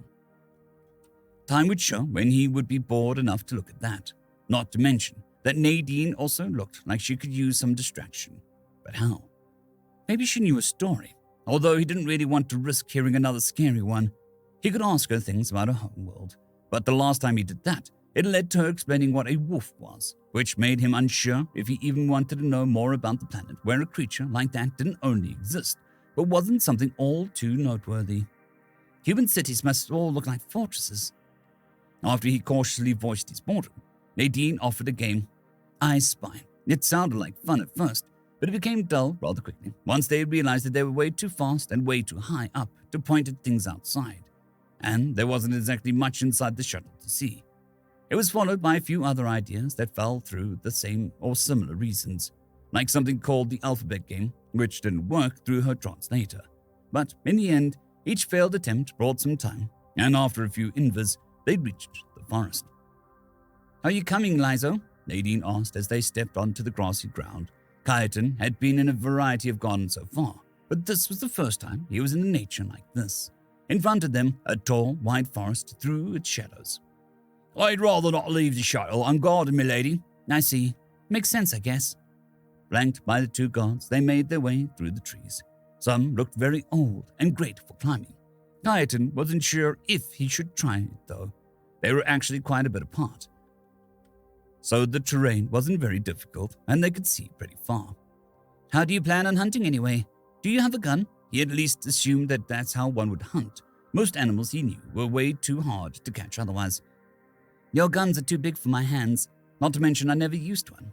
I have this, though," Nadine answered and pulled something from the scabbard on her back. It was a large, strange, curved object that he recognized from the drawing in her room, a boomerang. There probably would be better options, but as far as weapons go, this is the only one I ever used. And I didn't want to start any experiments right now. "Oh, right. You said that was a hunting weapon. Can I see?" The alien girl nodded and gave it to him. It was actually heavier than he expected, but holding it was no problem if he used all 4 hands. However, as he examined it, he just grew more confused. There were no mechanisms, no discernible functions whatsoever. It was just a stick with a strange shape. "How do you kill something with it?" "Well, you throw it." "Throw?" That was it. To test it, Kaiten threw the object forward, and with a thud, it hit the forest floor in front of him in the most unspectacular fashion imaginable. "Well, I guess I can knock something out if it hits its head. It's probably meant to be dropped from a certain height. Maybe I'm finally going to see her climb." We wanted to do that anyway, but why then is the shape so important that she needed to make a mechanical drawing? "Kaiten," Nadine said, cocking her head, "I thought you were supposed to be a prince, not a court jester." "What? What's that supposed to mean? You said throw it." "Yes, throw, not drop."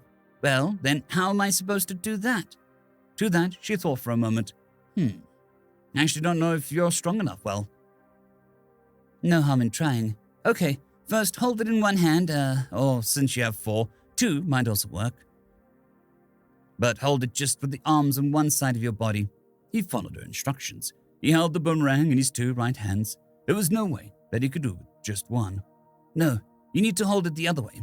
"No, the other way." "Could you be a bit more clearer?" "Here, this side up, curve in that direction." She stepped behind him gently and encased one of his hands with her own. Her torso touched his back. It was the first time Kaiten was so close to her, and he just now realized how warm she was. It felt strangely nice how her warmth embraced him from behind. She then slowly moved, carefully guiding his arms. "No, move it like this. Make sure you stay horizontal, slice the horizon, and then let go." "Why horizontal?" "If you don't stay level, it'll curve. Sometimes you want that, but you need a lot of training before you can hit that curve throws. That's no beginner stuff, yes. Yes, it's like that. Now do that as fast as you can and let it go." And so he did. The boomerang spun 2 times, then hit the floor a few lines away from him. "Yeah, as expected," Nadine commented as she picked it up. "What do you mean? I did exactly what you said." Your form looked good, but you simply lacked the..." Suddenly, she stopped talking. Her gaze seemed to fixate on something further into the forest. End of chapter. Chapter 25, On the Hunt. "Like the what? Where are you looking?" Instead of answering, Nadine did a strange gesture, laying one finger on her mouth, before pointing deeper into the forest. Following her gaze, he at first saw nothing, but after a moment, something moved between the trees. Shortly after, a tall animal came into view maybe 300 lines away from them. It walked on 6 legs, the body thin on each end with a wide midsection. Its broad head sat on the elongated throat, which he used to reach low-hanging twigs and gnaw off some leaves. Kaiten couldn't remember ever seeing this type of animal, but that didn't mean much. He had only been taught about those which were economic importance to his people. Was that how had Nadine called it, a carriacre? Is that the one you were looking for? Psst. Sorry, what? Psst. Why are you hissing? Suddenly, the carry actor jerked its head, spotting the four of them. It then turned around and ran away. A moment of silence followed before Nadine took a deep breath. I wasn't hissing, Kaiten. I was telling you to be quiet. Hissing means be quiet. Yes, it's not a hiss. Yes, that's what it means. How am I supposed to know that? The alien girl sighed. True. I guess you couldn't have known that, but you still could have been quiet by yourself. Why, though? As he finished the question, Nadine's eyes opened a bit further as she stared at him. She then quietly turned her head, looking at the point where the Kyrie actress stood, then back at him, and then back into the forest again. That's why. Animals run away when you talk? Now he was even more confused. Sure, technically the Kariaka had been right to run away. They were trying to kill it after all. But it didn't know that. It was just an animal. They run away when they get startled, and talking loudly is usually one way to achieve that. The Onrics in the stables never do that. Well, he had seen many animals in person. He was sure that was something he would have remembered. Yes, because they're domesticated animals, know that they're safe. Not to mention you can't exactly run away when you're locked in a stable. Oh, right. Makes sense. Well, no point crying over spilt milk. Just remember to be quiet next time we see it. We are not familiar with the forest, so I'd prefer not to do persistence hunting. She then turned to the two guards. Do you have anything we can mark the trees with, like to avoid getting lost? The guard seemed to think for a moment before firing a few shots into the nearest tree trunk. What is this thing you said? Kaiten wondered. The thing you want to avoid? Persistence hunting. That's basically the oldest hunting method in the book. The idea is simple. Intentionally make your prey run away, and then chase it until it collapses. What? That's it. That sounds dumb. What if you collapse first? Well, that's exactly the trick. You see, we humans can regulate our temperature more effectively than other species, which gives us increased endurance because of that. We outlast most animals. Still sounds dumb. Oh, does it now? Suddenly, Nadine turned towards him and closed the distance between them in an instant. Startled, Kaiten tried to step back, but his back was hit the trunk of a large tree. Then why don't you try and get away from me? She asked, looming over him. Well, not literally over him. He was still half a head taller than her. But the presence she radiated made it feel like that was reversed. But I must warn you, she continued. She was now leaning against the tree behind him, her hand left and right of him pushing against the trunk. Running away from a human rarely ends well. The size difference was no longer just a feeling. Somehow, her head was literally above his. Even if you outspeed me, I will always catch up. She angled her arms, getting even closer. Even if you shake me off, you will always leave tracks that I can trace. Her face was now directly in front of him, and he could feel the warmth of her body, a warmth that had previously been giving him a gentle, soothing feeling, but was now almost suffocating him. Even the shimmering gemstones that were her eyes somehow looked menacing now. And even if you hide, I will always find you, because her mouth was now directly next to his auditory hole, and as she opened it again, no voice came out. She didn't speak. She exhaled. Yet somehow he could hear her say words within that exhalation. I can hear you breathe. What was going on? He very well knew that she was just teasing him again. But why was it so different this time? Why couldn't he move? Why was his heart beating so fast? Why was she suddenly taller than him? With a burst of laughter, the alien girl stepped away from him, and by doing so, pulled him out of his stupor. I'm sorry, that was a bit much. Only now did Kaiten realize that he was sitting on the tree's foot. At some point, his knees had seemingly given out without him noticing. What did you do at the end there? He asked after he'd pulled himself together. How can you speak without a voice? It's called whispering. Humans do it if they want to speak without getting heard by others. I guess Biniri form words differently than humans do, considering that you don't have lips. So I guess you can't do it? Wait, would that even work? She then moved her mouth without saying anything. When he gave her a confused look, she nodded. Yep, thought so. Your hearing isn't good enough. Just now, you probably wouldn't have heard me either, had I not been right next to your head. All right, let's see if I can do tracking. He watched as Nadine began looking at the ground for some reason. Oh, she was probably looking for tracks. Still, it was difficult to forget the feeling from just now. Just how many more surprises did Nadine have in store for him? Silvani straightened her posture as the servant placed the next plate on the table. It was the last dish planned for this day, a single set of vietas. These particular fruits often grew in pairs that would end up intertwined with each other, but not conjoined. The name literally translates to embracing fruit, and they were a holy symbol of the goddess's love as she embraced her creation. That was at least what the Taistri believed. As far as Silvani was concerned, she was simply glad that their tradition only dictated that they have to share it on the first day of their meeting. Viatas were an absolute pain to store, and even if one did everything right, they would still spoil very quickly. Even freezing them didn't help. On the contrary, it made them inedible. Well, inedible for a Taistri at least. A Veneri couldn't eat them in either state. For that reason, what was now in the middle of the table was an actual pair of Viatas. Instead, it was just a single one. Its partner had been removed and replaced with an artificial one, molded from a hardened dough that made it look like the real thing. Refusing to share the fruit with the ambassador would have not only been considered a grave insult, but could in the worst case be interpreted as a princess mocking or even renouncing the peace between them. Thankfully, even the devout Taistri agreed that the symbolic meaning of the invitation was enough. However, that wasn't the only thing she needed to look out for. As the Taistri had a different culture and valued different things, sentences that seemed normal or harmless in a vacuum could end up being understood completely differently. For example, if her guest had been a noble of her own country, she would have by now asked whether or not everything was to be a satisfaction or something like that. After all, it was expected from a host to make sure the guests were attended to.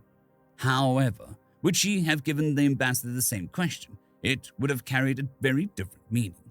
In Taistri culture, a host didn't ask if anything was all right. They knew it was. Or if it wasn't, they wouldn't need to ask because they already knew that there was a problem and would work to fix it instead of asking. As such, in asking the ambassador if everything was all right, Silvani would effectively say that she didn't trust her abilities as a host.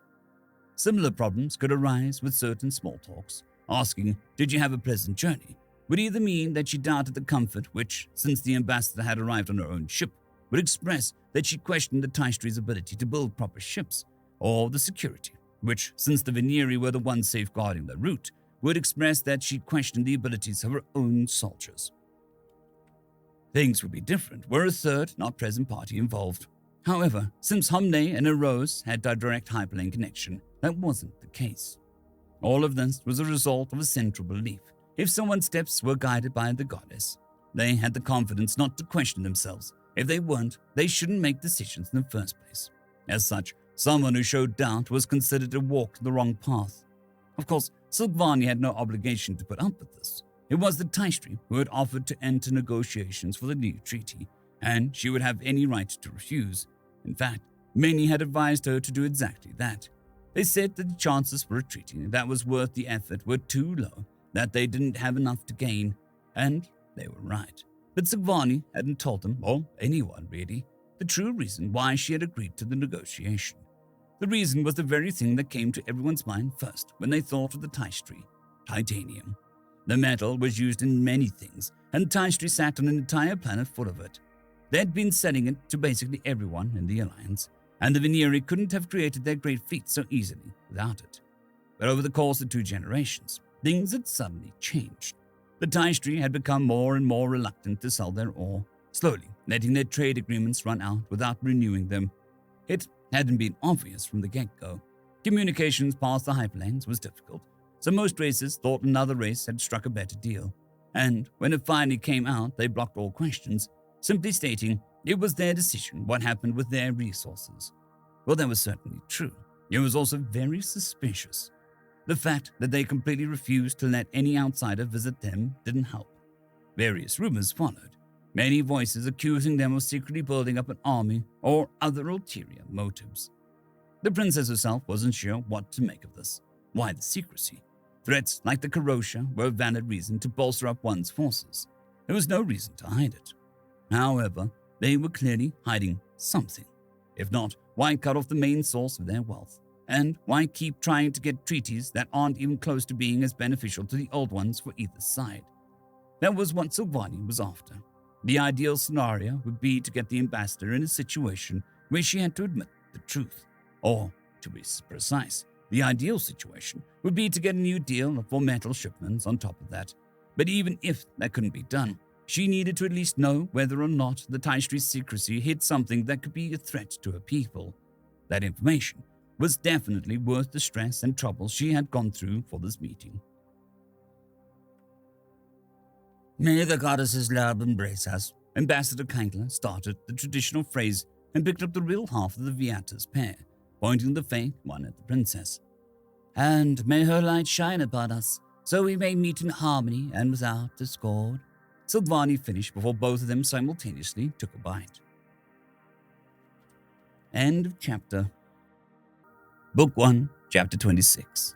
Don't sweat it. I'm hungry, Kaiten whined as they kept plodding through the forest. He had no idea how long he'd been following Nadine, but it was certainly past the time for a last meal by now. I bought some Guthrie fruits. They're in the shuttle. You can have them once we get back. But I told you from the start that this trip would take a while. But not this long, he panted. Also, my legs hurt. Kaiten definitely didn't consider himself unathletic. He frequently climbed and ran. But he had never been just walking for this long, and it wasn't just his legs. He was out of breath, and his entire body felt hot. Well, this could have been over already, but you had to startle the Kariaka. Nadine seemed to be completely unfazed by the long walk. While she did look a bit different, her face was slightly redder, and glistening drops of some strange liquid had started to appear on her skin. She showed no signs of actual exhaustion. By now, Kaiten no longer doubted her claims of high endurance. But despite her dismissive tone, the alien girl stopped and turned around. How about you two? She asked the guards. Don't worry about us, milady. We can still go on. While the two seemed in better shape than Kaiten, they were trained soldiers after all. Their exhaustion was still noticeable. I see. We're going back. Finally. Wait. No, going back, that means walking the same distance again. First once. I'm not going to survive that. But before he could say anything, Nadine turned her back towards Kaiten and squatted down and held her arms at a strange angle. All right, piggyback. What? Back, Kaiten asked, cocking his head in confusion. What are you doing? Waiting for you to get on. Get on with what? She stood up and looked at him, raising one of the patches of hair that grew above her eyes. Were you never carried? Yes, when I was a kid. You're still a kid. So are you. At least he thought that she was. He did at least remember overhearing his sister and Doctor calling her a child. Yeah, I am. Your point? A few seconds of silence followed, after which she sighed. Kaiten, look. Staying here is not an option. Either I carry you back to the shuttle, or you walk. What'll it be? What do you mean, gone? Silvani asked, much louder than planned. The ambassador of Taishtri had just left. Bo's shuttle was out of sight, and the princess thought the stress was over, at least for today. But right then, Mahita came running and dropped this bombshell. I mean, that we can't find him, Your Highness.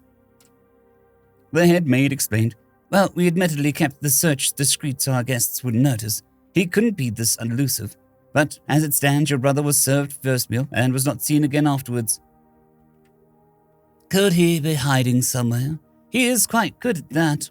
Certainly, the maid acknowledged. However, he usually only does that for a short while in order to pull off some prank or sneak somewhere he's not supposed to be. Not the entire day. Plus, we checked all the prohibited places he likes to go. And he also hasn't done anything today that would be a reason to hide from us. At least nothing that I'm aware of. And even if, he definitely wouldn't miss the last meal. Well, wasn't that just great? Where could Kaiten be before the ambassador arrived? Silvani had told him to not show himself to her, so maybe... Could he have left the palace? If he did, he didn't use any of the gates. None of the guards saw him. We also went to the shuttle hangar, but he didn't request a flight either. Unless we have a significant breach in our security, he must still be around. Did you check the kitchen? I actually was waiting there until now. I was sure he would show up. Are any guards missing? By the first ones, he should at least be smart enough to not go without an escort. Only 2. But I was informed that they were accompanying Lady Nadine. Nadine?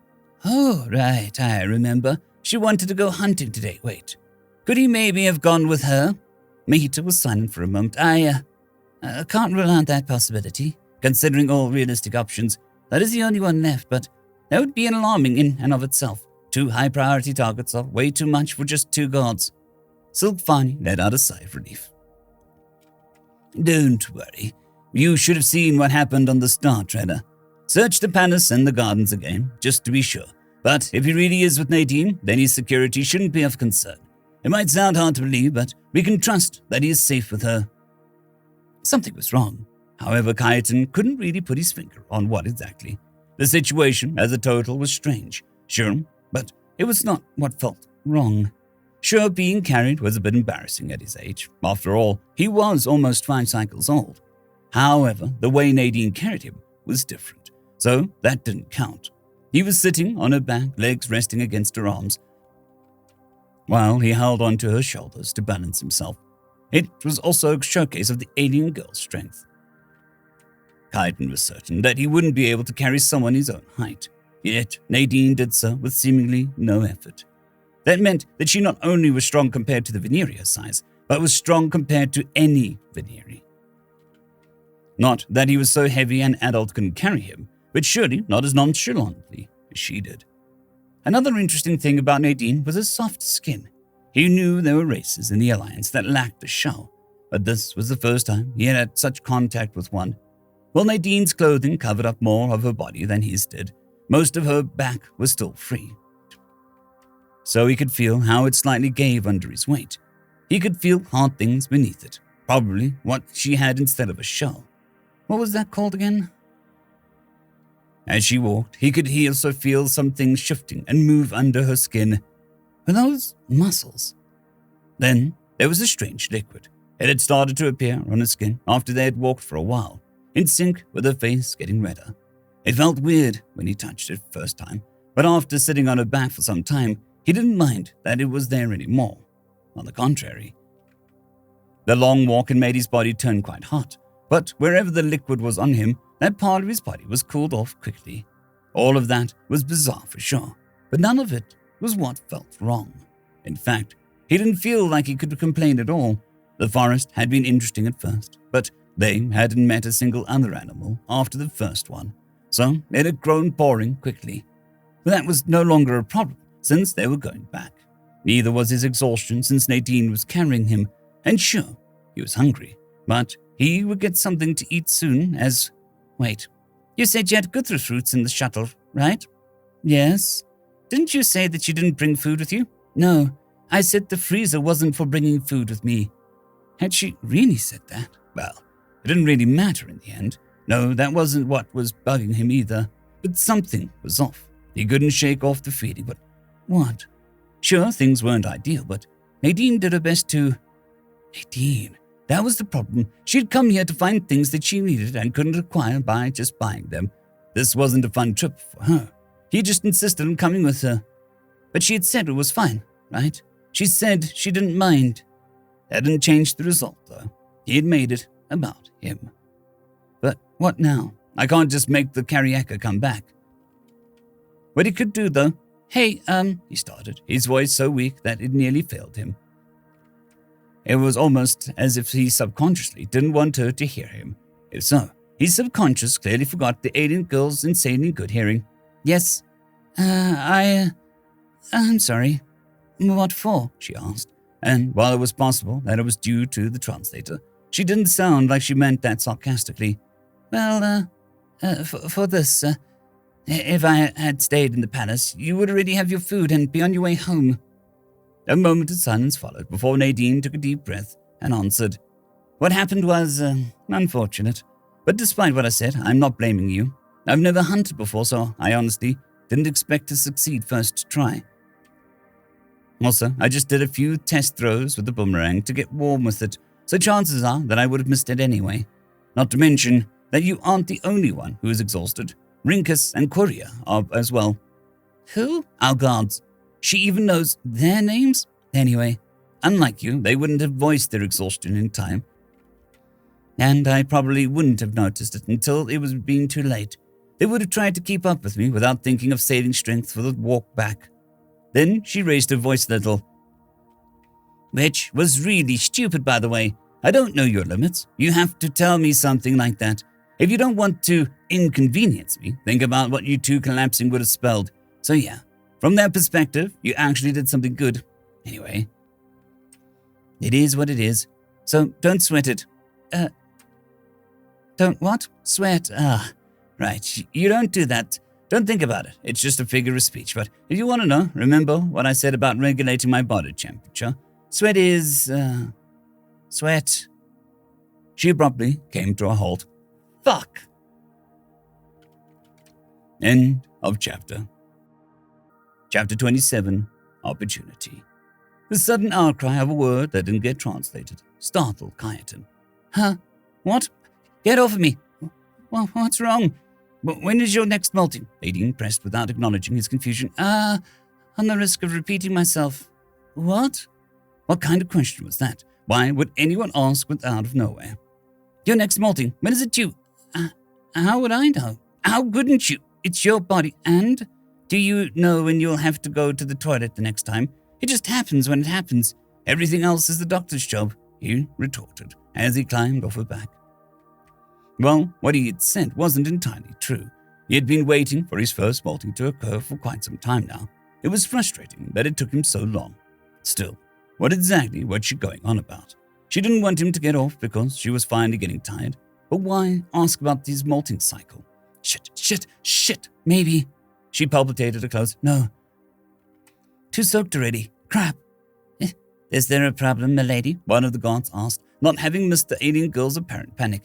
You, she shouted, looking at them. Your armor vests. Do they absorb liquids? No. Damn it. What else could we? She ran to the nearest bush, ripping off some leaves, and gave them to him. Can you try wipe yourself dry with these? Nadine, calm down. What, and by the first ones are you going on about? That at least seemed to halt him. The alien girl hesitated for a moment before swiping one hand over her left arm and raising her spread fingers. Small, clear droplets dripped down. See that? That's sweat. My body produces it to regulate its temperature. That is the main reason for my high endurance. Right. The stuff had cooled him down as well. He remembered his main problem being his body heating up. But if she could prevent the problem like this, it all made sense. Neat, he commented. Certainly. But there comes a not-so-neat part. The stuff dissolves your carapace. A long silence filled with blank stares from both him and the guards followed. You're messing with me, right? He finally managed. Do I look like I'm joking right now? No, she definitely didn't. When she was teasing him, she was always calm and collected. In fact, he couldn't remember any point where she seemed as panicked as she was now. But could this really be true? If so, what was going to happen to him? His entire front body was full of her sweat. Looking at the leaves in his hand, he tried to wipe it off.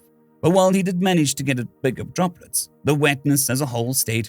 I can't get it off completely. Do you really not know when your next molting is? No, I didn't even have my first molting yet. All I know is that it's supposed to happen in the near future. That much he mainly knew because the maids wouldn't shut up about the first molting meant reaching adolescence after all, while the second one meant entering adulthood. Nadine took a deep breath, seemingly trying to calm herself down. Okay, to be fair, we don't know for sure if it's actually the sweat, but we just got it there by process of elimination. Let's hope near future means within the next 70 days or so. Then the new shell should have already finished forming, said Doc. If that's the case, you'll just end up molting sooner than planned. In fact, Doc theorized that I can only dissolve your exoskeleton when it's already getting soft due to molting being close. But, I prefer not to test that one. So, what now? Nadine looked at the ground dejectedly and shrugged. Back to the shuttle, back to the palace. You get checked up ASAP and, while doing so, hope for the best, I guess. Have you recovered a bit? I should be able to walk the rest of the way. As they got near the clearing where they had landed, Nadine abruptly halted once again. He was about to ask, but Kaiten followed her line of sight. He saw it himself. A Carriaca, possibly even the same one they'd seen before, was right in front of the shuttle. Its left side pointed towards them, while the head was buried in the passenger space. What is that thing doing? Kaiten asked, doing his best to keep his voice lowest this time. Don't know. Maybe we're not the only ones who like Guthrie fruits. But why is the door open in the first place? One of the guards added quietly, but with an audible anger. What is our pilot doing? To that, Nadine seemed to squint her eyes. Kaiten wasn't exactly sure what they were supposed to achieve. By the looks of it, sleeping. Seriously, he thought, so much about guarding the shuttle. Then again, this was a unique chance. Well then, go for it. Surprised, Nadine turned her head towards him. You sure? We are kind of in a hurry. It'll take us multiple invers to get back anyway. Now give it at least a try so this isn't completely pointless. I don't feel any different. I'm probably fine anyway. Did he really just say that? He hadn't really thought about his words, but in retrospect, it didn't really sound like him. After a moment, Nadine nodded. Okay, I'll give it a shot. She turned to the guards. I know I said I'll do it myself, but if I don't hit right, I might wound it. In that case, please finish it off. I don't want to cause it to unnecessarily suffer. If I miss and it runs, leave it be. Then she pulled the boomerang out of her scabbard and slowly edged closer towards the Kariaka. However, she was still over 100 lights away when she stopped. Despite their situation, the only thing Kyton felt at that moment was curiosity. After having held it himself, he was intrigued to see how the fancy stick was supposed to kill such a large animal. It was an open field, so she clearly didn't plan to just drop it on its head like he had originally thought. But what else could she do? He was so primitive, with no mechanisms, he still didn't understand how it was even supposed to be a weapon, especially considering how far away she still was. She had shown him how to use it, sure, but he apparently had done something wrong. However, she had never told him what it was supposed to look like, only that ideally, she needed it to hit the head or neck. The former was impossible right now, as the head of the creature was inside the shuttle. But a bit of the neck was still visible. Seemingly unfazed by the still large distance to her prey, Nadine assumed the same pose that she had taught him and held it for a moment. Then, like a spring was wound up to its maximum, let loose.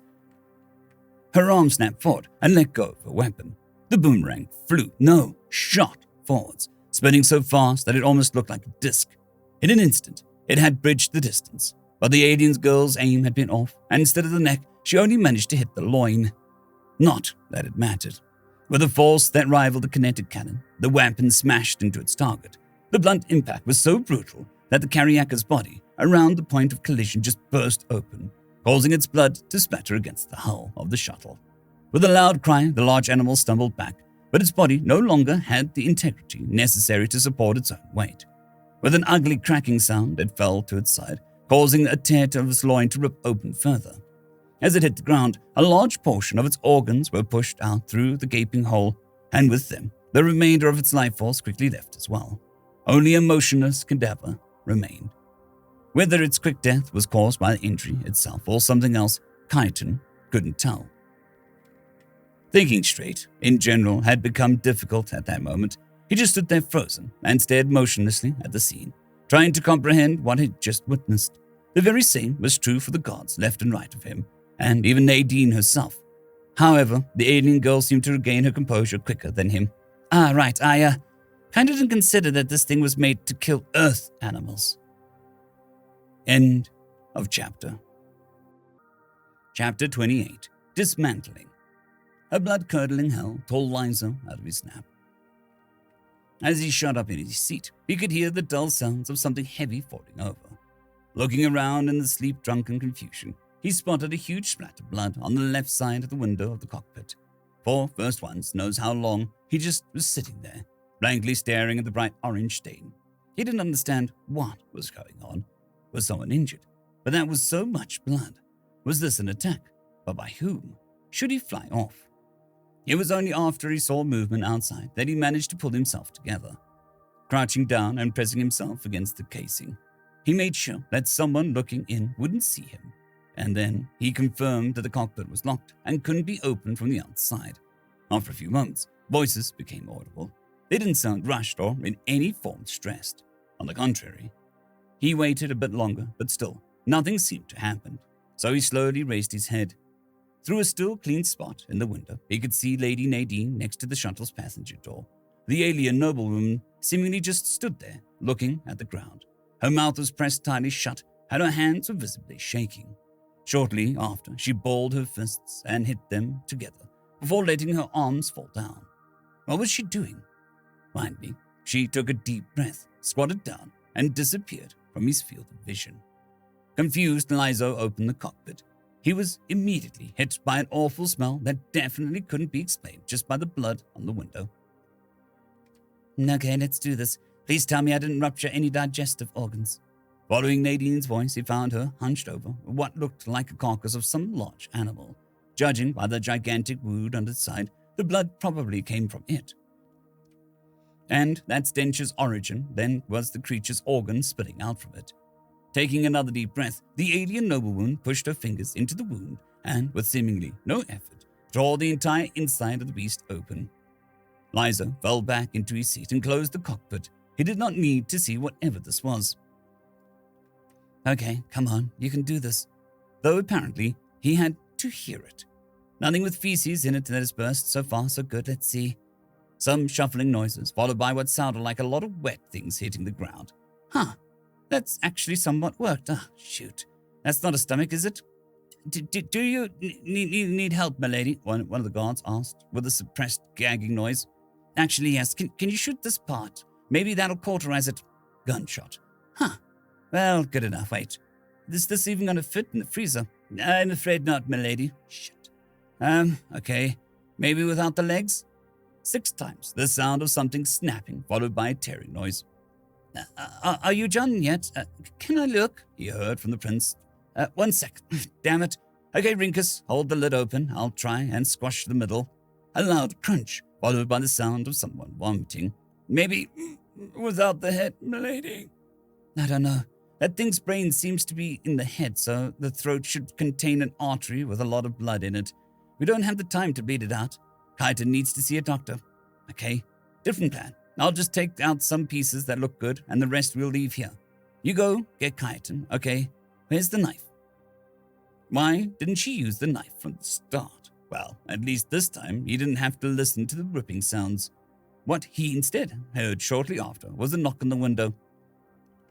Morning, sleepyhead, Nadine said when he opened, whatever that was supposed to mean.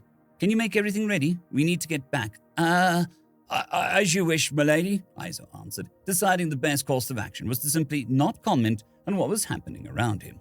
He was simply glad that the passenger space was separated from him at least. So he at least wouldn't need to smell blood the entire flight. He fired up the engines, checked the instruments, and... Uh-oh, Nadine's head once again appeared next to him. That's not something you want to hear your pilot say. What's wrong? Give me a moment, my lady. Liza exited the cockpit. To the right, walked to the back of the shuttle and crouched down, only to realize that by now the entire ground was covered in animal blood. Screw it. This is more important. Ignoring the gross wetness he felt on his back, Liza slid under the shuttle and opened the casing. Everything looked fine, nothing to even indicate a leak, but how else? Hurting. Blood dripped from his back as he stood up again and faced Nadine. Milady, I'm afraid that we have a problem. I noticed. What's wrong? We need to get back quickly. Yeah, well, that will be difficult, milady. You see, it seems like someone borrowed the shuttle without authorization and without recording it. In other words, the shuttle was marked as having a full tank, even though it didn't have one. What? One of the guards shouted. Are you serious? You took 2 of the most high-priority people on the planet on a flight without checking the fuel? As I said, it was marked as fueled. Though that is not an excuse, I agree that I should have checked it myself. I am deeply sorry, my lady. Nadine sighed. We can talk about blame later. For now, it is what it is. What's the fastest way to get back now? Well, we can call the ballast. The new shuttle will take about as much time as it took us. The same goes for calling a tanker. How much do we have left? Is there a fueling station in reach? I doubt it, or each are far away from the city. Maybe if there was a noble residence somewhere, if we're lucky. One moment. He went back to the cockpit and checked the navigation system. North of here is a small village. It is unlikely they will find fuel there, but we should have enough to reach it. She nodded. Better than nothing. Then let's get going. While we do, call in the new shuttle and tell them to bring Dr. Gathey. It stinks, Kaiten noted. He had tried his best to keep quiet, but the blood covering Nadine, the guards, and a good portion of the passenger space really started to reek like a dead animal. He was glad that he didn't get any of the stuff on him. The smell reminded him of the last solar cycle when he had found one of the Orcs in the stable bed. once again wondered how Nadine planned to eat something that smelled so gross. Yes, this day certainly didn't go as planned, Nadine answered, sounding tired. How is that village called again? He asked, mainly to distract himself from the stench. Looking out the window, he could already see it. It was really small, maybe 100 houses or so. I think Lizo called it Valrig or something like that. Let's hope that they have some sort of express shuttle in the palace so that we don't have to wait too long.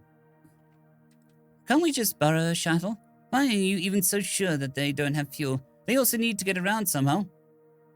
Somehow, yes, one of the guards explained, but not with shuttles. Commoners can't afford that, Your Highness, and the few who can wouldn't live here. They landed in a free area next to the village's entrance. Kaiten had never seen houses like this. They looked completely different than the ones in the cities, even those which were owned by commoners. They were tiny and saw multiple oddities on most of the houses that he was pretty sure were damages rather than style choices. Looks pretty run down, Nadine murmured, having noticed it as well. Why don't they repair it? Kaiten wondered. Who would want to live in something this shabby? Because repairs cost money, Your Highness. Not everybody has that, the guard said again. What had Nadine called him? Rinkus? Or was that the other one? From the looks of it, this is probably a double-taxed village. Nadine abruptly stopped. Double-taxed? What is that supposed to mean? Well, the guard clarified, as the name implies, they paid double the taxes. You see, during and after the Unification War, there was a lot of land that needed to be distributed amongst the new lords. Back then, King Chiron was pressed for time, and he had to organize a new kingdom. Because of that, the distribution ended up being a bit sloppy. To this day, it sometimes happens that a noble reevaluates his fiefdom and notices some errors, causing the borders to move a bit. In some cases, that means the border now runs right through a town, and since the town now belongs to two fiefdoms, both lords have a right to tax the inhabitants. How the hell does that make any sense? Why would anyone want to live somewhere like that? Kaiten added to Nadine's outcry. They don't, which is why they move away. At least those who can afford it, but not everybody can. Due to that, the town bleeds its middle-class citizens, leaving the poorer ones behind, who then have it even harder. Why do you even know all of that? Aren't you a god? Why are you educated in politics? I'm not, Your Highness.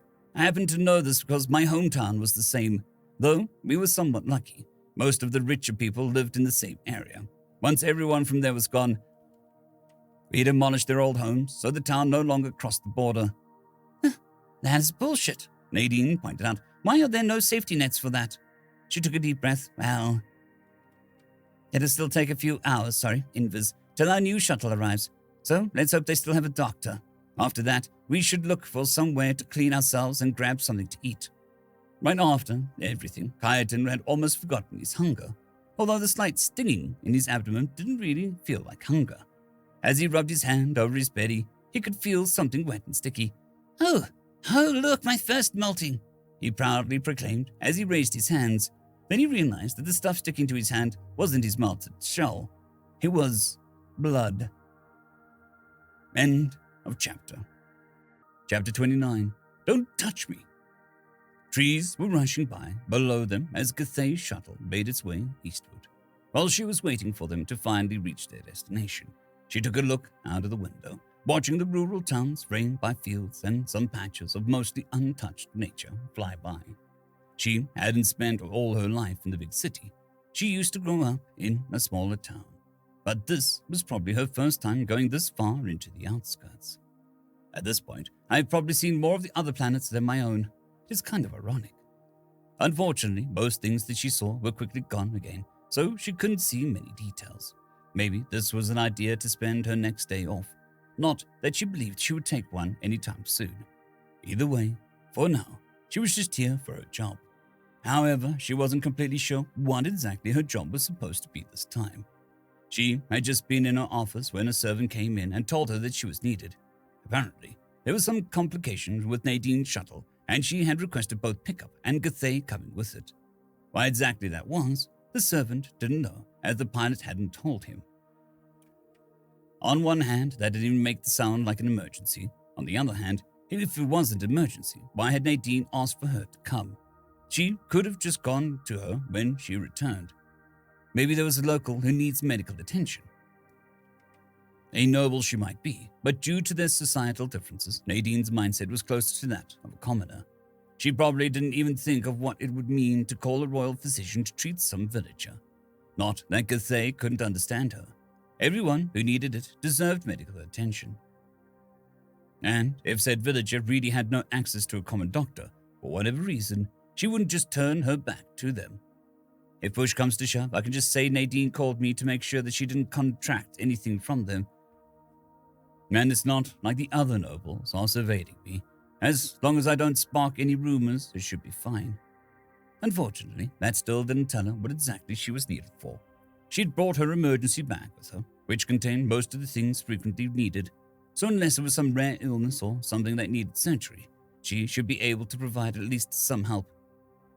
"Why are we slowing down?" she asked the pilot through the speaker as the shuttle decelerated. Instead, the swamp forest, they were above a village she didn't know. "These are the coordinates I was given, Doctor," came the response. She opened the map and her datapad. Swamp forest was about 6,000 invis south of here.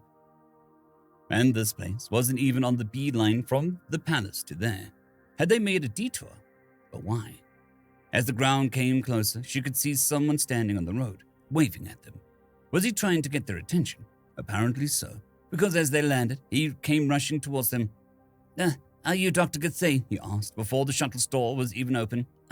Yes," she responded, slightly confused. "Finally! Quick, follow me!" "Wait!" Gathai stopped the man before he could run off. She then lowered the shuttle's ramp so her bag could roll out. The whole thing was far too heavy for her to carry, so it was mounted on motorized wheels that were programmed to follow her automatically when she wore the corresponding bracelet, and could even be directed through hand movements. It had been a costly investment by the princess, but one that had proven its worth. "Who are you anyways?" she asked when they finally started to move. "You can call me Herrick. I work for Dr. Nyako." "Wait, so there is a doctor here? For what am I needed then?" In the light of dusk, the two of them made their way through the village, clearly slower than Herrick would have liked. But the road was badly maintained, so Gathai's bag cart couldn't go very fast. After what the assistant's hurry made feel like an eternity, they'd reached a run-down building that the sign above the door identified as Dr. Nyoko's clinic. The state the house was in didn't spark much hope in her. "Doctor," Herrick called as they entered. She's here." A door opened next to the counter, and a male Veneeri who looked like he was twice Gathai's age stuck his head out. "Are you her?" "Presumably, I'm Gathai of House Tricot, royal physician and in service of Princess Silvani. What's going on?" That seemed to catch the old doctor off guard. "Royal physician? How? No one mentioned— No, that hasn't time for later. Please follow me, my lady." He rushed back through the door, and Gathai quickly followed him. Just what was going on? Was something wrong with Nadine? As she entered what looked like a very poorly maintained sick room, she couldn't suppress a shocked gasp. Prince Kayatin, what is he doing here? Now that I thought about it, weren't some of the maids searching for him earlier? Does Her Highness know of this? The young prince was lying on a sickbed, eyes closed. Several bandages were wrapped around parts of his body, all of them blood-soaked. Next to him stood two palace guards, both covered in blood. "This isn't His Highness's blood," one of them quickly said, as if he had read her mind. "Wait, Highness?" "Yes," Gathai explained, as the old doctor, who seemed more and more overwhelmed by the situation. "This is Prince Kayatin. Is he sedated or passed out?" He fell asleep after I gave him some pain medication," Nyako answered, finally putting himself together. "His condition? Multiple shell fractures. None of them are big, but they add up, and I couldn't tighten the bandages enough for the pressure to stop the trickle." "Why not?" That was detrimental. If the bandages weren't tight enough to stop the bleeding, they were only half-baked solution. The old doctor stepped closer and pointed at the prince's torso. "The shell in the front torso is too soft. I've never seen something like this. It's like he has the shell of an old man." Carefully, Gathai applied some pressure on the injury. The old doctor was right. The shell was way too soft. That meant the ruptures were probably caused by incautious movements. "What hardness have you applied?" "None." "None? Why, by the first ones, did you learn your craft?" "I am well aware of when hardness ought to be applied, milady.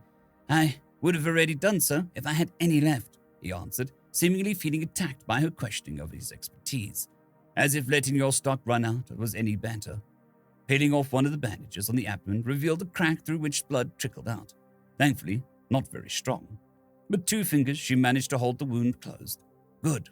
That at least meant that the shell hadn't completely lost its integrity. But then why had it softened in the first place? Do you know how this happened? She asked the guards. Lady Nadine said something about some liquid. What was the name again? Something with an S, I think, the other said. Sweat? Gathé asked, following a very bad hunch. Yeah, that was it. Oh no. You, she called his assistant. Go back to my shuttle and tell the pilot to call the Kalinar hospital. We need an ambulance. Tell him to use my code. He'll know what that means. He nodded and ran off. She then raised her lower left arm, giving her bank cart a command to come to her. Middle panel on the hind left, she called to the doctor, while still holding the wound closed. There should be some Meridian. Give me that. Dr. Nyoka quickly procured the bottle and gave it to her. Mytenia was a common hardening agent applied to the shell that would make it temporarily stiffer and hopefully prevent any further ruptures. There were, of course, no studies on how it interacted with human sweat, but that was a risk that she had to take for now. Lacquer resin, she requested, once she felt it became more steady under her fingers.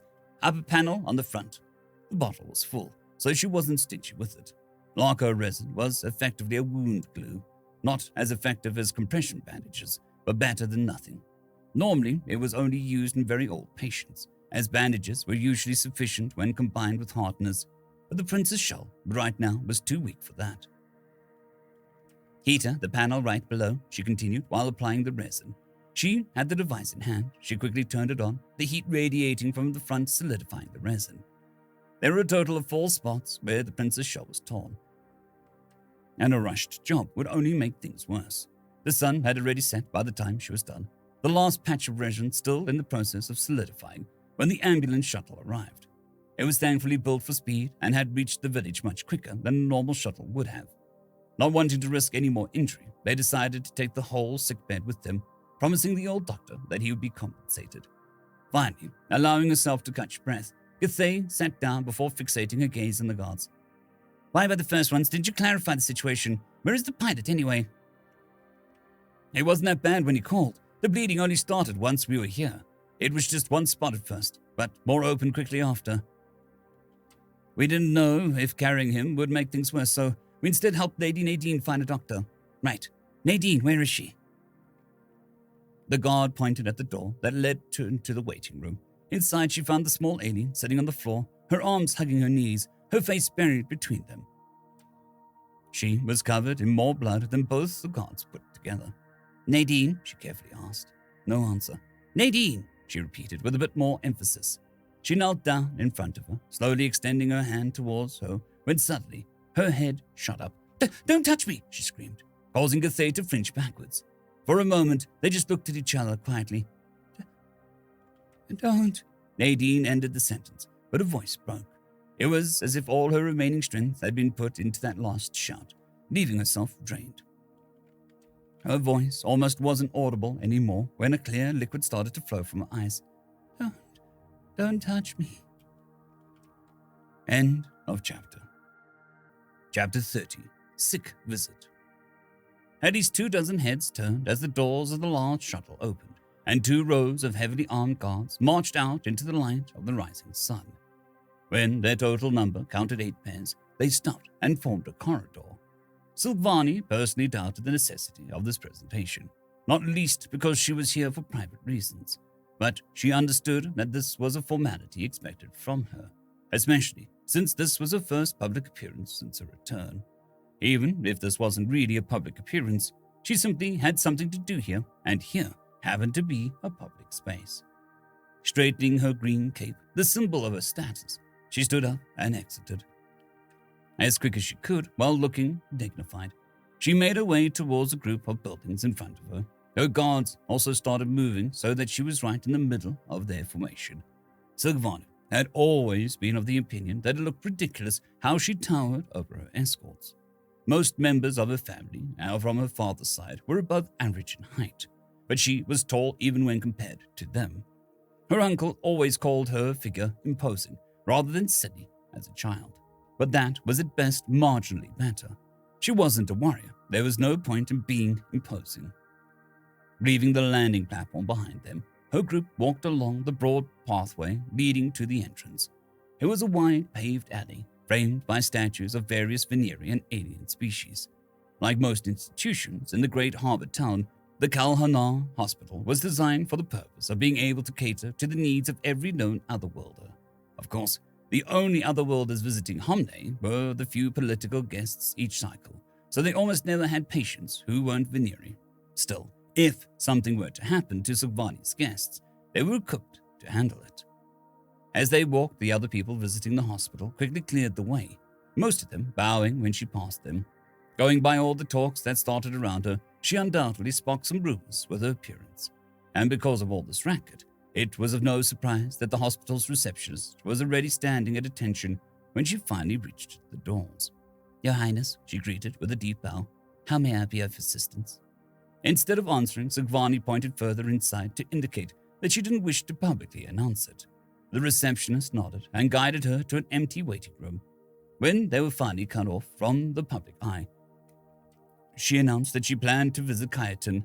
Nodding once more, the receptionist called for the head physician, who didn't let her wait for long. "My greetings, Your Highness. If I may introduce myself, I am Jar Kaina of the clan Jorian, third son of Baroness Marian and Baron Teska, head of this clinic." Teska, the princess wondered, like Tesvani. How did someone from her mother's clan end up as a baron? Well, it wasn't important at the moment. "I apologize for visiting without prior announcement," she responded. "I hope that you weren't forced to leave a patient because of me." "Do not worry, Your Highness. To be honest, I was just getting out of bed when you arrived, since I spent most of last night in the operating room." Gesturing to the door, different than the one through which she had entered, the doctor led her into an empty corridor. She assumed this was so high-ranking visitors weren't subjected to unwanted onlookers. "Your brother is not awake at the moment," he explained as they walked, "but if you want to see him, that won't be a problem. However, with all due respect, I must ask you to be quiet while in this room." Sogvani nodded. "How is he?" "He is, stable, at least for now. So far, we, unfortunately couldn't figure out the unknown substance he came into contact with. It makes me wonder if maybe someone dumped toxic waste in the forest. But whatever it is, it's drastically weakened his shell, which then tore." The princess nodded, though she didn't listen too carefully. Since she probably knew more than the doctor about this unknown substance, she was mainly concerned about his chances of recovery. "But his shell didn't melt, did it?" "No, I mean, like melting? No, nothing of the sorts. Although, now that you say it, if someone was already close to their molting, the substance could work similarly to tinctures some use to molt early, albeit much stronger. Maybe if it's thinned down, who knows? Maybe that's exactly what the substance was meant to be, a failed experiment, or too successful." Subconsciously, Sogvani moved her hand over to the piece of cloth that covered a wide cavity on her belly. They walked for a while, going 2 stories up, until they passed what had to be an entire platoon of guards and reached the door. The doctor opened, but didn't enter with her. Only she went in. For a while, she stood there in silence, looking at the pile of pillows and bandages shaped like her brother. He didn't move, just lay there, peacefully. Almost like, no, she told herself. He's just asleep. Just asleep. The way the large bed made him look even smaller than he really was reminded her of Nadine. Nadine. Sogvani was conflicted. No matter how she spun it, the small alien had almost killed her brother. Not intentionally, of course. She would never impute that to her. Nadine was a sweet and loving girl, and Sogvani cared deeply for her. It had been nothing more than a moment of carelessness. However, Nadine had known that her sweat had at least some reaction to them, and that was on top of her monstrous strength. Carelessness was something she couldn't afford. Sure, one could call it unfair, and rightfully so. Despite her age, Nadine was still a child, which was already bizarre in its own, and it was clear how much she suffered from all of this. She was a victim of the circumstances, and Sogvani truly wished to help her. Not only that, her connection with Kaiten seemed to affect her brother in a very positive way. But if it meant risking this... Lastly, there was the topic of her parents. They would sooner or later hear about this, and withholding this information was not a good idea. Kaiten was as much their son as he was her brother. They had the right to know. She didn't know if Nadine was ready for it, but there simply wasn't a point in delaying it longer. She didn't know how much time she had spent lost in thoughts, but when she exited her brother's room, the doctor was still waiting for her. "Say," she asked as he walked her back, "how are his chances of recovery?" "That depends. As far as we can tell, the damage is mostly exterior. Molting should fix the problem, in theory. And in reality, well, according to the medical records his doctor sent us, his first molting is expected in a bit under a cycle. And right now, his shell is really weak. One thoughtless movement can, and probably will, cause a new tear. To be blunt, until he molts, he'll be a nursing case." That really had been as blunt as a punch to the face. And hearing this didn't feel too different from that. Her brother, always so lively and full of energy, being tied to the bed for up to an entire cycle. She almost couldn't imagine it. "And I'm afraid that is not all. There's more," she slipped, sounding way more panicked than she usually allowed herself in public. "Yes, you see, it is possible that he'll molt sooner than estimated, but it is fairly clear that his new shell is still in the process of forming, meaning that there is a high chance that it got damaged as well. So while I am fairly certain that molting once will help, it is likely he won't fully recover until he molts again." Silvani swallowed. That was bad. The second molting usually happened around the age of 7 to 9 cycles, probably closer to the latter since Chitin was a bit of a late bloomer. In other words, "So what you're saying is by the time he fully recovers, he'll be close to adulthood." "That is what it looks like for now, yes. Though we can only be certain once the new shell has finished forming." "Would it help if you had some of that unknown substance?" "We don't necessarily need it to help your brother, but it could solve some unknowns, so if you happen to procure some, I wouldn't refuse it." And with that, they were back in the waiting room.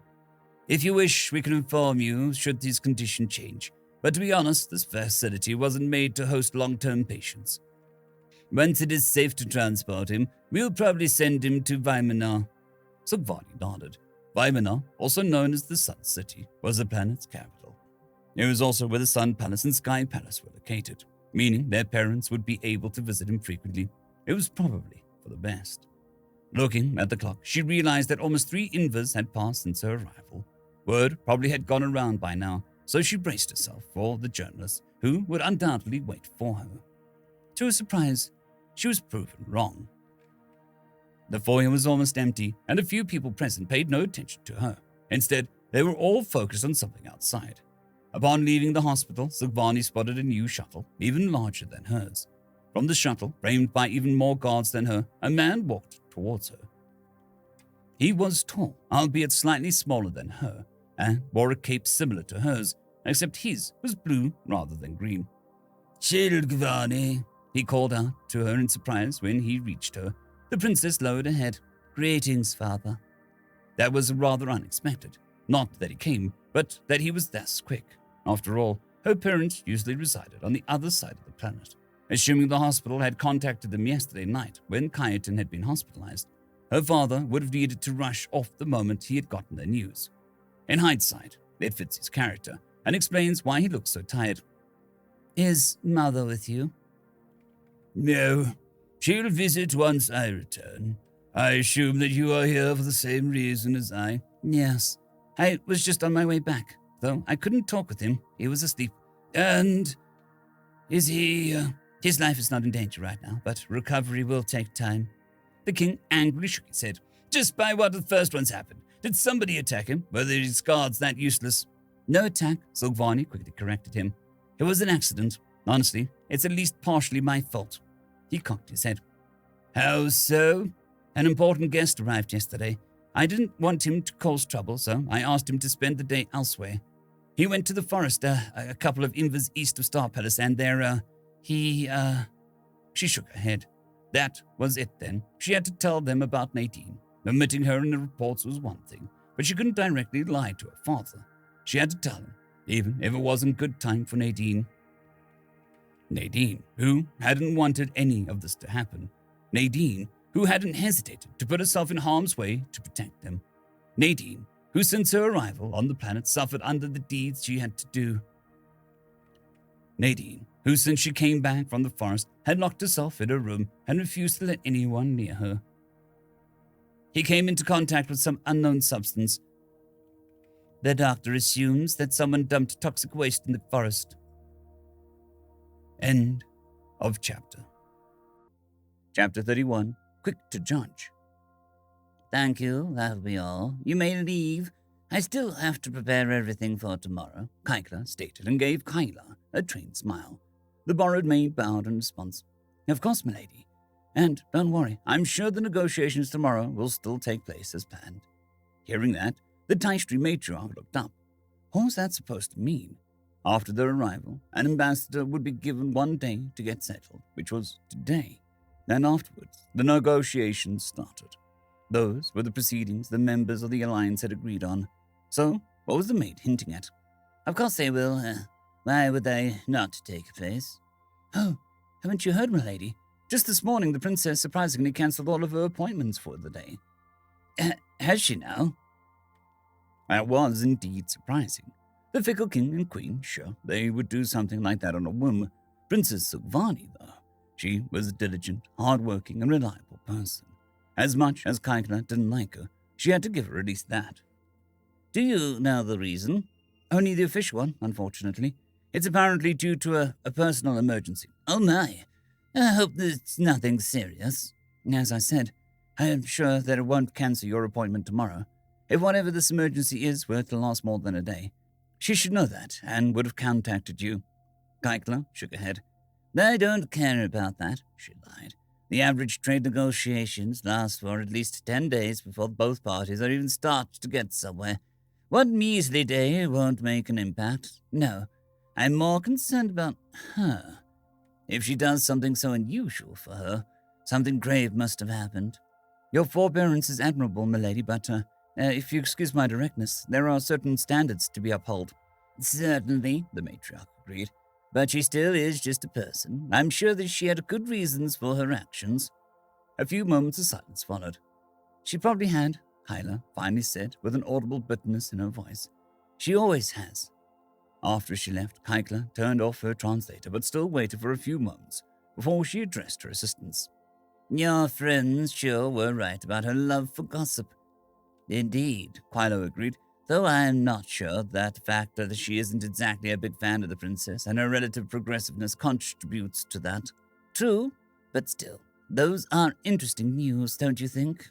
Because you might be able to claim to delay. Now, don't make a sacrifice before you've done praying. I will, of course, make the claim should she actually cancel tomorrow, but I'm not betting on that. Living on a different planet was taxing, even if your host provided for you. That in turn meant longer negotiations put the host in an advantageous position. For that reason, delaying the talks was considered ill-mannered. However, a delay of a single day before negotiations had even started wouldn't give her much leverage. I'm far more interested in that personal emergency of hers, Kyla quickly said. Do you have an idea of what it might be? If it had something to do with her, it wouldn't be just 1 day. The only thing greater than the princess's diligence is her compassion for those dear to her. So, you walking dossier, tell me which of people of her life are important enough for her that she would be willing to anger the nobles that she was supposed to meet for them. Her assistant thought for a moment. It depends on what exactly happened to that person, but as far as I'm aware, she still hasn't chosen a partner, and none of my friends mentioned any charges in her social circle. So I can only think of her parents and her brother. If it's her brother, then, if something had happened to the king or queen, everyone would know that. Which wasn't exactly what Kyla could call great news. Albeit slim, there was still a chance that the young prince would inherit the throne, especially if the princess was out of the race for whatever reason. The boy as a king would be a way easier to manipulate than Slugvani, which was only in the Taishri's interest. Contact your friends and see if they know something. If the princess's condition isn't too serious, I might be able to use this as an excuse to finally have a conversation with him, something his sister so far managed to prevent. She leaned back in her chair. There seems to be a lot on the princess's mind right now. Must be stressful to her, and people, even competent ones like her, are prone to make mistakes when under stress. 4 days after the hospital visit, Slugvani was sitting in her room, widescreen displaying her brother's face in front of her. They don't allow me to move at all, his voice said from the speaker. They say everything I do could injure me. Tomorrow they want to do another surgery, though I didn't understand for what exactly. Not much besides that. So yeah, it's boring as hell. Hell? Sogvani asked, slightly confused. What is hell? No idea. Nadine always says that. Guess it rubbed off. I see. The doctor said they'll bring you to Vinemar soon. Yes, in 11 days, was it, I think? Maybe. It'll be less boring there. They're both better equipped to host patients over long periods. Also, Mother and Father will probably be able to visit more often than I am. Kyerton shrugged. Had a call with them yesterday. Consisted mostly of Father explaining that he was searching for the culprit, and what he would do should he find them. Have you told them about Nadine? She asked with a queasy feeling. After that oration? No, I figured since they don't know yet, you haven't told them, and you probably have a good reason. That's, surprisingly reasonable of you. Since when did you care what's best for others? Since now, I guess. Besides, I kind of like the idea of a secret friend. Well, hearing that was a bit of a relief. She still wasn't sure if she had made the right call back then. Also, was that last sentence something she should worry about? Seems it's time for my checkup. I have to end it here. Speaking of Nadine, could you get her on as well next time? I'll try, Silvani promised. Once the call ended, she let out a sigh. I hope I can keep this promise. She stood up from her desk and called for Dr. Gathey. Any news regarding Nadine? She asked once the doctor entered.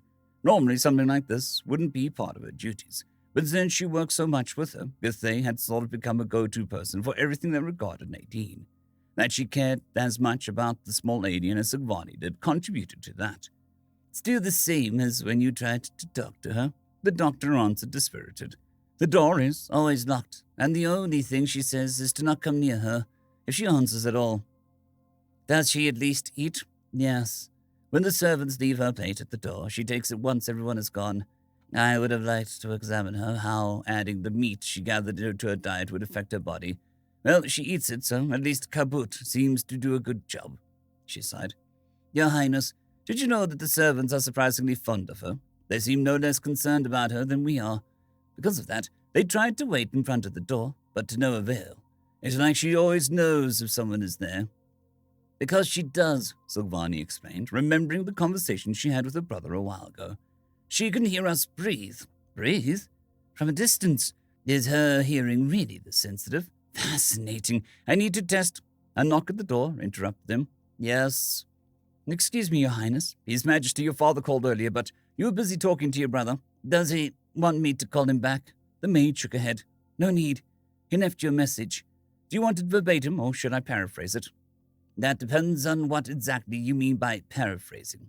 I mean leaving out some of the obscenities that were probably caused by the state of emotional damage. How many? She spent a while looking at the datapad. A lot. I see. The synopsis will suffice then. She nodded. Very well. Your father informs you that he was able to bring the individuum who harmed Princess Kyerton to justice. That didn't sound good. Could you elaborate? Yes.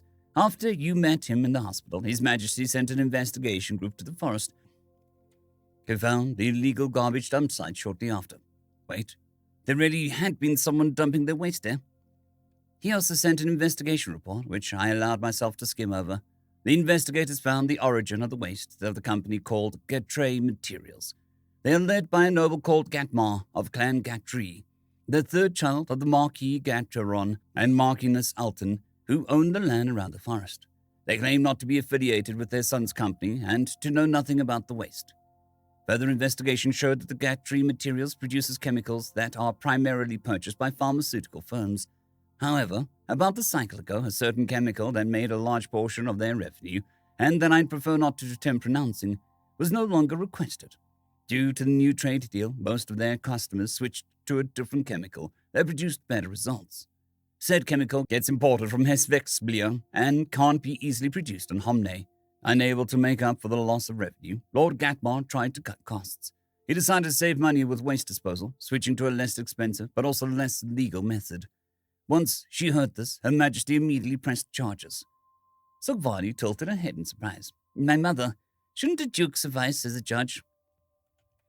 If it had been about the littering, then yes. But since it allegedly caused your brother's injuries, only either your parents can be the judge. Or myself, Sogvani quickly said. Since I was given authority over all foreign affairs, I also outrank my brother. Father and mother would never act impartial in this trial. What date is set for the hearing? As long as there was no decisive proof that Kaiten was harmed by specifically this waste, which there wouldn't be unless this guy somehow had accidentally synthesized human sweat, she could say that there wasn't enough proof to find him guilty. The hearing has already happened. The maid stopped her train of thought. Just the littering would have been fine, but since Lord Gatmer allegedly endangered the prince's life, he was sentenced to death. His parents tried to appeal, but he was executed on the spot, so they were too late. On the spot? What about the waiting period? In agreement with His Majesty, the Queen decided not to grant him one. A short silence followed, which was then broken by the doctor. The nobles won't like that. Presumably, the maid agreed. As she left, the doctor again turned to Sogvani. Your Highness, with all due respect, and in the awareness that I'm technically overstepping my boundaries, is there something I should know? There is, Sogvani answered after a pause.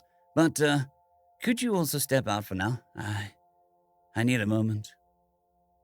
End of chapter. Chapter 32. Routine. Dawn had not yet come when Mahita left her bed. Donned the uniform, which had become like a second shawl to her, and made her way towards the Star Palace. Unlike the servants working in the Sun or Sky Palace, whose uniforms were predominantly blue, the color of the king, she was donning a predominantly green, as was the case for all the others working in the Star Palace. Not only was this symbolic of the fact that they directly served Her Highness, having the entire staff in the color of the princess also showed the changes in power dynamic. Ever since she had been given complete authority over Homne's foreign affairs 3 cycles ago, a word of His or Her Majesty when it came to this topic. The estate housing for the servants was located on the back side of the palace. It was separate from the main building, but connected via a broad, canopied pathway. Said canopy was laced with a multitude of small, down-facing lights that currently illuminated the otherwise dark route. Despite the early hour, Mahita was far from the only one up. As soon as the head maid stepped through the servants' entrance, she was immediately greeted by familiar noises of the servants' daily business that the noble inhabitants of the palace never got to hear.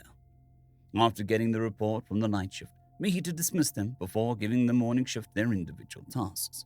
The first one, of course, was to clean the palace, a delicate job since it needed to be done thoroughly, so as to not embarrass Her Highness in front of her guests. Quickly, so they were done by the time everyone got up, and lastly, quietly, so as to not wake anyone up. The latter meant that they couldn't use most appliances, since those made too much noise. That was not to say that they didn't have those too. They did. They just couldn't be used during the morning duties. And because of that, despite being a head maid, Mahita herself participated in this task as well. Joining the group that was tasked with the East Wing, she started to dust off the countless pieces of foreign art that decorated the hallways. Among them were paintings, sculptures, and statues from various otherworldly cultures that their planet had acquired, most of them being gifts from other members of the Alliance. As she passed the certain door, she halted for a moment. It was the door that led to Lady Nadine's chamber. Mahita couldn't help but wonder if the Adian noblewoman could truly hear them breathe through the door. Was there even a point in trying to be quiet? Then again, there was a difference between hearing something when it was quiet and waking up from something. She sighed as she kept looking at the door. 8 days had passed since she had seen it open for the last time. Normally, caring for Her Highness's guests was just another task, one of her many duties, nothing more. But with Lady Nadine, things had grown to be different. Since the first day, the young noblewoman had acted in a way that was completely different from what one would expect. In fact, until she learned the contrary, Mahita was convinced that she was a commoner. Since her arrival, she had treated the servants with respect, always asked, never ordered, struck conversations with them, and even went through the trouble of learning all of their names. Therefore, ever since the situation had become what it was, Mahita had wanted to help her, not just because she was ordered to or because it was expected of her, but because she, by now, actually found herself caring for her. but she didn't know how. After the cleaning was done, a quick glance at the chronometer told Mahita that there was only about 1 inval left until the princess would wake up. So it was due time for her next task. Stepping into the office area, she linked her datapad to the central network and took a look at the messages that had come in during the night. As always, they mostly consisted of companies requesting certain resources or products to be added to existing trade agreements. Ever since Lady Keitler had arrived, most of the requests were about the topic of titanium and that Her Highness would try to make a new deal regarding the metal. With a sigh, Mahita quickly skimmed over everything, before sorting the messages so that Princess Uvadi would first see those that actually had some form of relevance. She encountered Her Highness on the way out, greeted her with a bow, and informed her that today Mycan would be the one tasked with her direct attendance. Her next destination was the kitchen, but before that, she took a short detour to Vashir's office to see if he needed help with anything. While the palace's steward hadn't put up any requests on the digital board, it wouldn't hurt to quickly ask him in person, just to make sure. Under Kaput's direction, the kitchen staff hurriedly prepared the food for the palace's employees, while the head chef himself was busy with the meals meant for the princess and her guests. Today, the schedule was completely reserved for the trade negotiations, meaning that he had to make both Taistri and human meals. Grabbing what was meant for her, Mahita entered the adjacent break room to have a quick first meal. While she ate, she took advantage of the moment of quietness to make some estimations about the planning for the following days. Today was the 8th day of the ambassador's arrival and the 6th day of the negotiations. Under normal circumstances, she would predict the talks to continue for at least another 3 more days. Better assume 5 to be sure. But considering the difficulties they expected this time, Her Highness, Mahita, and Vashar had decided to plan for 15 days. Meaning by now, up to 9 were left. They had already prepared everything for that in time span, plus 4 days to buffer, save for some ingredients that couldn't be stored that long. Should it seem like things would take longer than that, they would need to rely on Her Highness to make that call. Stuff acquirable on Homne was no problem, but not everything was. At the current time cycle, it would take a far ship a bit over a day to reach the hyperlane entrance. There was a total of 3 other planets where they could purchase the stuff they might need, and they had according treaties in place. However, one of them was the Taistri's homeworld itself. A quick glance at a datapad proved her memory correct. They were too far from the entry point to be an option. Depending on which of the others they chose to jump, itself would take about 1 more day. Assuming the relays worked, they could then send a message to the planet. She again glanced at her datapad to look up the other planets' estimated positions. Depending on their choice, the cargo ship would either need 5 or 8 days to reach the hyperlane. 8 was too long, and Chrysanelv's planet was therefore out of the picture as well. 5 it was. 1 more for the jump back, and since the transport vessel was slower, 2 days to reach Homne. Typing the numbers in the calculator gave her a total of 10 days, and if they didn't want to do everything on the last day, the call for the new shipment had to come in 3 days if needed. It would probably be for the best to remind Her Highness of that. A heavy, salty smell pulled her out of her thoughts. By now, she would be able to recognize the fragrance of roasted meat, meaning that Kaput was now preparing the meal for Lady Nadine. When she had seen the blood-smeared interior of the shuttle, Mahita couldn't understand how someone would deliberately eat something that gave off such a bad odor. Being a professional, she had obviously been able to suppress the urge to gag, but the smell was still hard to ignore. The cooked meat, however, she had to admit smelled at least peculiar. Nothing she would want to eat, but it resembled food much more than its origin did. She stood up and walked to the kitchen. Another maid, Kunde, was loading Nadine's first meal onto a tray when Dr. Cathay entered. A noble woman like her would usually never set foot in the kitchen, but right now, not much in the Star Palace could be called usual. Dr. Mahita greeted her with a quick bow. Here to accompany Kunde, I presume? No, of course. I still need to examine whether the change in diet has some notable effects on her. A short pause followed. You think she'll open today? The doctor's gaze fell. Probably not, but I'll keep trying. She nodded, not knowing what else to say. As they left, Mahita went over to the next tasks. Okay, Alexia and Onwell, you two take care of the meals for Her Highness and the ambassador. While they eat, I'll refill the drinks in the conference room. Nakai, still busy. Okay, then you take care of laundry, yes, sir. Forget the report for now. I'll do that myself, she sighed. First ones. We should have asked for more than just 2 additional servants. I can take care of the drinks if you want. Surprised by the new voice, Mahita turned around. In front of her, holding a water canteen and wearing a blue uniform rather than a green one, was one of the maids that had been called in from the Sun Palace.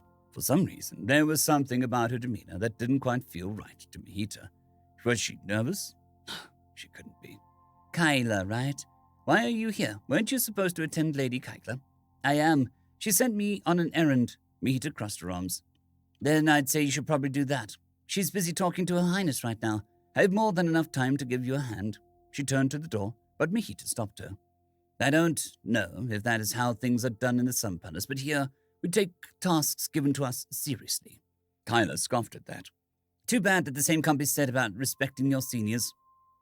You might be older than me, but in the case you've forgotten, I'm still the head maid. A meaningless title given to a meaningless plebeian. I'll have you know that I carry the blood of the clan wrestler who ruled over one of the largest kingdoms before the Unification Wars and played a decisive role in it. Mahita's expression hardened. It was true that her being a head maid was unusual, even amongst servants. The head of the staff was usually someone who was noble birth, at least in some way, but didn't have any real chances of succession. But that didn't mean that she didn't have a response to Kyla's insult. Yes, and who also birthed the infamous Duchess Merla? What, you thought I wouldn't look up the people who got sent you? Your family lost their title before you were even born. You were just as much a commoner as I am. The entire kitchen had fallen silent while the two of them stared at each other. But the tension between them suddenly broke when Kyla took a step back and defensively raised her arms. Jeez, no need to get so agitated. She turned her back to them and placed the canteen back on the counter. I saw you were tight on time and I thought you'd appreciate some help. It was an offer. You don't have to take it. Later that day, Silvani was sitting at the desk in her bedroom, staring blankly. She had spaced out a little while, rubbing her forehead. Sis, her brother's voice shouted out on the datapad, pulling her into reality. Right now was a schedule paused in today's talks, which she had decided to use to call her brother. Once she got transferred to Weimar, which was on the literal other side of the planet, calls like this would become difficult. I'm sorry. What were you saying? Is everything all right? Concern coming from her brother, the things she was allowed to witness. Yes, don't worry, just a little headache. That was the least part of it.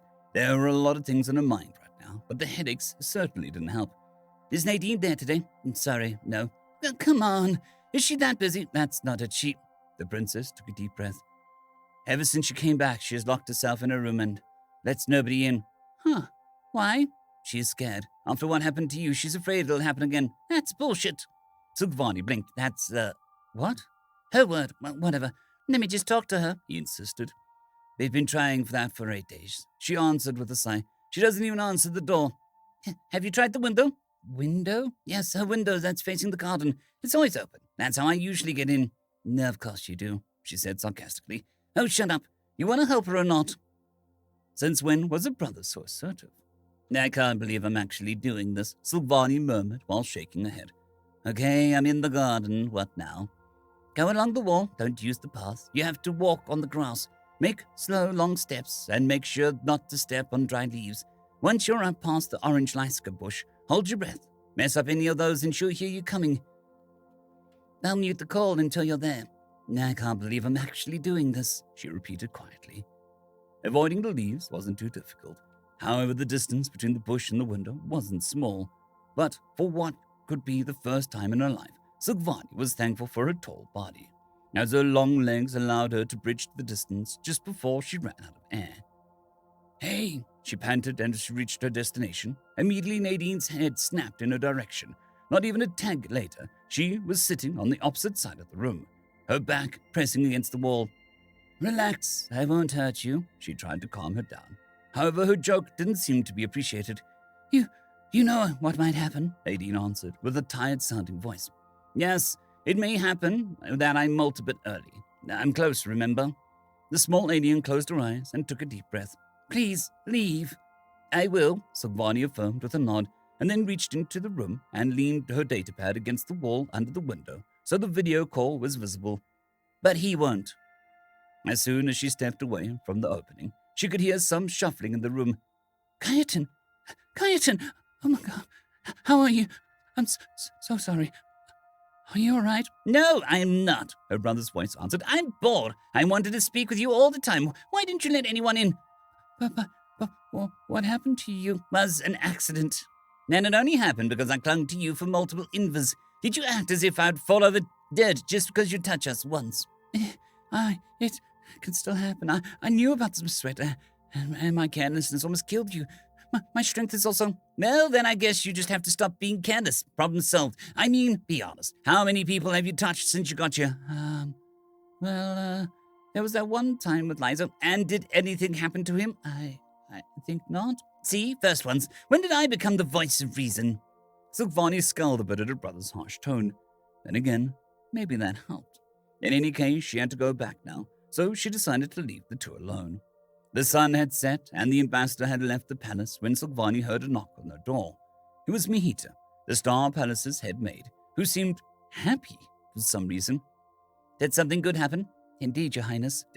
She answered and gave her a datapad. Said datapad had a video call on it showing the face of a certain alien. I must thank you, Your Highness. I'm also very sorry for last week. It's fine, Silvani assured her, not asking what a week was. The important thing is that you're coming out again. Well, somewhat. This time, the small alien actually chuckled a bit. I just don't want to risk it, but I do agree that this can't go on. Therefore, I'd like to ask for a few things, but some of those things might get pricey. Money is not an issue. We have a budget reserved for guests, and I specifically asked you to request whatever you might need. Silvani reminded her, gesturing for Mihita to take notes. Go on. First, I'd like to resume and double my language lessons. Okay. A bit of slow start, but she said there would be multiple things, so whatever. Secondly, once I can read your letters, I want somebody who can teach me your programming language. With that one, Nadine had lost her, so Silvani simply nodded. Lastly, I need to speak to the dressmaker ASAP. Sure, why not? What by the first ones was she planning now? End of chapter. Chapter 33. Inspiration.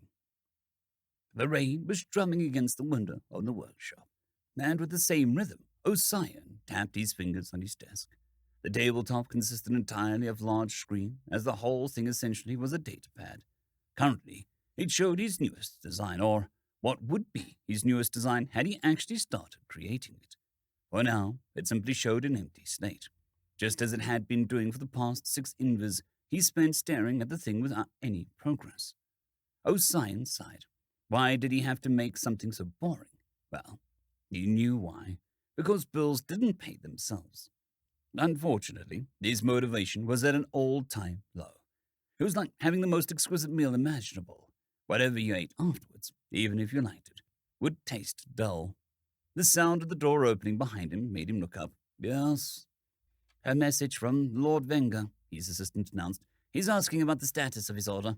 Tell him I'm waiting for some materials. I doubt lying to him is wise. Osian sighed. It is done when it is done. Pestering me about it won't change that. He leaned back in his chair and looked up at the ceiling. I want to make something for Lady Nadine again. She made me rediscover a spark I didn't know I'd lost. The alien noblewoman you told me about. It hasn't even been 10 days since you finished her last orders, and that's only because you put everything on hiatus. Otherwise, you'd still be working on it. You can't expect me to turn for some scraps if there's a feast right in front of me. I have no idea what you're talking about. That's because you weren't there. You didn't hear what I heard. Apparently for their clients, clothes are no mere accessories, but an integral part of their culture. Everyone wears them, down to the poorest of the poor. Oh, the things she told me! They know more about different types of clothing than I have clothes created in my life. She talked about novelties even the high nobility of Hyundai has never heard about. They have countless different design philosophies for numerous occasions. He shook his head. After our talk, I thought I'd found a new inspiration, but once I was done with her stuff, I was empty. I need to know more. Human fashion is a treasure trove waiting to be uncovered. If I could incorporate their knowledge into my designs, I could, without a doubt, spark a fashion revolution at least 10 times in a row. Oh, what I would give for a chance to talk to her again." After his monologue was finished, there was a silence, the only thing audible being the rain outside. A couple of moments passed before his assistant spoke again. "Well, then I guess you're in luck. She requested your services once more," he sighed.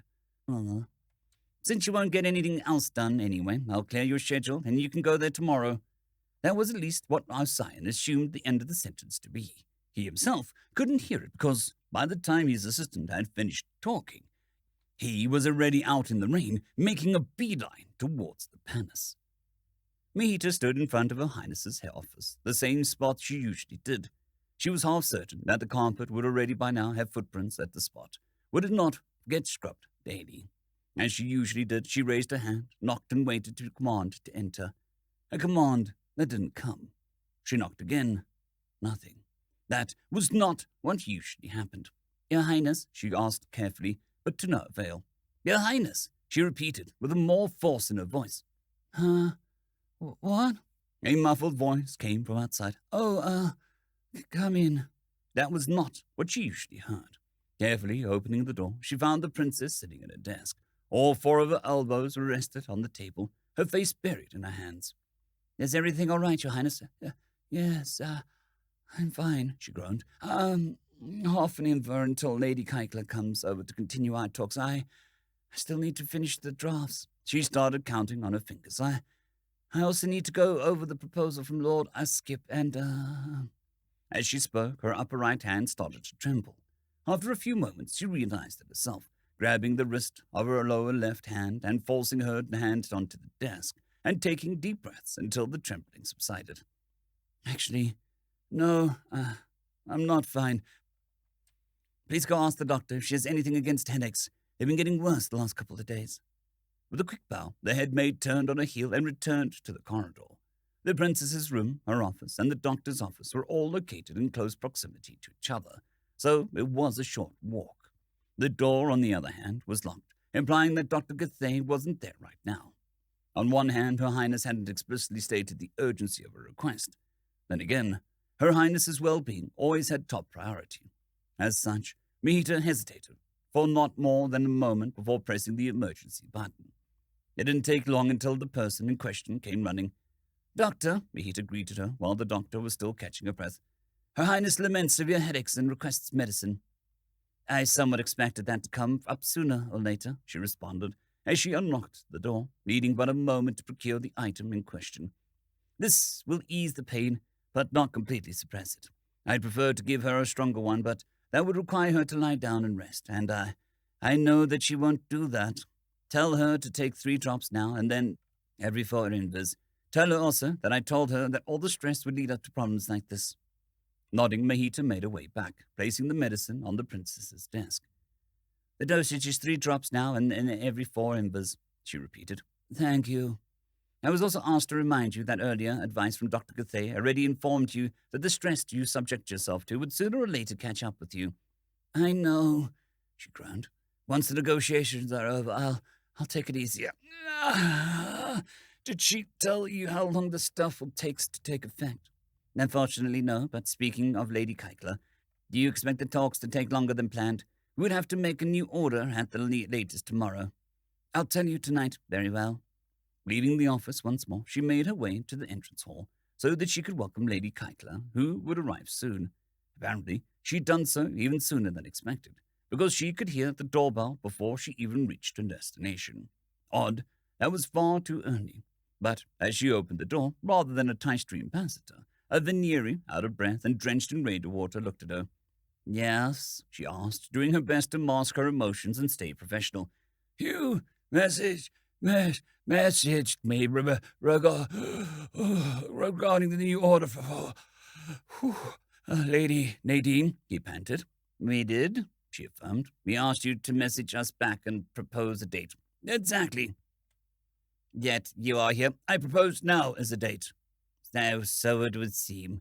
Unfortunately, I was supposed to inform you that, actually. Wait a moment." She took out a datapad and informed another servant, Onro, that it would be her job to welcome the ambassador today. "All right, if you follow the wall leftwards, you'll reach the servants' entrance. I'll wait for you there," she instructed him, and closed the door. As fast as he could through his exhaustion, O'Cyan ran along the left wall until he reached a small door, which promptly opened. Please come in. I apologize for the inconvenience, but we are expecting guests, so getting water all over the entrance was all out of the question. It's fine, he panted. Now that he was out of the rain, he realized that his body felt fairly hot. Without the rain cooling him down, or if the palace had been not right around the corner, his run might have actually overheated his body, and he would have needed a doctor. Maybe he had gotten a bit too enthusiastic. Well, it didn't matter. He was here now. Lady Nadine is free at the moment, right? He asked while drying himself off with a towel given to her. She should be, although she might be in the process of following her daily training regimen. Her routine in that regard is a bit irregular, she explained, signing him to follow her. Training? Lady Nadine's homeworld has a much stronger gravity than ours, according to her. She needs to exercise a lot, or her muscles would deteriorate. Oh, so she's a doctor? No, she simply knows a lot. Not elaborating any further, the maid stopped and knocked at the door in front of her. Yes, a soft, muffled voice came from inside, a voice O'Cyan knew he would never forget in his life. The dressmaker is here, my lady. Already? Did I forget the appointment? No, he's simply very motivated. Okay, 1 sec. A multitude of shuffling noises was heard from the other side of the door. Quite a bit of time passed during which the maid didn't move in the slightest bit. O'Cyan wasn't as disciplined, and had not been so incredibly exhausted, he would have likely had trouble standing still in his excitement. Finally, the call to come in followed. The maid opened the door, and he was at long last able to meet the source of his inspiration again. With steps as fast as his tired body would allow, he immediately walked into the room. Careful, there is... About halfway to her, he got stopped dead in his tracks with a donk. A glass plate, the maid finished her warning. Noted, he grunted as he stood up again. 2 of his hands hurt a little, but otherwise he seemed unharmed. Thankfully, he hadn't hit the glass with his head. May I ask why? Precaution. The soft voice of the alien noblewoman answered her, her voice audible through some holes in the glass he now noticed. I apologize, but I don't want to take any risks.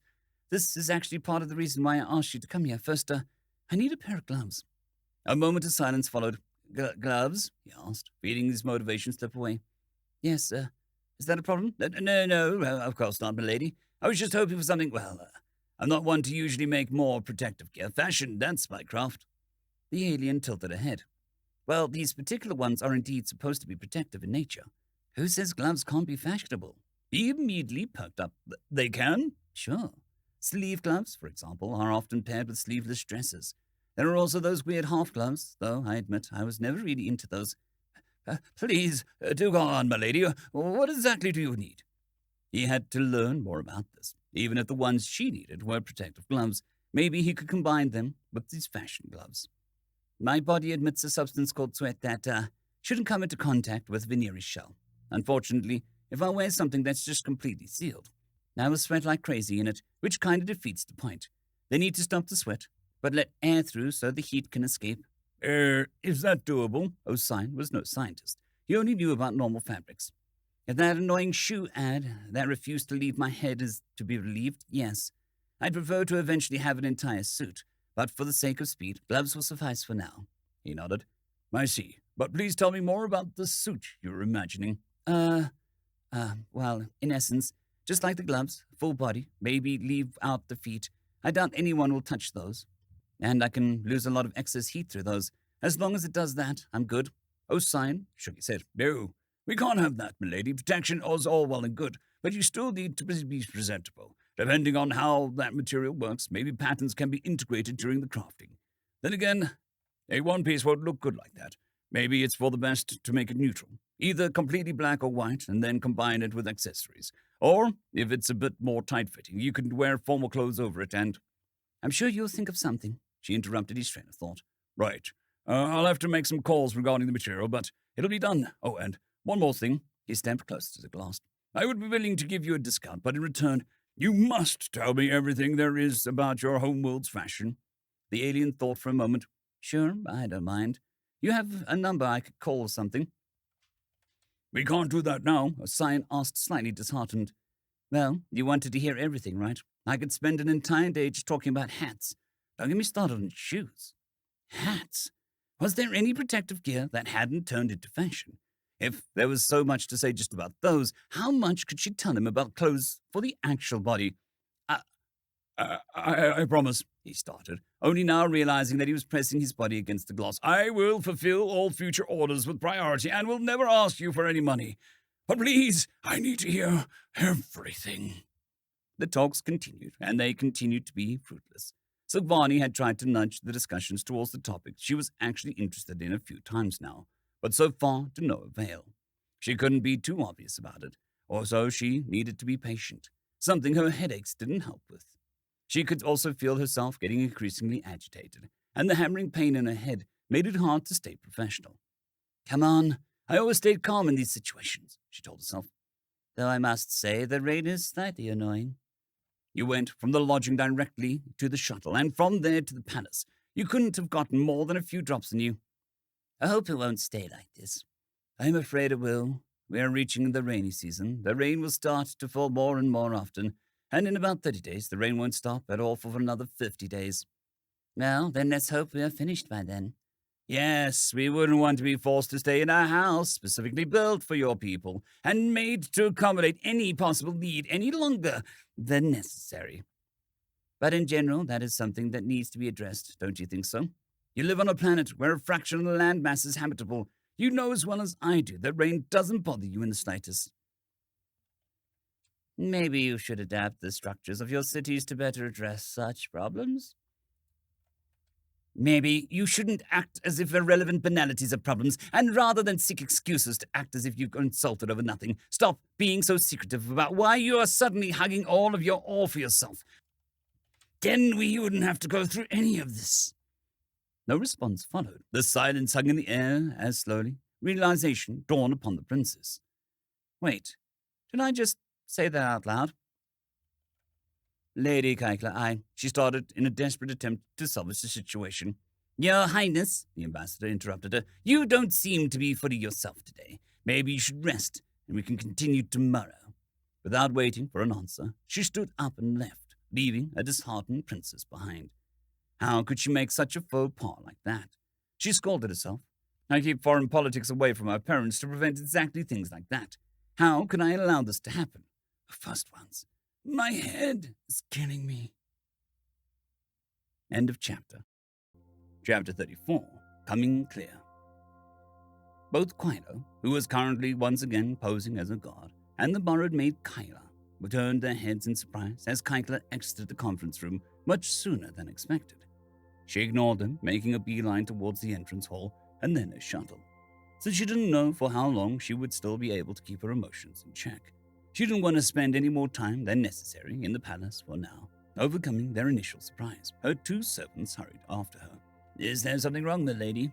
Her handyman asked once he caught up. Kyla realized how stiff her steps were right now, but that couldn't be helped. One couldn't exactly hurry leisurely, especially not while being extremely agitated, trying to downplay the fact that as far as possible, and also maintaining a dignified posture. Your Highness doesn't feel well at the moment, she answered after a short pause. She had tried to sound as calm as possible, but despite her best efforts, there was still a small shaking left in her voice that she didn't manage to suppress, which agitated her even further. My goddess, talking really wasn't a good idea right now. Do you want me to claim delay, milady? Kyla immediately chimed in. She sounded almost eager. Well, it normally would have been nice to see another confirmation of how the borrowed maid was completely on her side now. Right now, she couldn't have it. Not for a mere half day, and now shut up until we're back in the cottage. Leaving the palace in a way that she could only hope didn't look like her angrily stomping out of the door. She was past the point where she could have evaluated that herself. She walked through the rain she couldn't care less about and entered the shuttle. Still not wanting to risk anything, she tried to keep up her calm demeanor during the flight. It was a bit easier now since she didn't have to move. Quilo had taken a hint, and Kyla was in the cockpit, so no one talked to her. Thankfully, the flight was short, holding her facade just a little bit longer. The matriarch entered the building, ignoring the three bowing servants, and rushed towards her office. They'll be all for now, she said to Kyla, who left with a quick bow. After the door closed, Kyla waited a bit longer before taking her translator and placing it on her desk. One deep breath and... Damn it! She screamed, finally allowing herself to vent her anger. So something did happen. Quilo inferred, taking off his translator as well. Really, what gave you the impression? Did our plan not work? No, it did. That's exactly the problem. She was still fuming, but now she had been able to vent a little. She managed to calm down a bit. The plan had been simple. Use Kyla to repeatedly dilute the princess's drink with unpurified water to give her a slight calcium poisoning. Not enough to cause any real harm, but giving her headaches to disrupt her concentration so that she would slip up and say something she could capitalize on. No one would see the symptoms as an attack, even if the calcium would be discovered. Due to the low amount, they could just think something went wrong with the purification process. And surely, after a few days, the princess had indeed slipped up, just as planned. There was just one little caveat she hadn't planned for. The gravity of the slip-up was far greater than she had predicted. How did I not see the signs? She had been subtle about it, and even in hindsight, there had been hints I should have picked up on sooner. So what exactly is the problem? Her handyman asked after giving her a short pause. Kaikla took a seat. Says trying to find out why we've stopped exporting our metal. Isn't that the same as all of our... No, you don't get it. It's fake. It's all fake. She has no plan of forming any agreements with us. It's all just a farce. By the goddess, how did I not notice it? She doesn't simply want to know like the rest. She is dead set on finding out. If she won't get it out of me, she'll try something else. Drained, the Tie Stream matriarch leaned back. As long as she lives, that is. So we're really doing it, she nodded. We have no choice. I hoped it wouldn't get to that point, but if she finds out the truth, our people are done for. I told her that as a sign of my goodwill, I will cancel our talks for tomorrow so that she could rest. Told Kyla to use that window of opportunity to finish it. Do you think that she isn't the point already? She has agreed so far, but there is a difference between causing someone headaches and a regicide. Then convince her, Kyla grunted. Make her believe that there is no risk for her because the calcium will make it look like an accident. If that's still not enough, coerce her. We can prove that she poisoned the princess. Well, she has nothing to prove our involvement. We could simply claim that we got worried after the princess got worse and investigated ourselves. Just as a commoner, her word is worth nothing. I don't care what it takes. Just make her do it and then tie up loose ends. As you wish, milady. 20th day after my arrival. Dear Diary, it's been a while since my last entry. The last few days here were difficult. It is my fault what happened to Kayatin. Even if everyone tells me otherwise, I knew this would, I should have been aware this could happen. I have to be careful if I don't want to be like an elephant in a porcelain store. It's all, why was I so careless? And yet, they all seem to forgive me. I don't know what I did to deserve these people, even Kayatin. Why doesn't he hate? No, he has every reason to be angry at me. I robbed him of his years of his childhood. They said it might take him up to 6 cycles to fully recover, so more than 3 years. That is a lot for a child. Yet, he's still hell-bent on getting back on track. I don't know what I would do without all of them, but this time, I'll be more careful. Okay, maybe the glass plate was a bit much. I might not have needed any of the protective gear I ordered, but I am scared. What if I become careless again? What if next time, it'll be too late? A knock on her door pulled Silvani out of her stupor. She was currently sitting on the couch in her room, her face covered in her hands. Her head felt like it was about to split apart. Her arms were shaking whenever they weren't resting on something, and since today, she'd even started to have the occasional muscle spasm. What was worse, the medicine that the doctor had given her didn't seem to help at all. Or, if it did, she didn't want to know how bad it would be without it.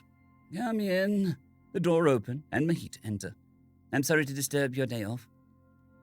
The head maid apologized, but something came, Your Highness, you were supposed to rest. She seemingly had seen the datapad lying on a short table in front of her.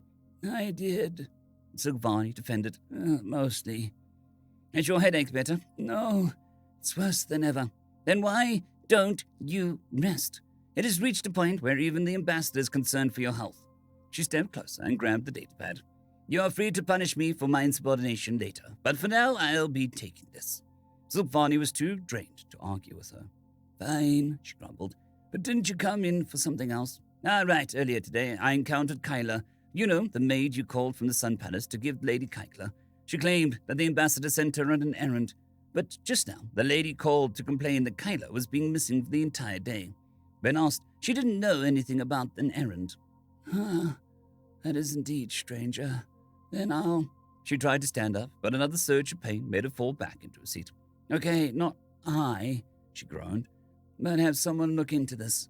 Since she has apparently left her post, you are allowed to restrain her if necessary. I will, Your Highness. Do you need anything else? Silvani thought for a moment. Actually, yes. Call Nadine. I could use the distraction, and talking to her always calms me down. Very well. This is not just a plot to get your datapad back, right? She shook her head. Nothing like that. It's been 4 days since she started to get better again. I'd like to try and get her out of her room. I don't know if she'll be fine with that, but I'll try. Do that, oh. And one more thing. She pointed at her cupboard. Some water, please. Just sitting there without doing anything robbed her of the feeling of time, and the pain in her head didn't help with that. But finally, she heard a knock. Your Highness, a soft voice asked. Nadine, come in. Despite her pain, Silvani could hear the happiness in her own voice. The relief she felt even seemed to numb the ache for a moment. How do you feel? I'm sorry if I made you uncomfortable. Don't be, the small alien insisted, taking a seat across from her. The shaking of both her voice and her hand showed that she was still nervous about having contact with others again. I know that you're doing this for me. Mihita cleared the way so I didn't encounter anyone, and once the dressmaker finishes my suit, I'll probably have fewer inhibitions, honestly. I'm aware that even this is more than coping than actual necessity, but I just don't want to hurt anyone by accident anymore. You've been through much, so I understand, and yet you still followed my selfish requests to meet me so late at night, so I thank you for that. Nadine landed back in her seat, which looked pretty adorable considering her feet didn't touch the ground. I should be the one saying that. I can't stress enough how thankful I am for everything. I don't know how long it'll take until I really overcome my trauma, if that'll ever happen at all, that is. I still have the occasional nightmare, but I don't want to imagine how much worse off I'd be without you, honestly. I'd hug you if it wouldn't kill you, or if I may be direct. It's just the two of us. Be as direct as we wish. It is as if you've become my big sister. Silvani chuckled, only for another surge of pain to interrupt her. Still, no. She had the right to hear it. A big sister, well, tell me, how old do you think I am? I don't know. Early to mid-20s, so that's around 40 cycles? A moment of silence followed before Silvani burst into laughter. It hurt her head to laugh, but she still kept laughing. She simply couldn't help it. 40 cycles, I guess that's what it looks like to a human. Was I off? I'm sorry, I thought no need to apologize, but yes, you were off. She took a deep breath. As of now, I'm 11 cycles old. Nadine blinked a couple of times before answering. You're younger than me. Wait, 11 cycles. You're 7, in absolute numbers, yes, but make no mistake, I'm an adult in every sense of the word. What you just said, 40 cycles. No Veneri ever got that old. The small alien just stared at her in disbelief. That means, Silvani nodded, you will outlive me, and not just barely, but by many generations. You will likely be in your prime by the time my great-grandchildren are born. After that, there was a long pause. Well, there was a lot to take in, so Silvani couldn't falter to, ah! This time, the pain was so unbearable that she even lost control of her voice, like when she got angry. Your Highness, are you all right? No headache. She tried to hold herself on the armrest, but another muscle spasm made her slip. But that wasn't all. She started to have trouble breathing, and something in her chest started to hurt as well. Your Highness, this isn't stress anymore. You need to see a doctor now. You're right. Silvani stood, but even standing straight caused trouble for her. In the end, she managed to wobble towards the wall and used it to crutch it slowly to go forward, until she finally reached the door. It was locked. Why was it locked? There was no key in the lock. Was it locked from the outside? Before she could ponder the question any further, the handle escaped her grasp, and the sight of the floor coming closer was the last thing she saw before her vision went black. End of chapter. Chapter 35. Expertise. Now it'd definitely be all from my part, unless you have anything to add, Lady Gathai. Gathai suppressed a sigh as the two of them kept walking through the hallways. Lord Jarkeen, I am by no means here to undermine your authority, she insisted to the head physician of the Kalhar Hospital. Her Highness simply wishes that the transport for her brother happens without any trouble. And more than sufficient to ensure that, the head physician retorted. Then feel free to inform her of that. I am simply following her orders, or do you want me to ignore them? Yeah, of course not. I'm just saying that sending 2 doctors of at least comparable qualifications is excessive. Githey once again didn't let her feelings show. She knew Dr. Kajar was fully aware that her qualifications were more than just comparable. But as the royal physician, she technically outranked him despite her being only a baroness. Most nobles, especially those from older clans, usually didn't like that. Granted, she didn't know for sure if that was really ticked him off. She might have told him otherwise, but the fact that she was here insinuated that Her Highness didn't fully trust his abilities. Maybe she should have answered in a less confrontational manner. I agree, it is a bit much, she said, trying to mitigate a bit. But please don't understand this as her mistrusting you. She's simply worried about her brother. I'd wish that she would treat her own health in the same level of care. But as long as I'm her subordinate, all I can do is give her my advice. If she insists on not following it, there is nothing I can do. And to be completely honest, she is under a lot of stress lately, so don't hold it against her. Aside from Jokina was the answer. No, I guess you're right. Besides, it might not be in excessive after all. Since we are approaching the long rain, the weather is a bit unstable. The shuttle will be forced to fly slower, so in the worst case, it might take us an entire day to reach Manar. We can take turns in monitoring his condition. No good idea. Oh, first ones, get a room, you two. The sudden call from the sickbed reminded the 2 of them that they weren't alone. They had been walking alongside the assistants, who were currently in the process of transporting the young prince to the landing platform. Apparently, this discussion had grown a bit heated. Both of them had forgotten their surroundings. I apologize, Your Highness, Jokina said with a bow. The behavior I displayed was highly unprofessional. Likewise, Githey added. I'm not familiar with the phrase you used, though I assume it's from Nadine. Maybe? Figured, Githey chuckled. Maybe she should one day ask the small alien what some of her more curious idioms meant. Say, Your Highness, you wouldn't happen to know what the request to get a room is supposed to convey. No. Nadine said she'd explain when I'm older. When he was older? Why would one's age be a relevant factor in that? Well, that was a topic for a different day. For now, they had reached the ambulance shuttle, while the assistants carried the injured prince inside. Githey and Jokina did one final check to ensure that they had everything they might end up needing. Kaiton's injuries were almost entirely external, so they thankfully didn't need many monitoring devices. The most important things were bandages, hardening agents, and Larco resin, in case of a new tear opened in his shell. I guess the silver lining is that he only touched Nadine with his front side. Thanks to that, he can at least be more or less lie on his back. Let's hope that he doesn't get caught in the storm. There shouldn't be one according to the forecast, but flying to the other side of the planet was a long journey. The flight was mostly uneventful, up until around 10 invis after the start. Kaiton had fallen asleep a while ago, when the datapad of the head physician gave off a message sound. Something important? Githey asked, more for the sake of small talk than actual interest. Lab report, a colleague murmured. Her Highness managed to acquire a sample of the unknown substance that had put the prince in this situation. Ah, right, that story, Githey thought, though I wasn't aware that she sent in a sample of Nadine's sweat. Well, I wanted to do a thorough analysis myself, so I won't complain. Could you send me the report later? Sure. Okay, let's see. Water-based solution containing traces of ammonia, potassium, sodium chloride, something that is unknown but potentially toxic, and a variety of salts. What in the world is this concoction? Githey did her best not to chuckle at that remark. What would a colleague say if he knew the true origin of this? Just what were they trying to achieve with this? He mumbled as he kept reading. Or was it maybe a byproduct? But even then, what was the... What by the first ones? The sudden outcry made Githey perk up. That reaction after already going through the previous contents. Was there something Nadine hadn't told her? What does it say? She carefully asked. The solution contains an insane variety of microbes, all of them unknown, a plethora of bacteria, viruses, and something uncategorized. Pathogenic? Githey questioned, shocked by what she had just heard. It wasn't that rare if a species had 1 or 2 types of symbiotic microbes in their body. With this amount, and what was the undefinable thing? Probably not. I mean, His Highness is fine, right? I would definitely give this to the Weimar Hospital, but we examined His Highness often and thoroughly. We would have noticed if there had been shown any symptoms. That was true. Maybe it didn't affect them because they were used to Nadine's organism. which was so fundamentally different from Veneri. Still, she needed to look into this, just to be sure.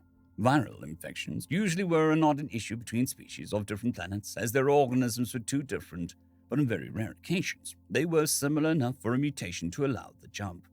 She needed to make sure that wasn't the case between Veneri and human when she came back. Bacteria were a lot trickier, but as a colleague had said, the prince seemed fine for now. They reached the capital's planet, the great city of Viaminar, after a bit under a day. Sleeping in the shuttle hadn't exactly offered the most satisfying rest, but the princess's well-being was more important at the moment. After Kaiten had successfully reached his new hospital room, Jokina announced that he would stay for a few days to make sure everything went over smoothly. Githea, on the other hand, went back immediately to not be absent from the palace for too long. The ride home was expected to go faster because there was no need to fly as careful as before. Despite being tired, Githea did her best to stay awake so she wouldn't mess up her sleep cycle too badly. But apparently, she had dozed off for a moment as the pilot's voice tore her out of a stupor. "Milady?" What? "That is now the 17th Inva of Kalhanar. You wanted me to tell you." Yes, thank you."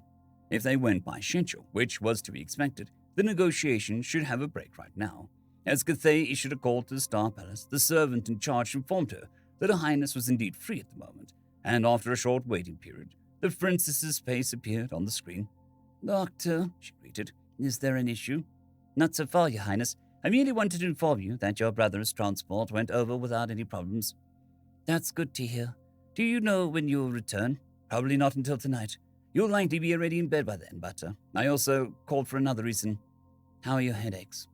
With a worried expression, the princess took a long pause before answering. "In all honesty, it's been getting worse. During yesterday's negotiations, I did exactly what I wanted to prevent from happening, and I don't feel like the medicine is working." No effect. Sure, she had given the princess weaker version of the medicine, but there still should have been a noticeable improvement. Maybe the headaches weren't from the stress. But what then? Headaches were unfortunately a symptom that could have a plethora of causes. "Did you notice anything else?" "I don't think so." That wasn't helpful. "Can you cancel the talks for the rest of the day?" "Actually, today there aren't any. Lady Kaikla proposed the day off so that I could rest." Githea needed a moment to process just what she heard. "The Taistri ambassador?" "Yes." "Your condition is so bad that even the Taistri ambassador proposed a break?" "Yes." "Then I hope you are taking it. Treat yourself with care. If it gets worse, don't hesitate to call for another doctor. I don't know how long exactly the rest of the flight will take, but if you're still awake when I come back, I will take a closer look. If not, come to me first thing in the morning." The sun had long disappeared when Githea finally reached the Star Palace. Tired from the long flight, she entered through the side entrance and made her way to the west wing. While the lights in the corridor were still on, not a single servant was in sight around the princess's room. This could only mean Her Highness had already gone to sleep. There was also no one waiting for her. Relieved that the least hadn't gotten worse, and glad that the princess had gone to bed early for once, Githea entered her office, and through her private chambers, her tiredness won as soon as she lay down and fell asleep. She didn't know how long she had been sleeping. All she knew was that a loud, obnoxious beeping noise made her wake up. Why was her alarm clock going off? It was still in the middle of the night. No, this wasn't her alarm. This was the emergency alert. Great. So it wasn't enough for Prince Kaiten to annoy her during the day. Now he had to go rob her of a night's rest. And the worst part, to make sure that she wouldn't miss it, she had made it so the alarm wouldn't stop on its own. She actually had to get up and open the door to turn it off. Wait, Kaiten was at the hospital. In an instant, she was fully awake and practically jumped out of bed. Whoever this was, if they pressed the emergency button in the middle of the night, it was important. She was just about to leave her bedroom when suddenly she froze upon hearing some sort of impact, so violent that it made the floor vibrate. What, by the first ones, was that? A second impact made her overcome the moment of shock. She ran through the small living room, but her left foot got caught on the doorstep. She stumbled into her office and fell to the ground, which was luckily cushioned by the soft carpet. Just as she pulled her head up and looked towards the entrance, the third impact hit. With the sound of metal wailing its duty, the lock got ripped out of the doorframe, and the door burst open, crashing into the adjacent wall with so much force that the upper hinge broke apart. In the corridor, there stood Nadine, 1 foot raised. Had she seriously just kicked the door open? But before Githea could voice her bafflement, she noticed the princess's unconscious body draped over the small alien's shoulder. End of chapter. Chapter 36. Lifesaver. Gathay's office was quiet, except for the continuous swishing of the water as it ran down the sink while the doctor was washing her tools. It was a special faucet, not connected to the normal water system. Instead, it belonged to a container filled with drinkable, purified water. Normal tap water contained, amongst other things, harmful calcium. That was because purifying water, not meant for drinking, was simply not worth it. Although she didn't know the exact reason why. After all, she was a doctor, not an economist. It usually didn't matter. Clean but unpurified water was perfectly eligible for things like cleaning, washing, and the like. Even bathing in unpurified water usually had no real consequences for a venereal. Symptoms of calcium poisoning only started to appear if a certain amount was directly ingested. For that reason, using drinking water for anything other than drinking was a rare exception for special cases. Cleaning medical tools being one of them. Cathay took a glance behind her. The princess was still unconscious, but the monitor showed her breath to be calm and steady while displaying nothing worthy of worry, except for the large amount of calcium in her body, obviously, not to mention the 2 broken arms. There at least didn't appear anything new to worry about over the last few invalids. Unfortunately, calcium is not like some poison that could be cured with an antidote. All she could do was administer chelating agents to her to prevent the mineral from damaging her organs, followed by drinking lots of purified water to flush it out. That took time, and she didn't yet know for how long Her Highness had been carrying the calcium in her body. Preventing damage was one thing, healing damage that was already there was another. After confirming that everything was all right, as it could be in the situation, Cathay continued cleaning her tools. She was tired and regretted her decision to not sleep on the shuttle. But her personal discomfort was irrelevant right now. Her Highness's life was on the line, after all. Right, she also needed to alert the guards that there had been an attempt on the princess's life. Or maybe Nadine had already done so then. "Doctor?" A male voice stopped her train of thought as one of the guards ran in, looking fairly disheveled. "Her Highness is, Oh, she's here. She was, poisoned?" "Yes," Cathay confirmed while giving the guard a strange look. "And, is she fine?" "She's stable for now. How about you calm down and tell me what brought you here?" "Right, apologies, milady. Unfortunately, I don't know the details. The captain sent a message to every guard to find Her Highness, as it is likely that she was poisoned. But we couldn't find her, and the door to her room looked like it had been blasted open with some sort of weaponry. Guess no one expected her to be here already. I, should probably tell the others." "Do that. And while you're at it, tell your captain to come here. We have things to discuss." "Right away, milady." "And remember the protocol." Of course, milady. If I may ask what happened to your, door? It looked like the door to Her Highness's quarters." "Long story. It wasn't really all that long. She just didn't have the nerves to tell it right now." The night before. For a moment, Cathay was just down there on the floor, needing a moment to process what she was seeing, though she quickly managed to pull herself together again and stood back up. "What happened?" "I don't know," the small alien answered in a panicked voice. "We were talking, then she suddenly collapsed. So she still had been awake after all. Then why had the hallway been empty?" "Put her on the bed, quick." With a nod, Nadine rushed inside, carrying the princess twice her size with seemingly no effort. Cathay immediately rushed over to her, examining her for any symptoms that could give a clue to what was wrong with her. "Did you notice anything?" "I need details," she asked while she kept looking for hints. Nadine stuttered. She had a headache. "Yes, that much I know. And, I think she was also nauseous. Her hands were shaking and, and..." What seemed like a muscle spasm made the body of Her Highness jerk violently, making the doctor flinch backwards. That. Headaches, nausea, tremors, spasms, the doctor counted in her mind. Erratic breathing, unsteady heart rate. With a flick of her lower right hand, she called for her automatic emergency bag to her. "I think I know what she has. Hold her down." The small alien hurried around to the head end of the bed. She then hesitated and ended up holding her hand more above the princess instead of actually holding her, but the doctor was in too much of a hurry to notice. Fishing out one of her pre-prepared syringes, Cathay pulled away the clothes covering the princess's belly. She was now actually glad for the cavity Nadine had corroded in there, as getting through 2 layers of shell would have been quite the annoying task. She ran her finger over the new carapace until she found the point where the 2 shell plates overlapped. Just as she was about to continue, another spasm shook her body below her. Cathay barely managed to pull back her arm and prevent the syringe from getting knocked out of her hand. "I said hold her down." "But," Nadine stuttered, but Gathai cut her off. This was not the time for anxieties. Broken arms heal. This would kill her. Now hold her down. That seemed to snap the small alien out of it. She tightly grabbed both of the princess's lower arms, while simultaneously using her elbows to pin her upper arms.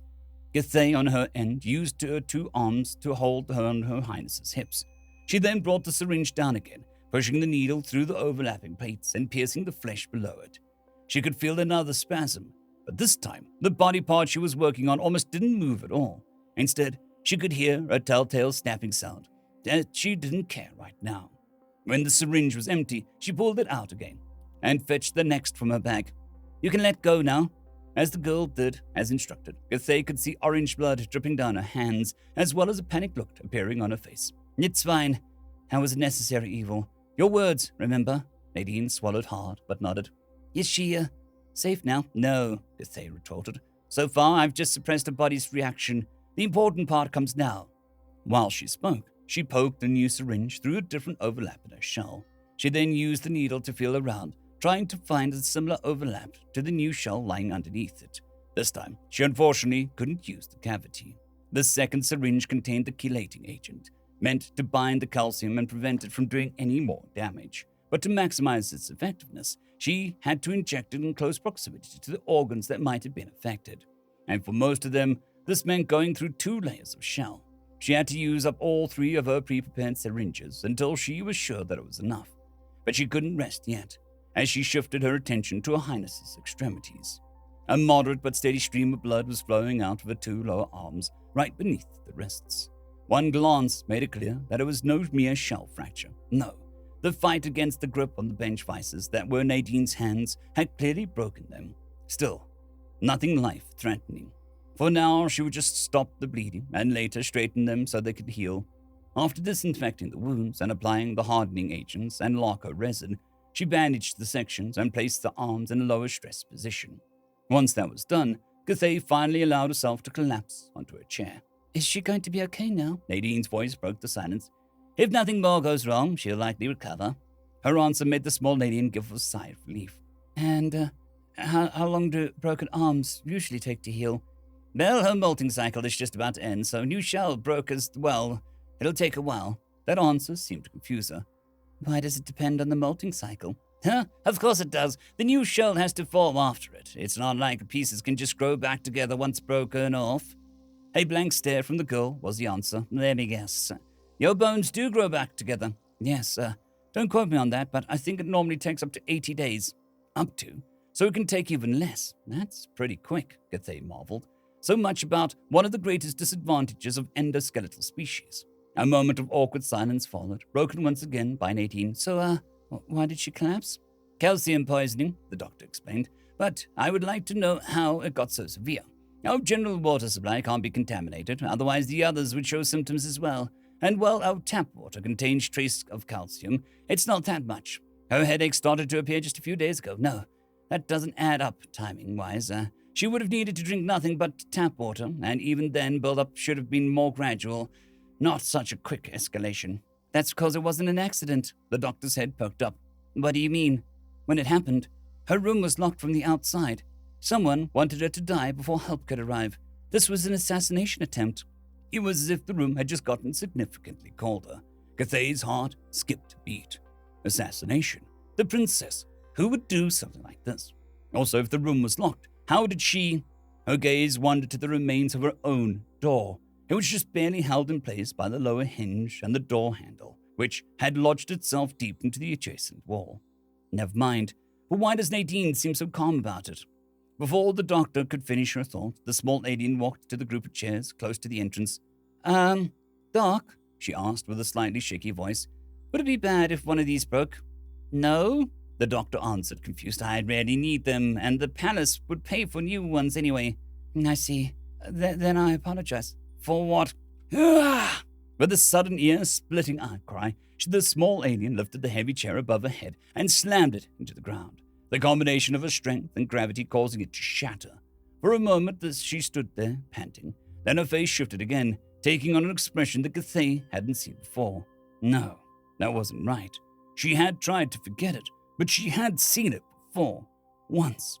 on the Star Treader.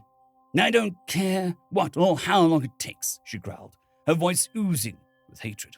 I'll find out who did this. Present day. As she was in the process of locking the princess's broken arms in a straight position, Githey noticed that parts of her highness's shell felt slightly greasy. They weren't melting, but they still bore witness to the fact that Nadine had carried her over. Doctor? Upon being called, Githey saw an armed Veneeri standing in the remains of her entrance. He wore a special combat armor of the palace guards, with the exception of a notable marking at the center of the torso. Captain, she returned the greeting. Before you ask, her condition is no longer life-threatening. That is all I can say for the moment. Yes, HenryTheRed told me. Can you tell me how you learned about this? The guard captain nodded. Simple. The culprit told us. Oh, so they already caught the one responsible. That was good news. Nadine certainly would be pleased to hear that it was well. Or, he continued, to be completely exact, we found the note she wrote before committing suicide. End of chapter. Chapter 37, Anger. After drawing a deep breath, Githey raised her hand and knocked on the door in front of her. Yes, came the calm answer from inside, a way too calm answer considering the situation. Slowly, she opened, remembering what Nadine had done to her chair. The doctor half expected to find most of the items in the room to be destroyed. But that wasn't the case. Everything was as clean and tidy as it always was. The small alien was sitting at her desk in front of an open package, and she was wearing gloves? Oscion sent the first prototypes, she explained, seemingly having noticed her stare. He made a couple out of a few different materials and wanted me to test them. Prototypes? And who was Oscion? Githey somehow felt that she had missed something. I don't know if they actually do what they are supposed to do, but just wearing them feels good. I feel less afraid to be near others, which is good, because I'll need to interact with others if I want to find the truth. I'll do whatever I can to keep the promise I made last night. Even while she said all of this, her voice remained completely calm, but not her usual kind of calm. Githey couldn't really describe it, but Nadine's face was still wearing the same expression as last night, the same expression as when she had started to hunt the Karosha. And if Githey had put into words how Nadine's voice sounded right now, she would probably say it sounded like her face looked right now. And while the doctor wasn't really sure what to make of it, her body absolutely was. Every single instinct she had screamed at her to run away and bring herself to safety.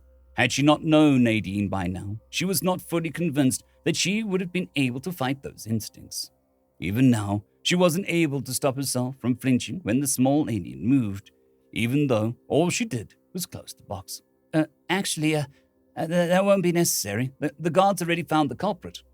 And those words left Githey's mouth. Nadine's eyes grew big in surprise, and just like that, the feeling of dread that radiated from her vanished, as if it had never been there. Sitting in the chair in front of the doctor was merely the same Nadine as she knew her. Who was it? One of the maids who were called in from the Sun Palace to help. She pulled out a datapad and opened the report the guard captain had given her. Yesterday morning, she didn't appear at work, but was sighted in the Star Palace. By that point, her absence hadn't been reported yet. And then, she was found last night by the guards in the outskirts of Kalhanar. Nadine listened carefully. After she was finished, the alien's gaze wandered to the floor. I see, good to know. Do you know her motive? Githey didn't answer immediately. Should she tell her? She wasn't directly involved, and considering what she'd already been through, it probably wouldn't. It has something to do with me, doesn't it? Huh? What makes you think that? If it didn't, you wouldn't have hesitated. First once, was she really that easy to read? Well, no point in trying to hide it now. Her partner was amongst the guards in the Star Treader. He died during the Karosha attack, and she peeked at her datapad to look at the name. Kyla blamed Her Highness for it, stating that he wouldn't have died if she hadn't changed course. How much about the event is known? Everything, except the reason for leaving the secure routes. In other words, me. Yes. After that, there was a long pause. Nadine just sat there in silence, and Githey didn't interrupt her. She had originally planned not to tell her the assassin's motives, but unfortunately, she had underestimated the girl's wit. Doc, she finally spoke again. Yes, how old are you? Well, that question came out of nowhere. Githey considered for just a moment to be vague about it, but in the end she decided that there was no point. If she asked, then she probably knew. 16 cycles. So about 10 years. It's true then. Gathé nodded, not needing to ask what she meant. I'm sorry for not telling you. It's not like we were trying to hide it. It was just never simply a good moment to talk about it. Frankly, I still have trouble processing it. No sapient life form known to us comes even close to your lifespan. To that, the small alien gave off a dry laugh. From your perspective, I really am some immortal, unkillable monster, huh? Gathé flinched. No, Nadine was just about to get better. She couldn't allow her thoughts to go there again. Nadine, you aren't, of course I am. She interrupted her with a bitter voice. I can break your arms without trying. I can dissolve you by merely touching you. I don't even want to know about what I could do if I actually wanted to harm you. And now I learn that all of you will be dead by the time I turn 30. Except for maybe Kayaton. But even he will be a dolly old man at that. Oh my gosh. Kayaton, I robbed him of his entire childhood, didn't I? Gathé just listened to her lament, primarily because she didn't know what to say. She couldn't exactly refute Nadine's points. To a being that could grow so old, their lives probably were unimaginably short. Maybe it was best just to switch topics. But, well, for now, let's just be glad Her Highness is safe, right? She is stable, and the assassin was caught. The small alien gave off a sigh. I guess. Say, Doc, where is that maid now? Probably the morgue. Oh, was she killed during the chase? They didn't really execute her, did they? Yes, after her confession, she was immediately executed. That would have been an easy thing to say, and believable, because had she still been alive, and for His or Her Majesty learned what she'd done, that was exactly what would have happened. It would have been a convenient lie, but a lie nonetheless, even if her silence shouldn't have already been answer enough for the alien girl. She committed suicide, didn't she? Was she really that obvious? Or was that a human thing? Answer me, Doc. Yes.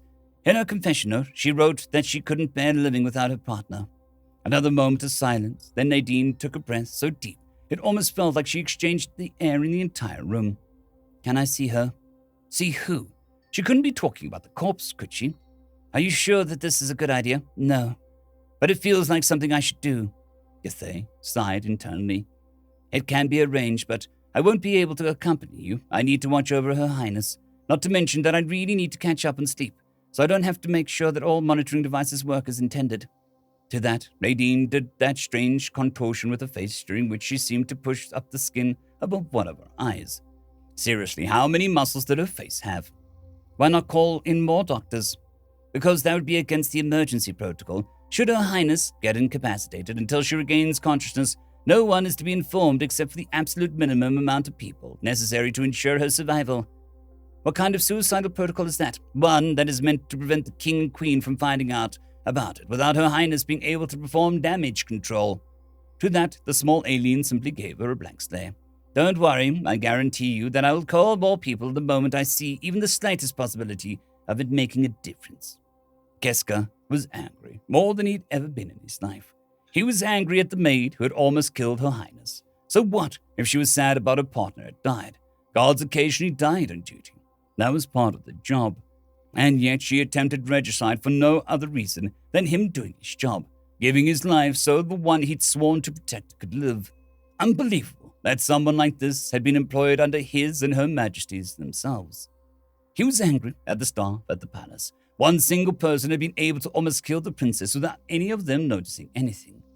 And more than all of the others combined, he was angry at himself. He was the newly appointed captain of the Star Palace's guards. He was the one tasked with ensuring the princess's safety. He was responsible for managing the security so that nothing could happen. Above all the others, he was the one who had failed his duty. The moment he got the call from the city guard who had found the maid's corpse, he had issued the alert, but at the time, it was already too late. Had it not been for Lady Nadine, Her Highness would now be dead. The alien noblewoman was currently walking next to him as he led her through the halls of the morgue, following her request to see the culprit. He had no idea why she would want that, but after the service she had done to their kingdom, who was he to question her? Keska hadn't interacted much with her. He knew that she was a noble from a so far uncontacted species, and that her existence was to be kept a secret for now. But that was about it, although he had heard the servants talk very positively about her. This is it, the guard captain said as he opened the door. The alien noblewoman closed her eyes and took a deep breath. Then she followed him in. The body was held in an environment that would prevent decay. There was no damage to it, save for a single gunshot wound to her head. While they knew she was guilty, she still needed to be officially judged, which would probably happen as soon as the princess regained consciousness. By law, those guilty of any form of treason were not given a funeral. Their corpse was brought into space and then thrown out of airlock, so that no part of them would ever touch Humney's soil again. So, she shot herself. The soft, slightly shaky voice of Lady Nadine pulled him out of his thoughts. Yes, the gun we found on her was stolen from the palace's armory. It seems my men have become lax. I see. She turned back to the corpse and raised one of her gloved hands. It was shaking noticeably, and after hovering over the body for a while, she brought it to her side. I'm sorry. For what, my lady? Not you. Her. Why would you feel sorry for a treacherous murderer? The alien sighed. What she did was unforgivable, and I'm not going to argue that. But I can still understand her suffering and desperation that drove her to the steed. Suffering she wouldn't have had to do if not for me. With all due respect, my lady, there is no need for you to try and empathize with someone like her. What she did was no one's fault but hers alone, and she would have died on the scaffold anyway, so it doesn't change much. That's a bit simplistic, don't you think? It is? Would your people handle it differently? Nadine started to slowly pace around the table where the corpse was lying. I'm no lawyer, but she would probably get a lifetime in prison. That surprised the guard captain. Not even attempted regicide warrants the death sentence on your planet. Then what does? That depends on who you ask. But in many countries, mine included, nothing. We don't execute criminals. What, you think someone like her doesn't deserve to die? He did his best to stay respectful, but the thought that the traitor like her would be allowed to live agitated him. It's not about whether or not someone deserves to die for their deed. It's about whether or not the power to decide over the life or death of others is something the state should be allowed to hold. We came to the conclusion that the answer to that is no. Her gaze wandered back to the corpse. Up until this morning, I was absolutely fuming. Never in my life have I felt such an unbound hatred. Had I met her, I, honestly, have no idea what I would have done, and I dread finding out. But now that I see her like this... Wait a minute. Very slowly, her hands approached the dead woman's head. Carefully, she grabbed, lifted, and then turned it. A few moments later, she put it back down, turning around so that she was now facing him, balled her hands into fists, and twisted her face into an expression that was vastly different than what she had displayed so far. Keska didn't know why, but it somehow gave him an eerie feeling. This is no suicide. She spat the words out of her mouth like rotten food. It took the guard captain a moment to process what had just heard. Wait, what do you mean, no suicide? The angle is wrong. Oldest mistake in the book when it comes to faked suicides. You have a book on faked suicides? What? No, that's just a figure of... Okay. We do have books on... You know what? Forget it. My point is, she was killed by someone else. She was either framed for the crime or had an accomplice who decided to tie up loose ends. There is still a culprit to find. The case is not closed. She turned on her heel and marched to the door. Screw this. I'm done hiding. 20th day after my arrival. Dear diary, I will find them. End of chapter. Chapter 38, Education. Heart rate and breathing were regular. The two broken arms were fastened in their straighteners and showed no signs of complications. With a nod that wasn't really directed at anyone, Githey confirmed that the princess's condition was still stable. After administering the next dose of chelating agents, she prepared the nutrient mix that would replace Her Highness's meals until she woke up. With the princess still unconscious, the entire palace was under strict lockdown. No one under the required clearance level was allowed to enter or leave, which included the ambassador. Githey was glad that she was not the one who had to tell her that the negotiations, which would have continued today, were off, without being able to give her a reason. As a doctor, she barely knew anything about politics, but as a noble, knowing a few things was inevitable. Therefore, she knew that this was one of the things that could easily cause a lot of problems. Doc, looking up, Githey could see Nadine standing in the frame of her destroyed door. You're back out later, the small alien interrupted her. First, how is she? She asked, gesturing towards the princess. So far, Her Highness is as well as can be, considering her situation. But it could still take a while until she wakes up. I see. Upon taking a closer look, the doctor realized that Nadine's expression was back to its hardened state. Didn't she go see the corpse to make peace with the situation? Or had something happened in the mortuary? Can we go there? As Cathay followed the direction of Nadine's finger, she could see that the small alien was pointing towards her private chambers. We can, but why? I'd like to discuss something in private and, well, this door doesn't exactly close anymore. Ah, so it was something not meant for the common ear. And she was right. While the 2 guards posted outside to keep the princess safe would stop anyone unauthorized from coming in, they couldn't exactly stop the sound of their voices. Nodding, Cathay led her guests into the living room and closed the door behind them. So what did you want to? The suicide was staged. The doctor blinked, not fully processing what she had just heard. I'm sorry, what? With an audible spite in her voice, Nadine explained what she had found out in the mortuary. How the angle of the gunshot wound made no sense if the maid had shot herself. How she likely either got framed or had an accomplice who had decided to remove her. Throughout the whole story, Cathay just sat there and listened in silence. So the real culprit, or at least the mastermind, was still out there. That was worrying. And yet, the first question that came to her mind was a different one. How do you know all of that? Nadine sighed and shook her head. The captain said the same thing. How do you guys not know that? I mean, I know that murder mysteries are not the most accurate depiction of reality, but that's a basic thing. Like, come on. What in the world do you mean by murder mysteries? Also, there is nothing basic about suicide, and this is the first time I've ever heard about someone staging one. Yet you talk about it as if it was something that happened frequently. A long pause followed, in which the 2 of them just stared at each other, confused. Starting to feel slightly panicked, Cathay decided to quickly resume her dialogue before her brain was able to interpret the silence. How? She almost had to force the words out. How do you know so much? I know your species lives long, but you aren't that old yet, and yet you know about medicine, politics, mathematics, technology, psychology, chemistry, biology, crimes, and whatnot. Just how? The small alien looked to the ground. Before I answer that, what does education on your planet look like? Or maybe yours specifically, as an example. What was the process that taught you your craft? Well, I learned how to read and write and do basic maths, the doctor answered, unsure what Nadine was getting at. Then, at the age of 5 cycles, I decided I wanted to become a doctor and receive the appropriate training. Theoretical education ended when I was 10 cycles old. I got lucky and managed to get a position as the assistant of the royal physician at the Sky Palace. Then about 2 cycles ago, Her Highness took me with her when she moved into the Star Palace. I see. Then I guess I have to tell you about your people have a very different understanding of what basic education means compared to mine. In fact, bar a few exceptions, my knowledge of most of the topics you mentioned is considered rudimentary for a human, or at least would be, if I were a bit older. Older? Didn't you say that you were average for your age? Cathay asked and cocked her head.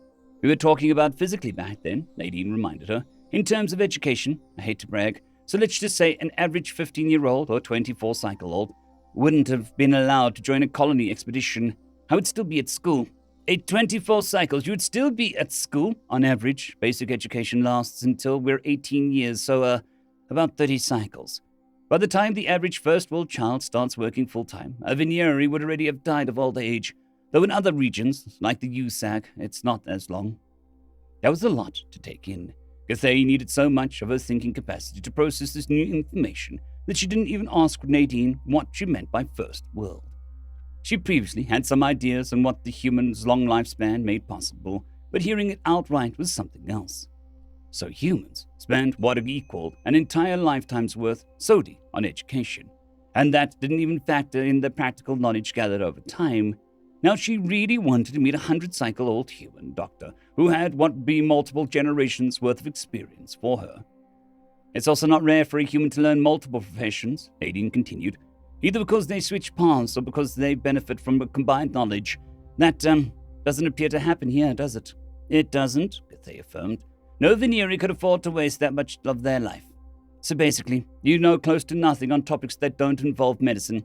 I doubt common knowledge is a term that means as much in this conversation, so bar a few exceptions, more or less, yes. Then, back to the topic at hand. That also means that state suicides might have happened in the past. You specifically just wouldn't know it. The doctor thought for a moment. Yes? But it still can't have happened often. Who is usually in charge of investigating crimes? Depends. If it's a crime amongst commoners, that would be the city guard. Nobles have their own guards, and sometimes have specialized investigators on their payroll, which we, due to the emergency protocol, are not allowed to call in until the princess wakes up, right? Yes? So solving crimes is most of the time just a side gig, Nadine concluded, obviously dissatisfied. I wished our crime rates were low enough to afford to do that. While Gathé was once again unsure about some of her words, the context made it clear what she meant. So, what now? The doctor inquired after another pause. Well, I managed to convince the captain to continue the investigation. I also told him to be as secretive as possible to not tip off the culprit. Still, I can't just sit idly and watch. I owe Her Highness way too much. Also, don't get me wrong, but the guards already got fooled once. Are you sure that's a good idea? The doctor awkwardly asked. Despite all, Nadine wasn't immortal, and the culprit had made it clear that they were willing to do. Besides, how would you even go about it? The small alien thought for a while. I guess that depends on whether that maid was an accomplice or just a scapegoat. If it's the latter, it had to be someone in the palace who was often close to the princess. In other words, one of the servants. If, however, she herself was the one who did the deed, then it could be anyone who had a motive. Probably either the similar grudge that the maid supposedly had, or they would profit from her death. Can you think of someone like that? Ignoring people like Kaiten, who we can obviously rule out. But why would you even think of His Highness in this context? Well, because he obviously has the most to gain from it. Should his sister die, he would inherit the throne. I know he would never do it, which is why I said that we can obviously rule him out. But it's still a fact that we need to remember. Did he maybe have supporters amongst the nobles who would rather see him on the throne? Now Gathé started to really get scared by the alien's train of thought. How do such things even come to your mind? Well, Nadine answered with a shrug. That's more or less what the history of our nobility looked like, especially during the Dark Ages. Sometimes even in the modern era. Though that's rare. I don't know. I'm not that deep into politics, but it shouldn't. Her parents are the ones who would constantly cause trouble. Her taking over foreign affairs should have vastly improved our standing. That seemed to remind the small alien of something. Yeah, it should, she said in a very drawn-out way. Say, if a foreign ambassador would visit, and during the negotiations they would end up getting insulted, what exactly would the fallout look like? The person in question would need to make concessions in an attempt to make up for it if they didn't want to kill all political standing within the alliance. So it would not only greatly improve the position of the other side, but they would probably end up with more than they would have otherwise. Nadine nodded. And isn't there a certain species known for getting insulted very often by the king and queen before the princess took over? One that, how did she say it? I can't even count how many concessions we had to make of them before I took over. The doctor froze as she realized what she was insinuating. You don't mean you can't. Whatever you do, do not accuse her of anything if you don't have solid evidence. She is a representative of a foreign planet, a royal guest below the royal family. That is basically one of the highest positions they can have. True, but that cannot technically be said about me, right? She stood up and turned to the door. I know that she kept me hidden for my own sake, but right now, she's the one who needs some help. My position allows me to inspect the ambassador better than the guards can. I'm sorry, Doc, but, as I already said to the captain, I'm done hiding. End of chapter. Chapter 39, A Curious Visitor. What's that supposed to mean? Cancelled? Keitler shouted at the screen in front of her. It means that Her Highness sends her apologies, The Veneering on the other end of the call answered calmly, but that she will not be able to see you in the following days. Days? Have your people lost all sense of etiquette? First, the maid you gave me disappears without a trace, and now this. I already was so considerate to grant Her Highness a day of rest to recover, and now you are telling me that the talks are suspended indefinitely, yet you refuse to give me a reason. I deeply apologize, Lady Ambassador, the Veneering answered with a bow, but I have told you all the information I myself was given. How long are you planning to keep me on your planet? If the princess is not available for whatever reason, let me talk to the queen or the king. You can't expect me to sit here idly without even knowing how long I'm supposed to wait. I'm sorry that you're upset, milady, but as I said, that is all I am able to share with you. Then give me someone who knows more. If by tomorrow I don't have either an appointment with somebody else, or at least a reason why the talks are suspended, I will claim delay. I'll impose your concerns, milady. Is there something else I can help you with? Kaikla entered the call without answering. She then took off her translator, and with it her fake anger. That was no ordinary servant, was it? She asked her handyman. Going by the mannerisms at least. Yes, Quilo affirmed. If memory serves right, that should have been the Star Palace's steward. I see. Interesting that they refused to tell us what happened. That attack on the princess would after all be a decent reason to interrupt the negotiations. She stood up and started to pace around the room. It is a bit annoying that we don't know whether or not she is dead. If Kyla's last report was to be believed, she should be, Quilo continued her thought. And by the time I placed her corpse in the message, it should have already been too late, even if she was found immediately. Then we just need to be patient, the Taishri matriarch concluded with a nod, and make sure that not to raise any suspicion. Were you able to arrange a hospital visit with the prince? While the primary reason for getting the princess was to stop her from uncovering the Taishri's true circumstances, the added benefit was that now her brother was the sole heir to the throne, and since he was still a child, it would be easy to influence him into being more a beneficial ruler. At least more beneficial to the Taishri. And while she didn't know how he had ended up in hospital, it was the perfect excuse to finally talk to him. Unfortunately, he got transferred to the capital yesterday. Of course, well, try and arrange a visit anyway. It's not like we've got anything else to do until the announcement. It'll probably take them a few days to clear up the disarray, and then we'll know whether the attack succeeded or not. Very well, he said with a bow. But shouldn't we also make plans for the case that she's somehow still alive, just to be sure? Kaikla nodded. You're right. Well, even if she survived, she'll be out for a while. Either they don't let us talk to the queen or king, then I'll claim delay. Or they let us, then I'll claim insult at the first chance. In both cases, we'll get concessions that buy us time until the new trade agreement. She paused and thought for a moment. While the high priest had bet everything on this agreement, she now knew that there was zero chance of it still happening.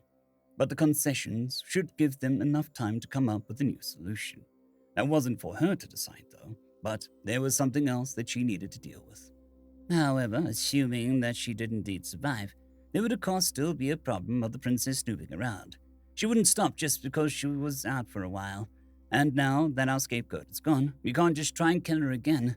Since we know that she will never plan to form a treaty with us, the best course of action would probably be to cut off contact with the Veneri after that and look for a different target. But we'd need to justify that somehow. We have to find a way to discredit her in front of the Alliance. Luckily, her current behavior should help with that, maybe. A knock at the door interrupted her train of thought. Yes? One of his servants entered. Milady, there is someone who wishes to speak with you, the smaller male announced. No, really? She asked sarcastically while fetching her translator. Do you also have any useful information, like maybe tell me who the someone is? It's not a Veneri. All right, now we know who it is not. Can you now maybe tell me anything that will justify not firing you once you get back home? Name, species, rank? Granted, knowing that his ominous visitor was no Veneri was actually quite a big deal. She wasn't aware of any other ambassadors or Homne.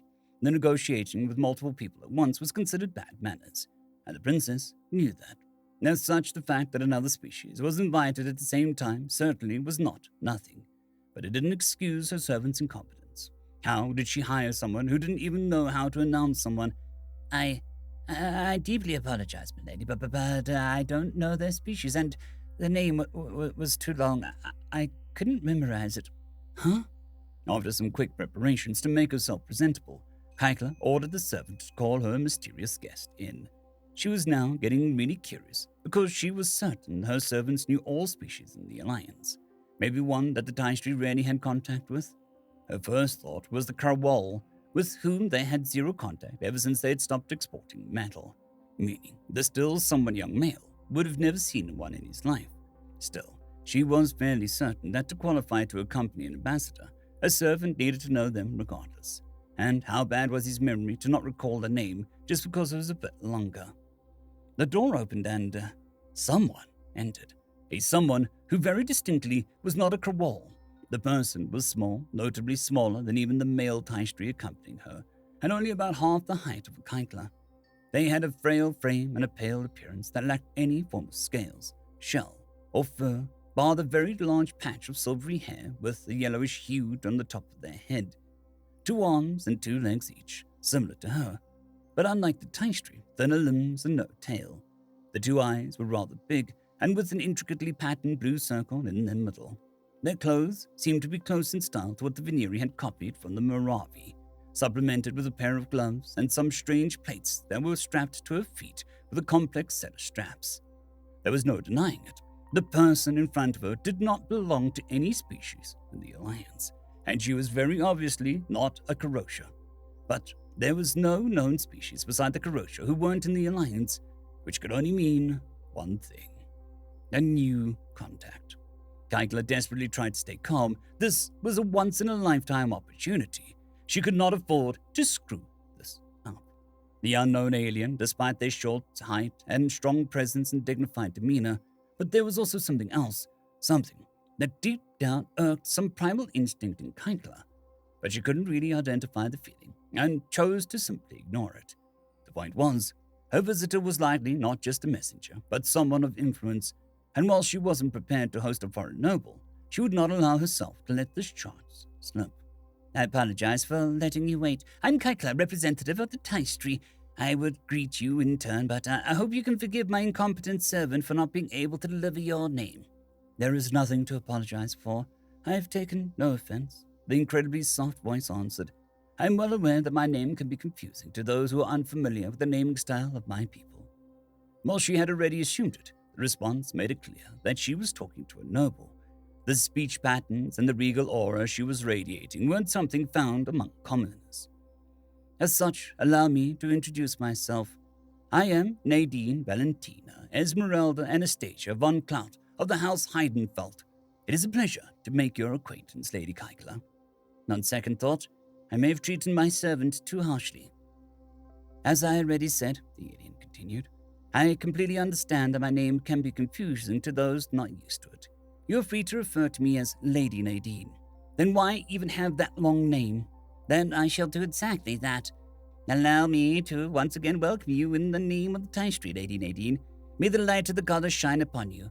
I'm afraid I do not know your people's dietary needs, but if there is still something I can offer you, please speak. That's fine. Some unpurified tap water will suffice. That wasn't the kind of answer Kaikla was expected, and judging by this confused look, the same could be said from her servant. With the gesture that essentially said, "What are you waiting for?" she signed to him to follow the unusual request. She then led her guest to a pair of couches where they took seats across from each other. Lady Nadine was so short that once she was fully seated, her feet no longer touched the ground. As she sat, the furniture seemed to make some sound of exhaustion. Great. Was she seriously given faulty products? She could only pray to be spared the embarrassment of having a break under her guest. Shortly after, the servant brought in her drink. Kaikla observed her thoroughly. The noblewoman took a sip without any hesitation, and yet her hand seemed to slightly shake when she put the water container on the table in front of her. Was she not immune to the calcium after all? Why order it then? It's a shame that we couldn't meet on a better day, but I'm afraid the downpour won't stop anytime soon. Yes, I was informed about this world's seasons, but I don't mind compared to the rain of my homeworld. This is but a light drizzle. Was she bragging? If not, Kaikla didn't want to know what heavy rain looked like on her world, but that at least meant that she wasn't in a sour mood. To be completely honest, Kaikla changed the topic. Meeting a newly contacted species is the last thing I expected from this visit. I'm pleasantly surprised, though I must ask, is there a reason why you haven't contacted the Taistri yet? None other than time, Lady Nadine assured. We, the species human, contacted the Veneri purely by chance. We by no means plan to favor them over any other members of the Alliance. Oh, I didn't mean to insinuate that, but I thank you regardless. I then understand that to be the reason for your visit. Indeed, Lady Nadine affirmed, after taking another sip. Her hand was still shaking. I was meant to meet Her Highness today, but alas, the meeting got cancelled. Even worse, I wasn't given a reason why. I see. I'm in the same situation, actually, but it's hard to be angry about that, considering it allowed for this meeting to happen. May I ask, are there other representatives of humans on Hanley? Just me, the alien noblewoman clarified. It is the first time my people met an extraterrestrial life, by the way. It is a truly joyous occasion. In all my 24 cycles, I never experienced anything close.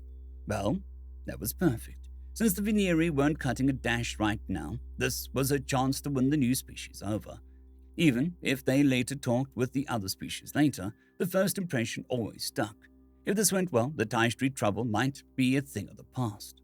Just as she finished her train of thought, she realized that Lady Nadine had just emptied her water container. She had already drunk all the water with everything in it. Is there an issue? Crap. She had been staring. Apologies, Lady Nadine. I was simply marveling at how manifold life in the universe can be. Because of this? She asked while tapping the water container. Well, I agree. I too was surprised to hear that the Veneri remove all the precious nutrients from the water. What? Though I guess they aren't exactly nutrients to them, am I right? Something in her tone had changed. Truly a strange whim of evolution for a planet to bring forth a species that can't drink its own water. Sure, not all water on my planet is drinkable either, but this is really something else. I mean, just grabbing the wrong water once and ending up hospitalized, if not worse. Just imagine being locked in your room, laying on the floor, alone, after having poisoned yourself with what was meant to be a harmless drink brought to you by your trusted servant. Wouldn't that be a terrifying thought? Kyla felt as if her heart skipped a beat. Yeah, she answered after a way too long a pause. I apologize, my description might have been a bit graphic. Oh, by the way, while you of course brought some of your own servants, wouldn't common courtesy dictate to also give you some? Are the Veneri really that negligent towards the guests? No, I was given one, but she seems to have disappeared. And someone like that gets hired by the palace. The alien noblewoman shook her head. And that kind of carelessness is borderline criminal. I totally agree, but while I am grateful for this visit, I am sure that you still have duties to attend to, which I don't wish to keep you from. Yes, you are right. I hope that we can speak again, though. I'm sure we will. As the visitor left, Kyla deflated. With shaking hand, she took off her translator. She knows. I don't know how much, but she knows. With all due respect, milady, Kyla chimed in, I think that sounds a bit paranoid. She slowly turned her head towards the handyman. You're not the one who thinks here. I am. You are the one who gets stuff done when I need you to. She stood up. Yeah, I've lived longer than you ever will. I've been a politician all my life. I know how to pick up verbal cues. You heard how old she is. Well, I don't know how long humans live exactly. A noble with that amount of life experience doesn't say those things by accident. Even the water she asked for. This wasn't a visit to establish relationships. This was a threat. She doesn't want partners. She wants puppets. But even if she had a suspicion, there is nothing that could lead back to us, our plan. You absolute idiot. Proof is only an issue within the Alliance. It means nothing to her. Didn't you hear what she said? She is the only representative of her species on the planet. During the first contact, do you have any idea what that means and how much trust she has amongst her people? She might even be the right hand to the royalty. She doesn't need proof. If she tells them what she thinks of us, that'll kill any chance of a relationship with them. Imagine them joining the Alliance, and we're the only ones not profiting from it. Our people will be done for. Spent, she slumped back into her seat. I understand your point, milady. However, if she were to die on Homne while being the guest of the Veneri, things would look different, right? Kyla thought for a while before answering. Would she really order another death? Well, she already had done it once. She did what she had to for her people. All she had to hope was for the goddess to acknowledge that. Let's say I agreed. How would we go about doing this? None of your friends are in the palace. If they were, there wouldn't have been any need to go through all the trouble with the maid in the first place. We don't know her species except for the fact that calcium doesn't kill her. And lastly, how do you plan to make sure it looks like a Veneri did it? If anything leads back to us, our people are doomed. Kylo nodded. Regarding your first concern, that is indeed difficult. I would need to call in almost every favor and threat I can, and then I wouldn't have any friends left on Homne. And I doubt I'll be able to make a usable amount of new ones. She shrugged. Your friends did a great service to us, but we were able to do it without them before. Besides, no matter how this goes, we'll have to cut all ties with the Homne anyway, so nothing lost there. Very well. About your second concern, there are types of poison that can kill any species. No matter how different she is still an organic. And I know a particularly deadly one that has no known antidote. And even better, it is available on this planet. It, of course, can't be bought by anyone, but that's actually part of my plan, and will resolve your third concern. End of chapter. Chapter 40. Solid Evidence. 23rd day after my arrival. Dear Diary. I finally managed to calm down a bit. It has now been 2 days since I visited the Taistri ambassador. They are an interesting species, completely different from the Vidiri. They look a bit like bipedal cats with fish scales instead of fur, and no cat ears. Theirs are on the side and are pretty big. A bit like bat ears. Also, interesting how tall the ambassador was. The servants were all around the size of an adult man, a human man, but the ambassador was as tall as the princess. I'm still not sure if they did it, but the ambassador definitely acted suspiciously. There was also this one servant who was constantly loitering around. I had a really strange feeling about him. I didn't find anything concrete, to be fair. In hindsight, I'm not really sure what I was looking for. I was so angry, the entire... Scratch that. Maybe I should have planned this better. But it wasn't pointless.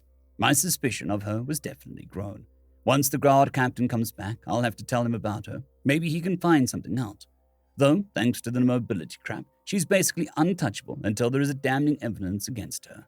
That includes interrogating her.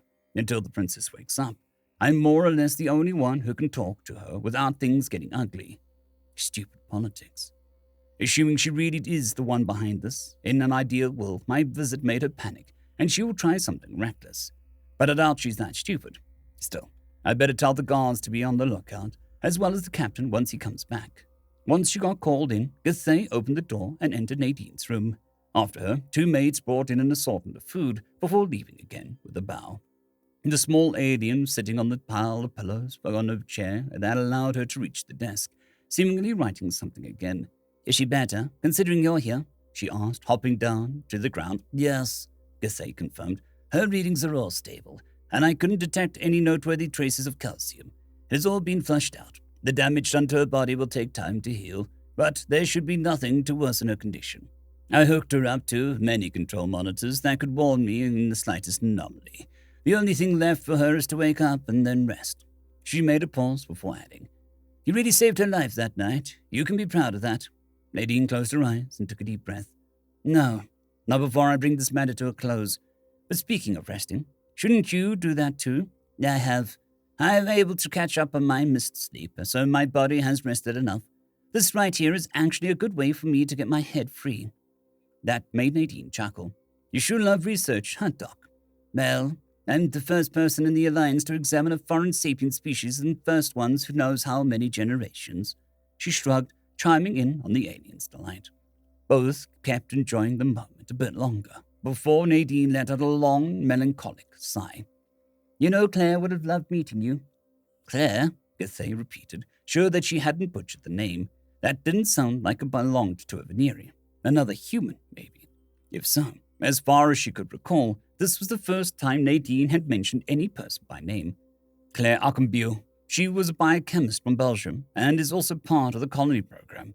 She's the youngest amongst the adults in our group, so we talked quite a bit. Seemingly remembering something, Nadine started to laugh. She once missed an important assignment because she accidentally discovered something during the test and spent all her time with that instead. Or was almost kicked out of the program for it. Seriously, give her a microscope and some biomass, and won't see her again for the day. She shook her head, smiling. Fair bit of warning, though, if she isn't immersed in her research, she's more hyper than a squirrel on cocaine. Still, you have to meet her if we ever... The small alien's gaze fell as the words died in her mouth. I'm sure they are fine, Githey tried to comfort her. Some other Alliance members may have found them already. Word just travels slowly beyond the hyperlanes. Let's, talk about something else, okay? Githey wanted to say something in return, but she realized her words wouldn't reach Nadine at the moment. So instead, she turned to the food assortment and handed her 2 small containers. Here's the new recipe you asked for. This one is with Tycro and that one without. That at least brought her smile back. I wouldn't exactly call a smoothie a recipe. It's actually strange that you guys never got the idea.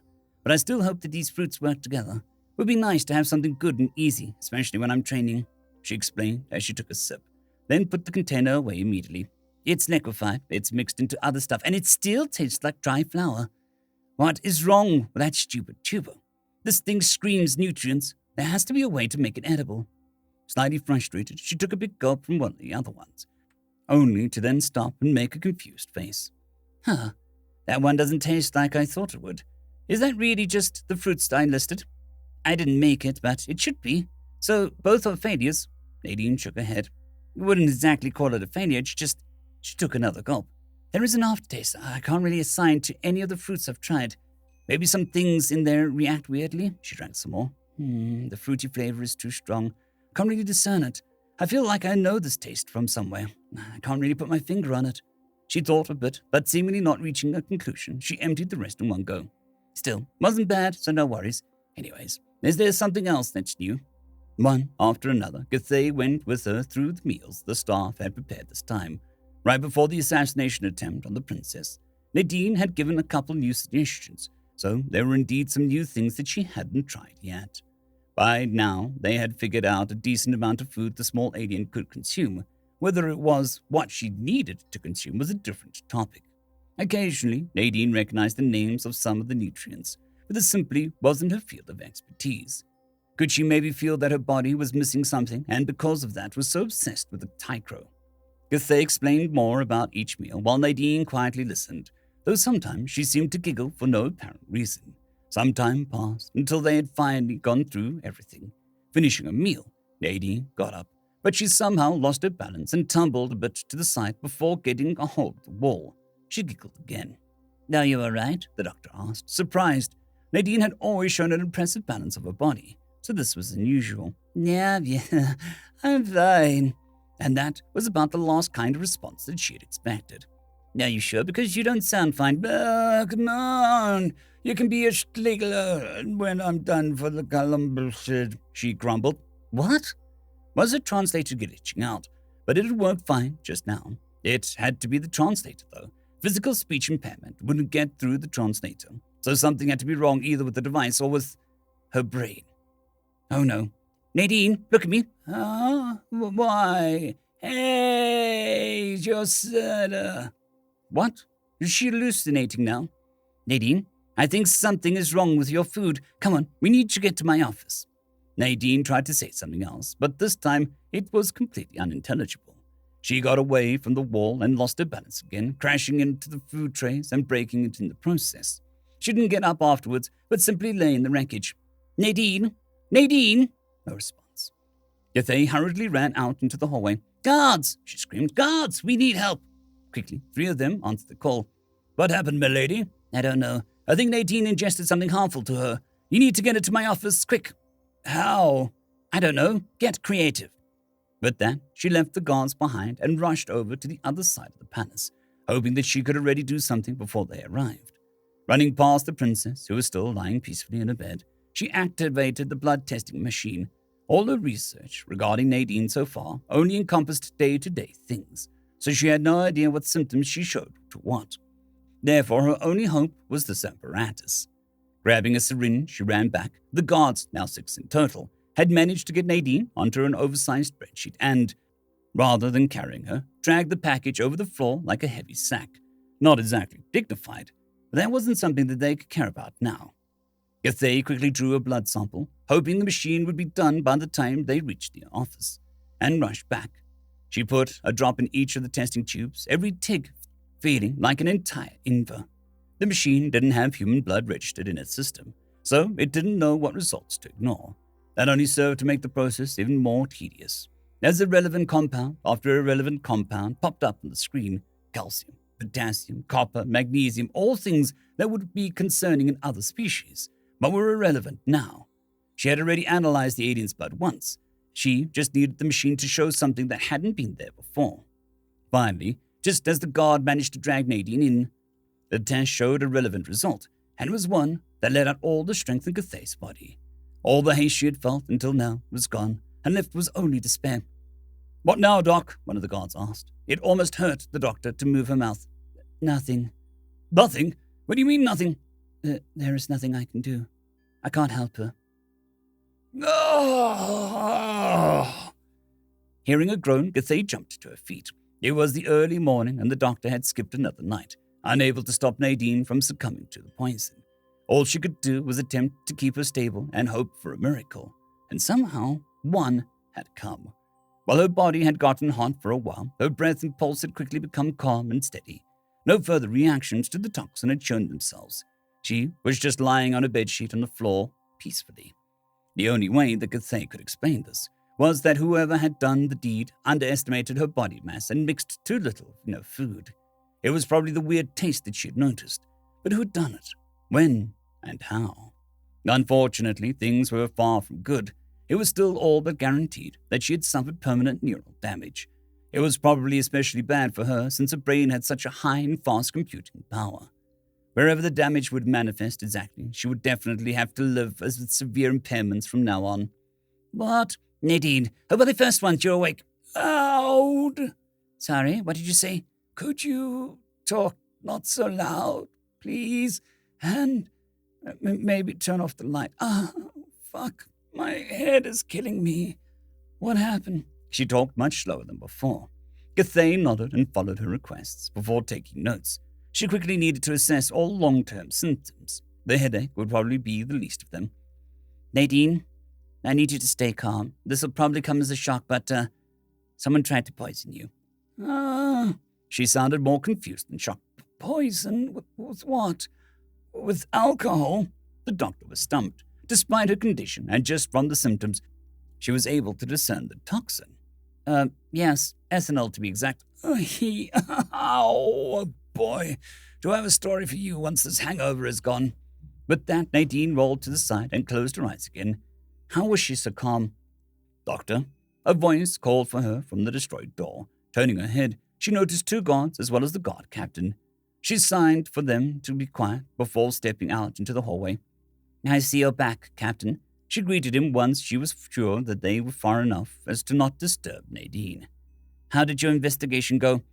I take it that you know that suicide of the culprit was likely staged. Yes, Nadine told me. Speaking of, how is she? To my absolute surprise, alive. But despite her luck, there are still severe long-term consequences to be expected. Which ones exactly, I cannot tell yet. Ethanol is incredibly dangerous. The captain nodded. I see. When my men told me the name, I asked around. You can't just acquire the stuff normally, right? Correct. Because it is so potent and there is no known antidote, you need a special research license to purchase it. But you have such a license, right? The comment made Cathay stop. I do? I don't see how that is relevant, though. It is insofar relevant that I have to ask you to come with me. It actually took her a while to process what she had just heard and to understand what the captain was hinting at. You must be joking. Most certainly not. Are you? Why would you even think that? Well, you were one of the few that knew about her theory of the staged suicide. Maybe you want to silence her. Why would I want to? Wait. Are you saying I attempted to assassinate Her Highness? That makes no sense. I was the one who saved her, she shouted, fuming over his audacity. Maybe you didn't want her to die. Just take her out. I don't know. I mean, our only source that she is fine now and will wake up soon is you, after all. True, I don't know what you would hope to gain from this, but you see, by the time the maid in question was shot, you weren't back to the palace yet, but arrived shortly after, meaning that you could have been in the city. You were the one of the few who knew about Lady Nadine's suspicion. You were the one who gave her the poisoned meal, and despite alerting the guards, you were rather quick in announcing that she was beyond saving. Yes, because I said there is no known antidote against ethanol. It's a deadly neurotoxin. She took a breath. All right, if you say it like that, there's a hint in my direction. I'll give you that much. But that's not nearly enough. I might be a low rank, but I'm still a noble and in service of the Star Palace. You can't accuse me unless you have either Her Highness's order or solid evidence. But it's true. Then instead of chasing... She didn't finish her sentence as the captain held the datapad in her face. What she saw made her freeze. It was a bill of delivery for a small shipment of ethanol, ordered with a license. What do you say? Does this qualify as solid evidence? End of chapter. Chapter 41. Are you scared? The cell block was quiet. No one talked or made any form of noise. Mainly because there was no one here.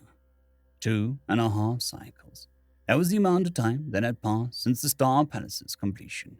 2.5 cycles since Her Highness had made it a new center of Homne's foreign politics. 2.5 cycles during which these cells had never seen a single prisoner. And why would they? Ordinary criminals would go to the city's prison. One would need to commit a crime against the highest order and within the palace walls to land here. A crime like, for example, trying to assassinate the princess and a foreign diplomat. Githey would never have thought that she would have been the first one to be locked in these cells. Honestly, she didn't even remember her way down here. She was able to recall seeing her license number on the bill for the ethanol. And the next thing she realized, she was sitting behind a breakout-proof wall of glass. I wonder how breakout-proof it would be for Nadine. She couldn't help but muse. Nadine. Githey lost track of how much time she had spent here so far. She just woke up from sleep, but considering how messed up her sleep schedule had been for the last couple of days, that could mean basically anything and nothing. But it was definitely more than enough time for anything to go wrong with either her or two patients. Even under the emergency protocol, they had to have called in a new doctor by now, one who had no idea that a species human even existed, let alone how to help one. The princess was likely fine. She had been on her way to recovery anyway. But Nadine. Then again, was she any better? Oh, sure. Githey spent almost every day since meeting the small alien gathering as much information about her kind as she could. But when she needed medical help, she could do nothing. No idea what could help her recover. No clue what her body needed to somehow make the best out of the absolutely catastrophic situation. How could this even have happened? How much influence did the culprit have in order to pull something like this off? And, most importantly, who did this? Even if Nadine was right and the Taishtri had their hands in this, they couldn't have possibly done this alone. Githey's head hurt. If only Her Highness was awake, surely she would know how to do. Finally got some sleep, Doc. She immediately shot up from her bed. Had her food been poisoned as well? Was she now the one hallucinating? Because what she was seeing on the other side of the glass simply could not be true. Someone home? Nadine's face was perfectly neutral, and her voice didn't betray any emotion. Her posture was like always.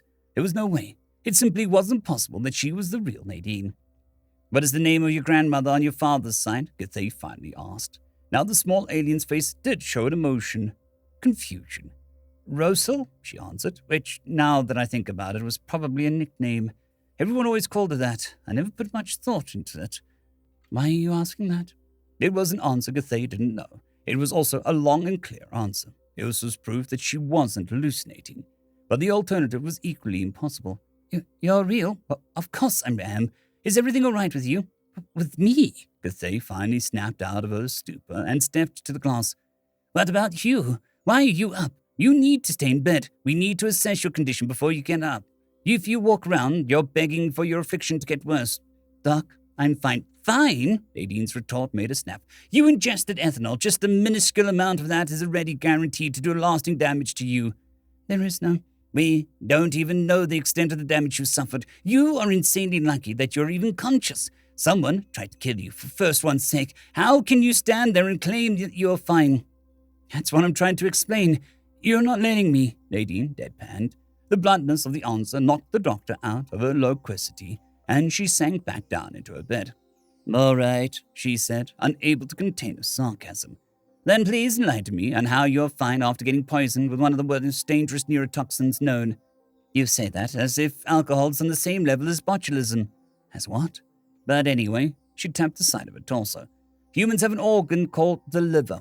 Its job is to basically detox our body from all sorts of things, alcohol being one of them. Githey needed a moment to process what she had just heard. Had Nadine seriously just said that she had an organ capable of cleansing poisons on par with ethanol? So toxins are... There was way too much going on in her head for Githey to even attempt trying to form a cohesive sentence. I'm not immune to poisons, if that's what you're trying to say, Nadine corrected, as she caught onto her train of thought. I mean, I guess I am immune to many of the things you would consider poison, but still. I kind of blacked out, so I'm not sure what exactly went on, but I probably acted drunk before I passed out. So as you see, I'm not simply immune. If I didn't throw up, things probably weren't too bad, yeah? But alcohol can kill me in higher doses, just like a lot of other things can. Also, I'm still a kid, and on top of that, not used to alcohol, So by human standards, it doesn't take much to knock me out. Once more, Cathay left pause before answering, a pause in which she went through each of the small alien sentences once more to make sure that she had actually understood the absurdity that she was right now being faced with. Even amongst the absurdity of the rest of her statement, there was one thing that still managed to stand out to her. What do you mean you aren't used to alcohol? That triggered a new facial expression Nadine hadn't shown before. The lower half of her face looked like one of her grins, while the upper half looked dismissive. Well, that may sound crazy, as the rest of the conversation so far had been any different. But humans often consume alcohol for fun, ethanol at least. The others are equally quite dangerous. I see. The heavy silence followed in which neither of the two did anything besides look at each other. In the end, it was Nadine who spoke again. That's it. No offense, but I thought you had more to say about it than that, just that. I have, the doctor retorted, but I feel like my head will explode if I spend a single other thought on this. Nadine sat down on the floor, dropping the topic. Hey, Doc. Yes, I'm sorry. For what? For only coming now, the small alien sighed. I should have come to you as soon as my hangover was gone, but, I was so angry. I almost couldn't think straight. I couldn't even write my turmoil down, because when I tried, I crushed the pen. Cathay froze, well aware of how deadly Nadine's anger could be. You have to believe me that of course you didn't do it. The immediate dismissal came as a surprise. Captain Kasega seems to disagree. He acted rashly, but to be fair, he didn't have all the info, and if there are hints in your direction, he can't exactly afford to let you near us. Still, I mean, just now you didn't think about pleading innocent until you were absolutely sure I was fine. That would convince anyone if the matter wasn't close to being resolved anyway. Wait, what do you mean resolved? She smiled. That means you'll get out soon. That's great, but that's not what I meant. How is that matter already resolved just like that? The smile disappeared again, and the gaze of the small alien dropped to the floor. Well, remember how I said I was so angry I could barely think straight? I did something I'm not exactly proud of. The day before, the night was surprisingly clear. This had to be one of the announced last days before the rain wouldn't stop anymore. Kaikla wouldn't complain about not getting wet. The day had been bad enough. She really had better things to do than fly to the other side of the planet and back. After going out of her way to get the green light from the hospital to visit Prince Kyoton, she had arrived in Vermanar, only to then learn that His Highness didn't want to meet her. And since the cottage in Kaldahar was the only place currently equipped to house her species, she begrudgingly made her way back. Well, getting friendly with the prince was only plan B to begin with, and it's not like I had something else to do. As soon as Lady Nadine's death becomes public, we should leave anyway. Took you long enough. Half out of her shuttle, Kaikla was startled at the unexpected voice, and Quilo immediately drew his weapon. From the shadows, a small figure emerged, a figure Kaikla was very familiar with. Why is she still alive? Am I surrounded by nothing but incompetence? Look, you see if any guards are with her, she ordered Quilo in their language before turning on her translator. Lady Nadine, she greeted, putting up her act. To what do I? Cut the crap, the human barked, much to Kaikla's surprise. Normally, even if someone was angry, she could still see the person's mannerisms within the anger. But with her, nothing. And not just because she now lacked any hint of noble etiquette, though that was certainly part of it. But more than that, it was as if the person she had met a few days earlier no longer existed. But there, once again, was this nagging instinct inside of her that she couldn't really identify. We both know what's going on, so stop the charade already. I'm afraid I don't know. Oh, shove it. I know what you did. I bugged your room. I don't know what the term, Kaikla's last sentence, was not an act. It means I left a listening device there. I heard every word. But what? How dare you? How can you call yourself a noble and be so shameless? No, please, Lady Nadine spat. Which one of us tried to kill their host, and me for that matter, with alcohol of all things? Honestly, I would laugh if I weren't so pissed. I did what was necessary, Kaikla retorted. I did what I had to for the sake of my people. Milady, Quilo tried to cut in, but she didn't let him speak. The princess had it coming when she was dead set on plunging us into ruin. And so had you when you threatened us. Milady, Quilo tried again. What? We talked without translators back then. Kaikla froze. He was right. The translators available on Homne was set to Veneri. They couldn't translate from another language from a recording. There was no way Lady Nadine could have understood them. She had tricked her into confessing her crimes. Guards? She carefully asked her handyman. None. Keikler grinned. That meant the situation was salvageable. They just needed to kill Lady Nadine, then place her corpse somewhere in the city, and her people would be none the wiser. It would still look as if her death was on the Veneri. Then she could try building a relationship between the humans and Taistri, just as planned. All right, you got me, Keikler admitted to her adversary. But aren't you forgetting something? You're alone. Do you think I'm scared of some unarmed pipsqueak? The human didn't answer. Instead, she put her hand on the scabbard on her back and drew a stick. Keikler couldn't contain her laughter. Instead of engaging her any further, she simply made a gesture to Quilo. Just kill her already. And then things happened fast, almost faster than she could see. Before Quilo could even aim his weapon, Lady Nadine threw the strange stick. It spun so fast to look like a disc, bridged the distance between them in an instant, and crashed into Quilo with a force rivaling a kinetic gun. With a sickening crunch, her handyman was flung backward, leaving a trail of blood as he hit the ground. The stick clattered next to him on the pathway. There was no point in checking. The caved-in torso made it very clear that he was dead.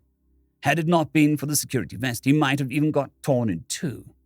Keikler was petrified, unable to do anything other than stare at his corpse before her gaze snapped back to the human. In a way that looked almost demonstrably slow, Nadine slowly pulled another one of these sticks from his scabbard. Her eyes were blue as the ice of the northern wasteland and felt just as cold when her gaze pierced Keikler. She then tilted her head in an almost mocking fashion. Scared now? End of chapter. Chapter 42. Persistence Hunting. For a few moments, Keikler just stood there, unable to process what she'd just witnessed. How did this bizarre weapon work to be so powerful? It looked just like a stick. It couldn't just be the force of the throw, right? Such a small body couldn't possibly hold that amount of strength. As Nadine made a step towards her, a jolt went through Keikler's body. What should she do? Should she try and grab Quilo's gun? No, she'd never used one. And if the past moments taught her anything, it was that she wouldn't survive long enough to even raise the weapon. Instead, her gaze remained glued to her adversary. It was still the same small, frail-looking frame the human had always had. Yet, somehow, Keikler felt as if she was staring death straight in the eyes. And then she finally understood it. Ever since meeting the alien noblewoman for the first time, Keikler had, somewhere deep down, felt some primal urge that she had ignored since she hadn't been able to really identify the feeling. But now, the feeling had broken out of her subconsciousness, and its name was clear as day: fear. The urge she had felt was the one to run for her life. And with a quick decision, that was exactly what she did. Like her ancestors had done when they had encountered primal predators, she ran. Keikler didn't spend much of her time pursuing physical activity, so she was slow for a Taistri female. But she was still a Taistri female. Her kind had no equal in the alliance when it came to running, so even if she was slow compared to her own, there was no way the Nadine's short legs could keep up with her speed. Therefore, her best bet was to bring as much distance between them while praying to the goddess that the bizarre weapon didn't have much reach. At least the last part appeared to be true, since there didn't seem to be a follow-up attack. She quickly scaled a small hill and broke the vision between her cottage and the city of Kalhana, which, for the first time, was thankful that it was so close. It wasn't until she reached the first houses that she dared look back. Thank the goddess. She had been right about Nadine's speed. The alien only now appeared on the top of the hill, far behind her. Not halting her sprint, Keikler entered the city. Kalhana was quiet this late into the night, so there was nothing in her way. Between the open landing fields meant for public shuttles, there was a myriad of narrow alleyways through which she could shake her pursuer off. When she felt that her body wouldn't allow her to push it any further, she went around one more corner before sinking to the ground. She was exhausted far beyond anything she'd ever experienced in her life, and felt so hot that it was like standing in one of the homeworld's many deserts. The wall behind her felt cold under her touch, and she leaned against it in a desperate hope that it would allow her to cool off.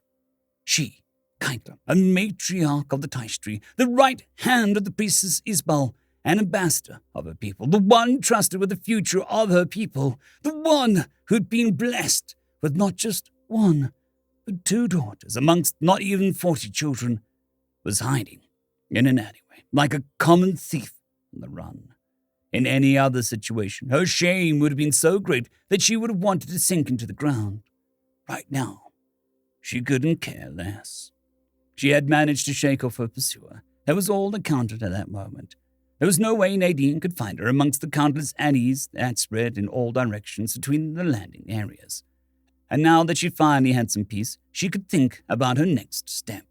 She had failed, spectacularly so. That was undeniable at this point. Maybe there was a way to salvage the situation. She couldn't think of one right now, but if there was, she needed to be alive for it. So, how would she survive that crazed alien who was so clearly out for blood? Well, except for Quilo, all of her other servants were still alive and at the cottage. The shuttle she had been given was also there. She just needed to exit the town again without running into her pursuer, which, considering its size, shouldn't be too hard. She would then take her servants and fly back to the space harbor before Nadine could talk to anyone. Once she reached the Saito, all she needed to do was leave in a non-suspicious manner, and once they reached the hyperlane, she would be safe. Everything else she could think about when she was home. So, as soon as she recovered, in case you think you are hiding, you are not. I can hear you breathe. Pain. Her head, her arms, her chest, basically everything. Not the sharp headache that she had tried to endure over the last couple days. More a sore pain spread out through her entire body. She also felt tired and hungry. Just saying that this office is already embarrassingly small. You standing in the middle of it isn't exactly helping with that. I can see your point, Lord Jarakhima, but I'm afraid I have to tell you that you need to deal with that. Lord Jarakhima? Who was that again? And the second voice belonged to Mahita, didn't it?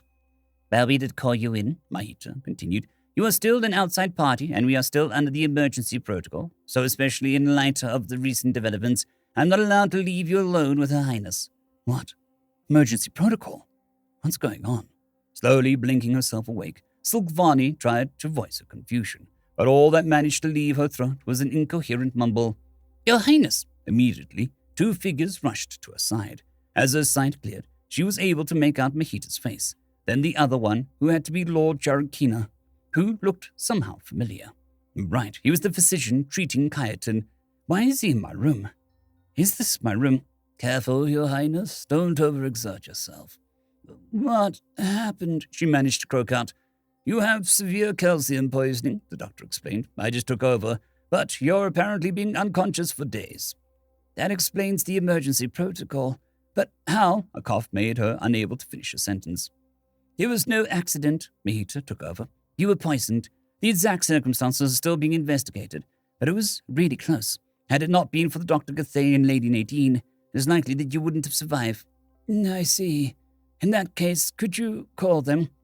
That would be a bit difficult at the moment. Huh? Why? A lot of things happened. It started 3 days ago. It shouldn't be possible. It couldn't be possible. And yet, there she was, judging by the sound of it right around the corner. Kytla didn't understand it, but she couldn't take any chances.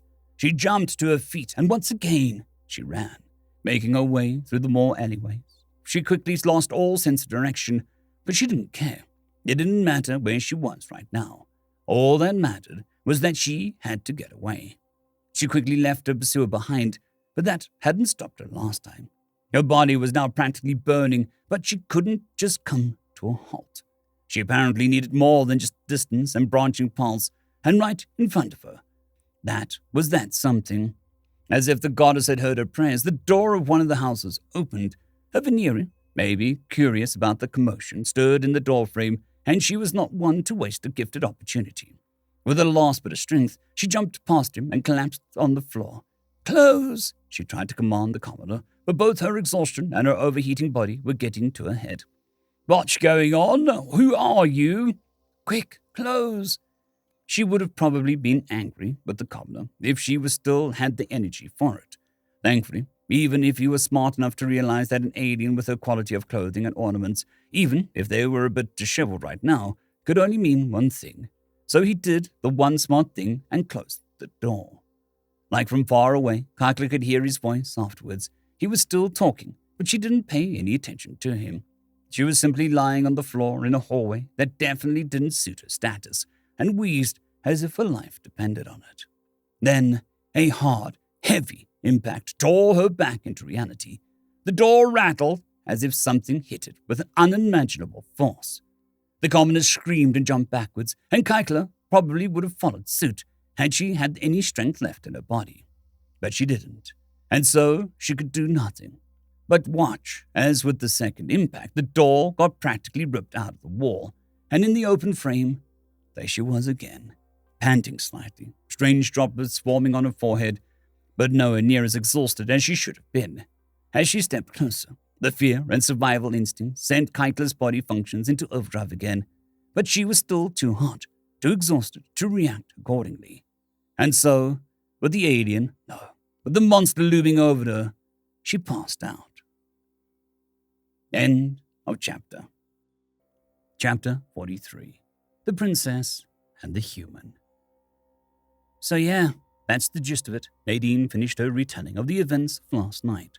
When she was done, Gathai needed to process everything that she'd just heard. There were a million questions in her head, reaching all the way from the girl's well-being to the fallout of her actions. The ambassador, is she? What? No, why would you? Okay, I can see why you would think that, but no, she's alive. She's currently being detained in one of the guest rooms, I think. The captain said that he'd get your colleague to check up on her. When she wakes up, she'll probably get interrogated and brought down here, and then your names should be cleared. That was good. Even if the ambassador was likely to be executed for her crimes, Nadine could have been in trouble if she'd killed her before the hearing. And what about you? How do you feel? Her head stumped a bit. Not great, but honestly better than I thought I would. I killed this guy without a second thought, and yet, he had a weapon, and he did try to kill me, but it was just so easy. To be honest, it's a bit scary. That made Gathai think back to how Nadine was when she'd first arrived in Homne, back when the doctor had foolishly assumed that a bit of research was all she needed to help the girl. Once she was out of herself, she needed to find a better way to evaluate her. But for now, I'd love to say that I know what you're going through. Unfortunately, I can't. I have a long way in front of me to understand everything about you, but I promise that I'll not leave you alone in this. I might not yet have found a way to truly help you, but know that I'm here for you. Know that you can always come to me with your sorrows, that you can always talk to me. And I'm sure that, if Her Highness were with us right now, I guarantee you that she would tell you the same. A glistening wetness started to appear in the small alien's eyes and made the light dance off of them. She swallowed heavily before answering. Thanks, Doc, and I promise that I'll no longer bottle things up like I did, and both you and your Highness, Lady Nadine. A call from the entrance interrupted the two. Both turned their head and found the panting Mahita standing at the doorframe, seemingly having given up on maintaining a strict, dignified form the head maid usually insisted on keeping. I didn't know you had returned. Oh, sorry. Should I have said something? Once I told everything to Keska, I came down here right away. What's going on? Did something happen? Yes, Her Highness is awake. Nadine's eyes opened, so wide that they seemed to almost double in size. She threw an apologetic gaze at the doctor, who simply chuckled, both from relief and her reaction. Just go to her, I'll be fine. As you said, things will sort themselves out from here on. The front end of Sakvani's sickbed had been raised to allow her to sit. Dr. Jarkina had told her that she needed more time to recover and therefore shouldn't leave the bed yet. Said doctor was currently poking one of the fingers at her lower left arm with an apparatus that had a thin rod sticking out of it. The princess's lower arms were currently resting in a noose that was fixed around her shoulders, each forearm tightly fixed with a splint to keep them straight, while the corresponding hands were hanging down limply. Can you feel this? He asked, with a slight electrical impulse that discharged in a joint. Numbly. That's probably from the pain medication. But you do feel a touch and electricity, yes? I do, a slight prickle. Can you move the finger? No. He then tapped the stick against the finger on the other hand. What about this one? Same. dull feeling, but I can't move it.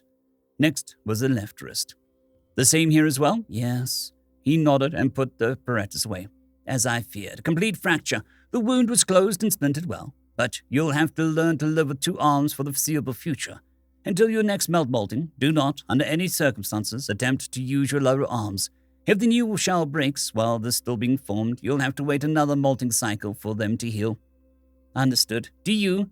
She interrupted herself as a figure appeared in the broken doorframe.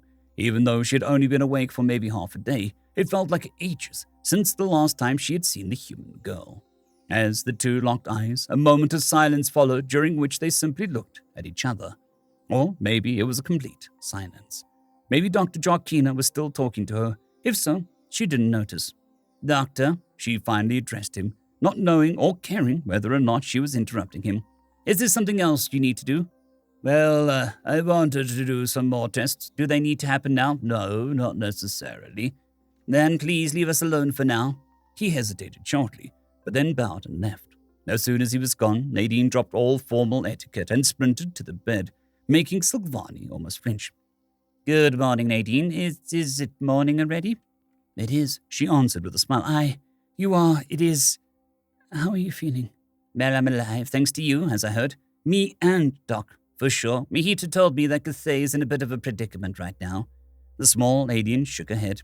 Don't worry, it's about to be sorted out. No, that sounds like you have a story to tell. She most certainly had. Silvani only heard a rough retelling from Mihita, so she appreciated that Nadine started her explanation the night she collapsed.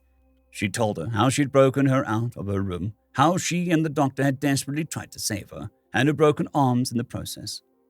She talked about the staged suicide, the failed attempt on Nadine's life, and finally the chase through the city. That is definitely enough to bring her to justice, Silvani commented once Nadine was done. But not the end of it, the small alien reminded her. Someone brought the poisoned drink to me, or poisoned the fruits. Someone used Doc's license. She can't have done all of that on her own. I doubt she would cover for her accomplices now that her deeds have been revealed. But you are right. We'll have to conduct a thorough weeding. She leaned back in her bed. But others will do that. You have done more than enough. If you want, I can try to mask the incident and silence any of those who saw... No, I'm done hiding. I appreciate that you kept my existence secret for my sake, but this can't go on forever. I chose to take on an active role, and I stand by that. Very well, Silvani chuckled. To be honest, I am glad you chose so, because otherwise I couldn't have given you more than a mere thank you. Nadine blinked a few times. Wait, you're not planning on giving me an award, are you? Why not? People have been awarded for way less than what you did. But I won't have to hold a speech, right? I'm not good at speaking in front of many people. With this, Silvani became unable to contain her laughter. Laughing hurt a bit, but she couldn't help it. That's what you're concerned about. Well, I guess that can be arranged. But you won't get around meeting my parents, so better prepare for that. Oh yeah? She retorted with a grin. Then you better also prepare to meet my father once we... Her gaze fell as her voice died mid-sentence. Nadine? No, it's fine. Silvani took a deep breath. They are out there, she finally assured Nadine. Somewhere. I'm sure of it. Think about how resilient you are. Then imagine what an entire ship of your kind can do. Who knows? Maybe they already met another member of the Alliance. Word travels slowly beyond the high plains. When this ordeal is over, I'll send word to all members, I promise. The words hung in the air for a while, but in the end, Nadine seemed to reignite her determination. Your Highness, I'm sorry, what? That's what my family calls me in private, Silvani explained slightly sheepishly. And sometimes not just in private. But I'm not your family. I couldn't not. And here I remembered you saying that I'm like your big sister to you, despite being not even half your age. That was I was. Don't you want us to be like sisters anymore?